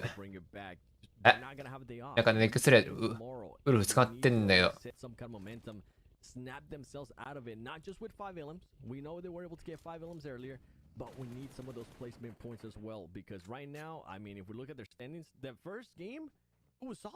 でもニグマ、リキッド、フューリア、ネクストリア、この並び、あとリグナムカヤか。この並びはなんか妥当だからな。だからゼブラと、だから上3つだよな。ゼブラ、スモーク、ロイヤルズが、ここが想像以上に取ってるから、本来やったらそこ抜きでそのまま上にズドンって繰り上げみたいな。あと D ザビアいて、みたいなのが妥当な流れやったんだけど、想像以上に出来がいいな。まあ、エリアの寄ってる寄ってないもあるんだけどさ、当然。寄った試合でキル取りまくってドンカツ取れれば、1回取るだけで違うからな、マジで。12試合だったら。ワンチャンがあるからな。1回20何ポイント取れれば相当でかいからな。I'm with you. It's so much easier said than done because I know these players as much as they try. おおむねボーダーが60前後予想だから、60プラマイ5ぐらい。70いくことは多分ないからさ。わあ。あ、そうね。ニグマと D ザビア明日、明後日ががっつりかぶんないから、しっかりポイント稼げよっていう話ではある。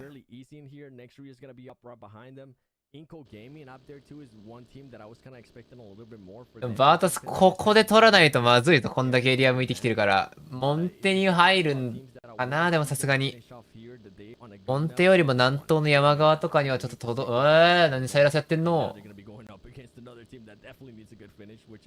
誰出たサイラス。何の落下だこれ。ただの事故らしい。何をやってんだサイラス。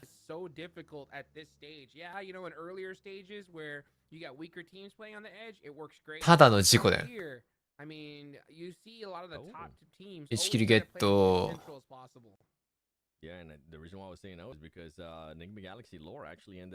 N ハイパーラストマン。ロスの南側からあれかな、西回りで背中につかれちゃったのかな。N ハイパーからするとニグマが。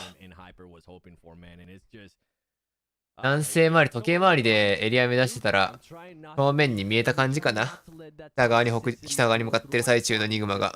あんな感じするね。そうだね。さらに西回ってるけど。一番西側から抜けようとしてるね。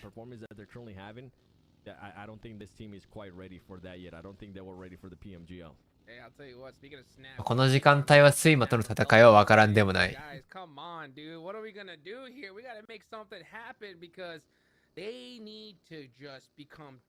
この集落な、まあ、よりは強いんだけど、外れた瞬間出れなくなるからな。周りのポジションが高いからさ、山になってて。車も潰されるわ、出るとこ撃たれるわ。外れたらおしめだけど、入るしかねえな。N ハイパーは一人だし。バータスプロは山取れたな。ポジション結構いいんじゃない？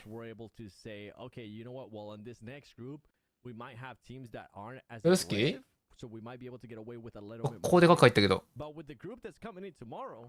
Vampire Esports, Foot Esports, Fireflies, like all this influence, rage, all these teams do tend to be aggressive. They won't give you an inch. If they see you making a mistake, they're gonna capitalize on it. So that's why, especially 一瞬ちょっとマップ見せてくれた。心遣い感謝。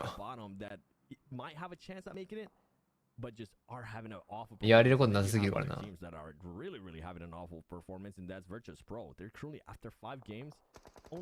いいんじゃないバータスプロは。そして、ROW 引いてんな。このエリア美味しいな。ファルコンズも悪くない。いやー、リグナムとネクストレアはきつい。まあ、モンテ入るか一回。リグナムがどっちから回るかだな。西、やっぱモンテマリがもう詰まってて抜けらんないって考えると、ルート限られてきちゃうんだけど、どういう読みをしてるか。あれフューリア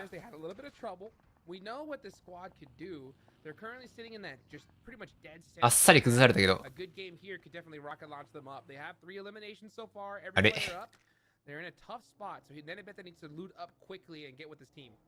Yeah, and with Inco Gaming, I think the main excuse for that team right now is that it is pretty much a brand new roster. A lot of the players ended up. 何がすごいってさ、これまでさ、ブラジルの競技シーンの最前線で走っててさ、フューリアは赤組とかいろいろあるからあれだけど、フューリアの選手、元選手とかさ、リキッド、まあ、元ループスとかインコとかもろもろがさ、いるんだけど、それよりも上にさ、他の3チームが並んでんのが、あれだよな、ブラジル3チーム。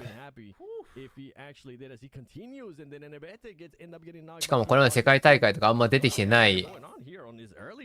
あんまというか、一回も出たことないチームだし、俺も知らない選手ばっかだから。2日間戦って持つかどうかだけど、ボーダーラインで。見物ではあるな。get him up in this situation, so that's very fortunate for him and his で、 team. PMPL アメリカでもそこそこ見てる気はするけど、マジで知らんチームだからな。 If they delay a push or a rotation, you could lose a very あんまり見た記憶がない。いたらごめんなさいって感じなんだけど。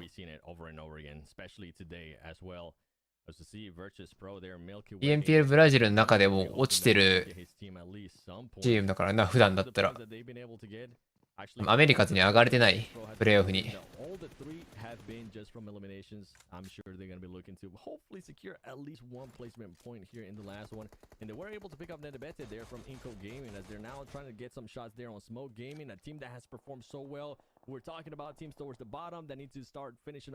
れがこんだけ結果出してるわけですからね。あ、シャバク。まあ、これは大丈夫だな。But I think they'll be able to pick up that player. Jukes. Yeah, let's see what happens. As Top's got that deadly mini. He's just looking to apply some pressure here. Question: Do you think that? Do you think if Top gets, how many knocks did he need to get to push? What do you think? 徹底的にロックしてあげて。Smoke. Oh man, I don't know. I think this team might be a little bit too smart, and just with what you were saying in regards to their positioning, they're gonna take positioning over anything else. Even if they get those knocks, they won't push just because Inco Gaming is so close to them. エリアがさらに北西か。ビーザビアはモンテナの街中に入ってネクスレもシャーなし。まあ、リグナムは、両戦もあるから北東で待てるのは大きいな。モンテに入らなくて済んでるから。悪くない。They understand that, hey, if I shoot right now, I'm going to give away my position, and it could definitely, but if I strike at the right time, ファルコンでもこのまんま、ハオコを横目にゆっくり西に流れていけそうではあるから、焦る必要性はないな。We still have quite a bit of urban areas in play. Meanwhile, D Xavier, the team that needs to just go off at this point, are stuck. さすがにポジション有利、バータスプロ。You can see him trying to get some shots off here. But, yeah, 角入って。Yeah, they're not going to be able to do much there. They were able to get a knock earlier, but not much out of it. ニグマも1キル。このニグマがエキットにキル回収されて。Maybe? Oh, could this be? They already got an extra point. They could double their points here if they do continue on this trend, at least for this match. And it might sound like I'm making fun of them. They could actually. あ、パリついたんだ。でもなんかトランジット4時間ぐらいあるって言った気するんだけどな。気のせいかな。Closer. One more. One more, and they'll double it up in just one game. That's nice. Man, they're gonna. トランジット4時間みたいな話を聞いたんですけど。パリで待ち時間が。It's just improbable, right? お、 but 危ね。 I do wish to see teams that 乗り換えの時間が4時間あるみたいな話を聞いたり聞かなかったりみたいなとこなんだけど。Virtus Pro, you need a chicken dinner with tons of eliminations. So starting off with 2 with a full squad up is the way to do it. Yeah, I want to mention something about Zebra Masters. They have been very consistent today. なんとか家屋抜け出して、山回りで、北東のプラン待つか倉庫一旦壁にしてあげて、きついぞあの技。いけるか？ダメそうって判断で降りたな。on what they might have wanted to do. So Zebra Masters, honestly, the way they've been proactive, the way they've been taking those shots, I really enjoy with what they've been doing. As we move on here to Rengnam Karya and DX, very close to each other. Any teams, Jukes, while we wait here for some more engagements from this team, what team would you say 持たなそうこれ。 the most? ギリギリ2人は持ってったなバギーで。でも後続1人がわず使えないから、ピストンすんのこれ。怖くない？そのバギーのピストン運搬やばくない？怖すぎるけど。やるしかないんかそれ。What they're gonna do with it though, that's gonna be my question. Meanwhile, you got the team that's just always aggressive, Team Falcons. Oh my goodness. Turn around, Milky Way. That is not the team that you want to fight at all. Run for your life. 下方面フリーシュートだ。ゆっくりライン上げつつ、バータスプロとスモーゲーミング両方対応するんじゃない？おっ、ぶね！飛んでてもおかしくない、これか。ドンピシャやったけどな。this is the problem. ゲーミング壊滅。 Smoko 最 is 後 down. は ROW。 That's huge. Team Falcons realize that. They say, hey, this is an easy chance for us to be able to pass them up on the leaderboards. The problem with Virtus Pro is that they're so low on the leaderboards right now. The second Team Falcons realize it's them, once they get one finish, they are going to hard push them like 大体の位置分かってるかこれ。 nobody's business. 壁裏見た。 Virtus Pro, you have to make a play right よ here. けて、カウンター。おう、ダメージハーフ。おい、完璧。いや、うまっ。味方とのグレ合わせ、うますぎ。ボレボレするね、このグレ合わせ。ちゃんとグレ2つで飛び出してサイが打つことで相手も動けなくて、塀の裏というか壁の裏に貼り付けて足止めさせてグレー飛ばす。見事な連携や。美しいね。なんで君たち1位通過してないんだいって話でもあるけど。メイントーナメントに、メインイベント、クオリファイアファイナルズ2位なんだいって話なんだよな。ビ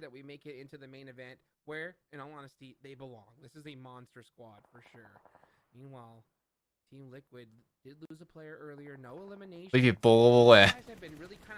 今5ポイント。やばく？あ、まずい。この後、1日のラウンドポイント平均が、ラウンド取得ポイント平均が 1を割ります。まずいです。ちょっとボコボコとかいう次元じゃないかも、バータスプロ。ちょっと笑えないこれ。調子が悪いとかそういう次元の話じゃない。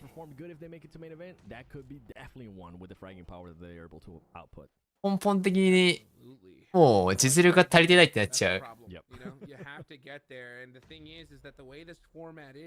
こまでボコボコだと。ヒットが3枚かな。いいグレだね。そうなると挟みに行くよね、ファルコンズ。行くよね、当然裏取りに。南野が高いし。取ってあげて、完璧なハサミ。えぐれ入れてあげて、足らず。ハルドジンのキルはナイズィ。見えてる？リピーク。おー、綺麗。で、もう一個前に出る。ダウンしてるの分かってるよ。プッシュ、プッシュ、プッシュ。一個前の両線出して、グレを即座に入れる。幅も打たせない。おー、ちょっと出過ぎたからだ。ちょ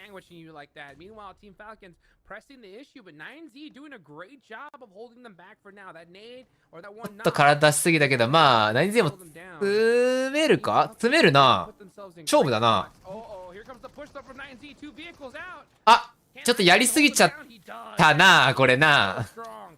青奥側のカバーなしに突っ込んで 2v2 しちゃったな、シンプルな。ちょっと 9Z も焦ったな。ちょっと無理やりすぎたというか、筋肉プレイというかパワープレイすぎたな。そこまでのグレで飛ばすとか、対リキッドに対しての対応とか、グレ避けて体出てたファルコンズのピックアップが良かったんだけど、その後のちょっと爪の甘さというか、ちょっと歯茎やな。さすがにプッシュは許してもらえん。おらんで、なかなか。まあ、通ることもあるんだけど、ギャンブルだからな、あれ。手前で止めて、家屋側をもうちょっと動かすとか何かしらしたかったな。一切奥のカバーが通らない位置で。瞬間的に 4v3 だったのに、ただの 2v2 しちゃった。もったいない。That's the crazy part, right? Because 9C did end up getting a knockdown on Team Falcons, and that's why they ended up making that push with the two players. They saw an opening, but sometimes, even if you see an opening, you gotta figure out who you're messing with. If you're Team Falcons, they're like, okay, I mean, if you want to bring it, bring it. You're just gonna be giving us...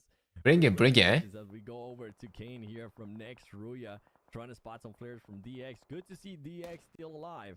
They gotta maintain that alive a little bit more if they want to be able to start getting some placement points here coming up soon. And with the circle, with the way that I'm looking up stuff, some of the other teams that we're talking about that need to end up having a good performance here towards the end, Nigma Galaxy could definitely set themselves up for good performance. For sure. Nigma Galaxy are doing what they're supposed to do. D Xavier, in my opinion, is not. Because, yeah, like, you know, placement points are great. But where you're at on the leaderboards, you need both. Like, you genuinely need both. So, it's kind of tough because they've had such a bad day. I understand why they're going into ultra passive mode. At the same time, though, you got to understand the situation. I mean, look at this. They're running a 2-1 split.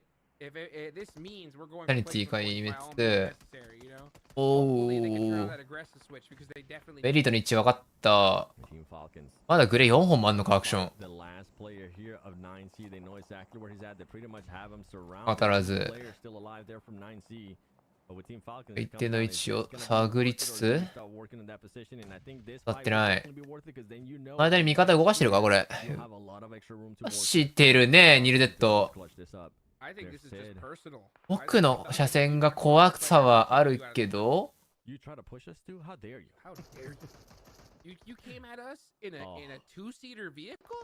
ルデッドのサイレントプッシュが届く前にもう、エイド捉えたな。It's just the inevitable is about to happen.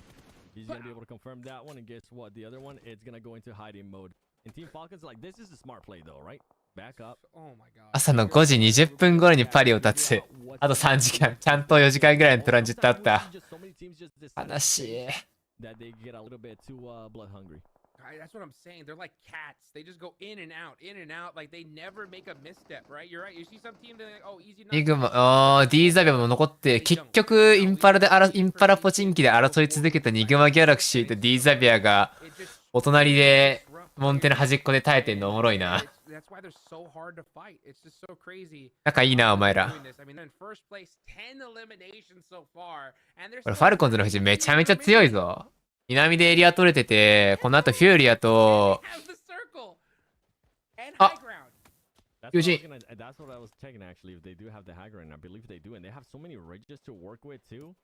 車で残ってるな、あれ。ロイヤルドボーとフューリアと、下にいるのが、リグナムか。あの辺で打ち合いながらライン、ゆっくりエリア入ってくるから、家屋から動くタイミング全部打てるぞ、ファルコンズ。And this is where I think a lot of teams in the Team Falcons position normally suffer because they spread themselves too thin, they start focusing on too much. ギリ入っ、一応入ってるのか、手前は。倉庫側まだいる可能性見て、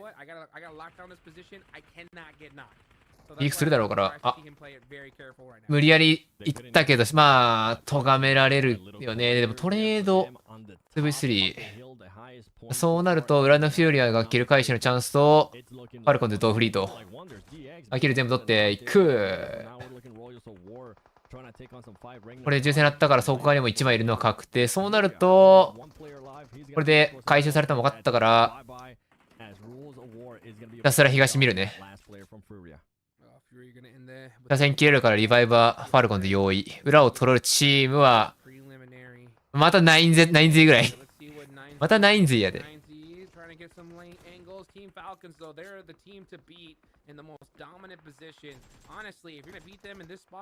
ただ今回はラオフが来る。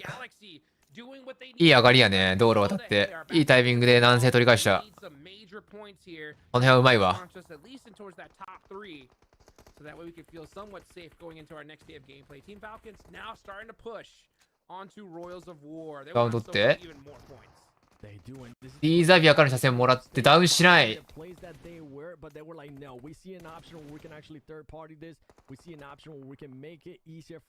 ロタッチ。3ダウン中。青くないに火炎瓶。1角取って。ワンリバイブ取った。今回はまあ多分、あっち行けないと思うな、あれ。取るか。渡れないよな。あー、でも裏にから上がってきてるの気づいたな。いや、ファルコで早く終わらせないと、2号にそのまま上から押しつぶされる。気づいてはいるから、なるべく早く、ノーダウンで終わらせなきゃいかん。プリファイヤー、また越し。ちょっとダメージが足らん。まずい。まだ取って。終わらせたダウンが1枚。なんとか。ま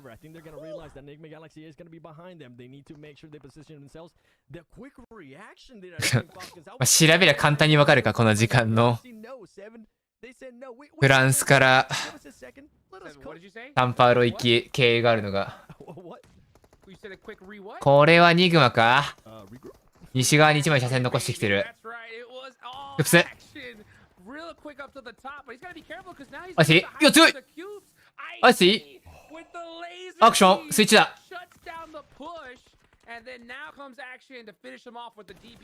強い。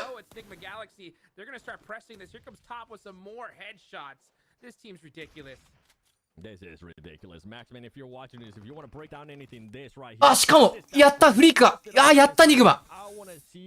逆サイの唯一のフリークが死んだ。3-1。そしてバータス無事10ポイントを超えた。えぐ、あのワン頭1個だし、全部ダメージトレード勝って引かせた。エリア中央が抑えた。上は取ってるのはニグマだからまだチャンスはあるけど、バータスプロ側が気になっちゃうんだよな。だからロードが一旦そっち側から見なきゃいかん。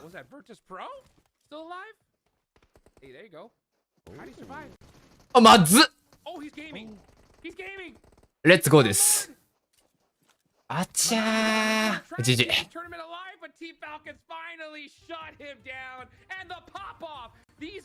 あそこ取ったらでかすぎ。い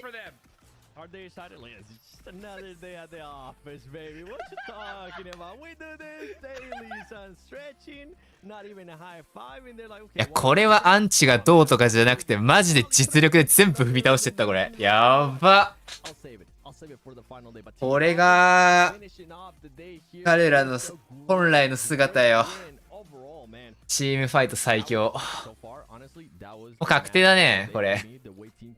さすがにこっからゼロでも抜けれると思うわ。上位8チームだったら。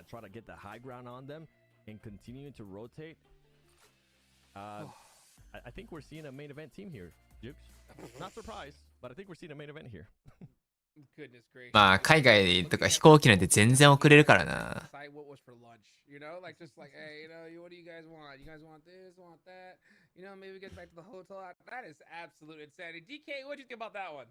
I mean, I think Falcons came into this game. They decided, you know what? In the qualifiers, we were sitting at the top and things were looking pretty. Today, we're gonna ensure that we make it in. いや、強かったな、マジこの試合のファルコンズ。意味わからんぐらい強かったよ、ファイト。で、外周からひたすらセーフゾーンを追いかける展開だけど、まず VP と捕まえて、パオークファイトでグレー合わせて削って、で、1個道作るじゃん。で、その奥でリキッドと9T が始まったタイミング見て、あ、これ挟めるわ、っつって、南に膨らんで挟み込みに行って、リキッド倒しきって、で、そのまま 9Z との継戦で 9Z もほぼほぼ落としきって、2人か、2枚かけさせて、内側に押し込んで、それで2チーム、まあ、結果3チームとかして、ファイトで、もらった南側で、ずーっと東側の、ロイヤルド・オブ・ウォーと、フューリアと、リーグナム封殺して、それやってる間の南のニグマのケアもきっちり仕切って、最後、まあ、バーダスプロに助けられる形にはなったけど、17キルトンカツと、OP。これは OP。なんか70超えたら最高だねって言ったら70、これ9だな、今日、トータル。やばすぎ。い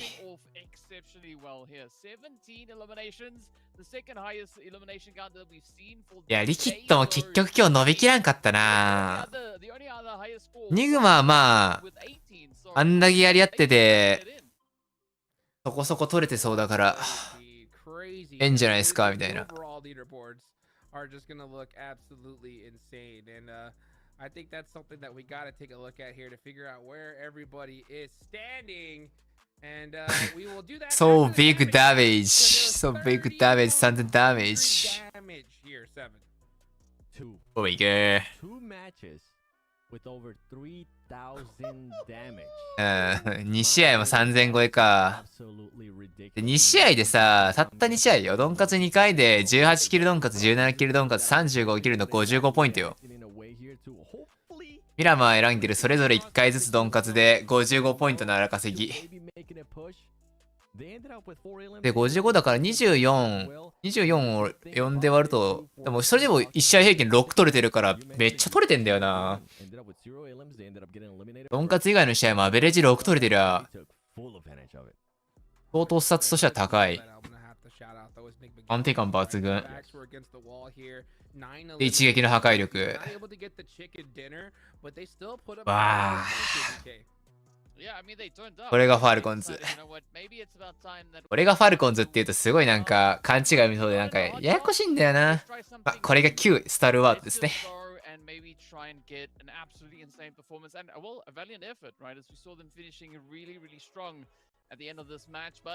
いや、アイシー強かったな。あそこよな。一番奥、ファルコンズの中での一番のバックラインだったから、あの両戦の頭1個だし、潰したのが何よりもでかかった。あと普通にしれっとバギー抜いてたんやな、あんた。頭。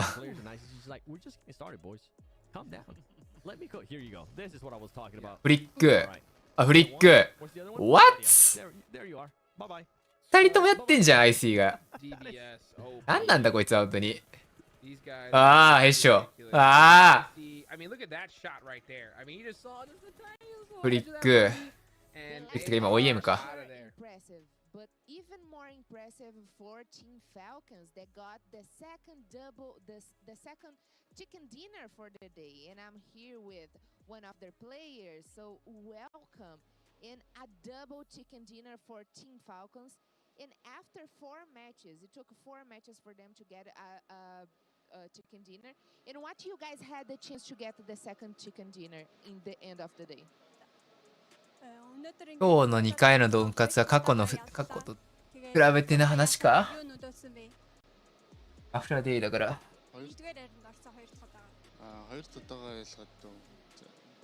かった。アフターだ。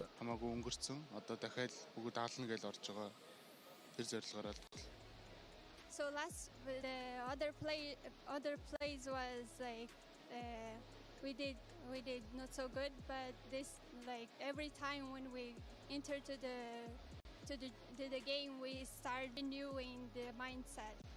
Okay, yeah. 新しいゲームでのマインドセットを、まあ、精神状況を整えてってやつやな。大事なんだよな。スポーツ競技をやる上ではマインドセットって。勝とうが負けようが常に同じマインドセットでやり続けられるかどうかって安定した成績を。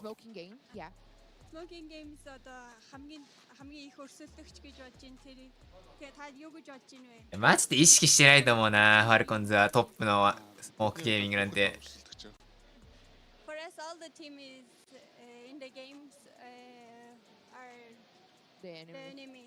Yeah, no problem. Yeah, that's a good approach. And to finish, I would like to know what was the first dam for him, what he's feeling for the first day of the prelims. За одоо хамгийн эхний өдөр шалгаруулалтын эхний өдөр те одоо юу бодож байна вэ? Finance шалгаруулахад юу гэж бодож байна? эхний өдөр бол амжилттай өнгөрсөн. どういったプランでって話か。あと1日の話か。ファイナルに向けてか。дахиад нэг өдөр өнжөөд сүүлийн өдөр тоглоно. Тэр өдөр цэцсэн эхний энэ өдөр шиг амжилттай тоглолно гэж бодож. So first day we're in success. So one day we're gonna rest a little bit, and then the next day also we will succeed as well. 今日は成功したからこの調子で常にやれるようにって話やな。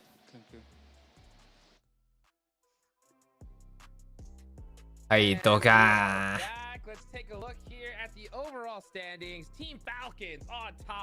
見ると左側にいるチームはファルコンズ、エクストリア、ニグマ、フューリア、リグナム、ダットなんだけど、まあ、2、3、4が想像してないチームだからな。ブラジル、メキシコ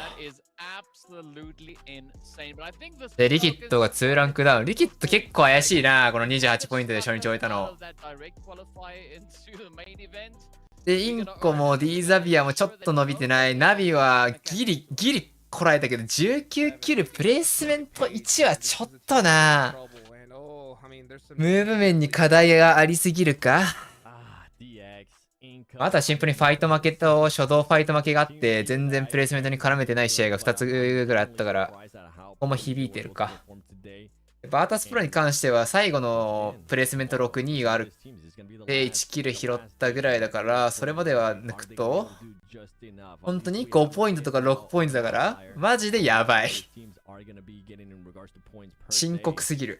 今日の、MVP はアクション14キル3084ダメージと。75 throwable use here, DK? I mean, you can try. You can definitely try and stop action, but best of luck. 化け物なスタッツしてる。Well, this is a super sweaty play. And I mean, even the heals, not that much, right? So it shows you that action can really get stuck into the action, and it proves to be super challenging to do anything other than what. アベレージキル2超えてるからな。平均2超えてるって結構すごいからね。ドンカツ2回で、その2回アクションがどっちも生きてるんだったら、KD だって3超えてるからね。片方死んでたとしても、KD2.8? このゲームにおいて KD が2超えるってやばいからね。少なくともミラマは生きてたからな。デス回数多くても5回だから。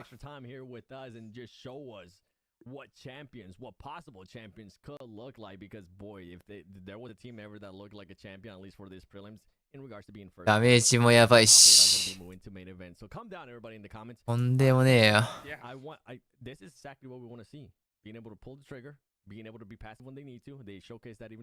まあでもこの調子だと、リギットがちゃんと上げてこれるかどうか。あとは、ファイヤーフラックスが初日からいけるかどうかと、まあ、ヴァンパイアさんですね、結局は。ヴァンパイアと、ヴァンパイア、インフルエンスレイジ、フット、FF。その辺ですね。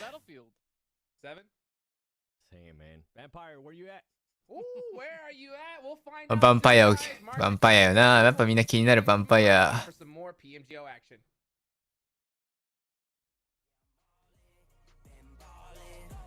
やべ、これなんか著作権やばそうだから切ろうと。ってことで、なんか今大会マジで今んとこ大きいシステムトラブルとか現地トラブルがなくてマジでいいな。順調そうで何よりです。めちゃめちゃ遅延がないから、まあ22時スタートだから根本的に遅くはあるんだけど、配信スタートが。その辺がね、もう日が明けちゃいますみたいなことがないから、非常に助かってはいるか。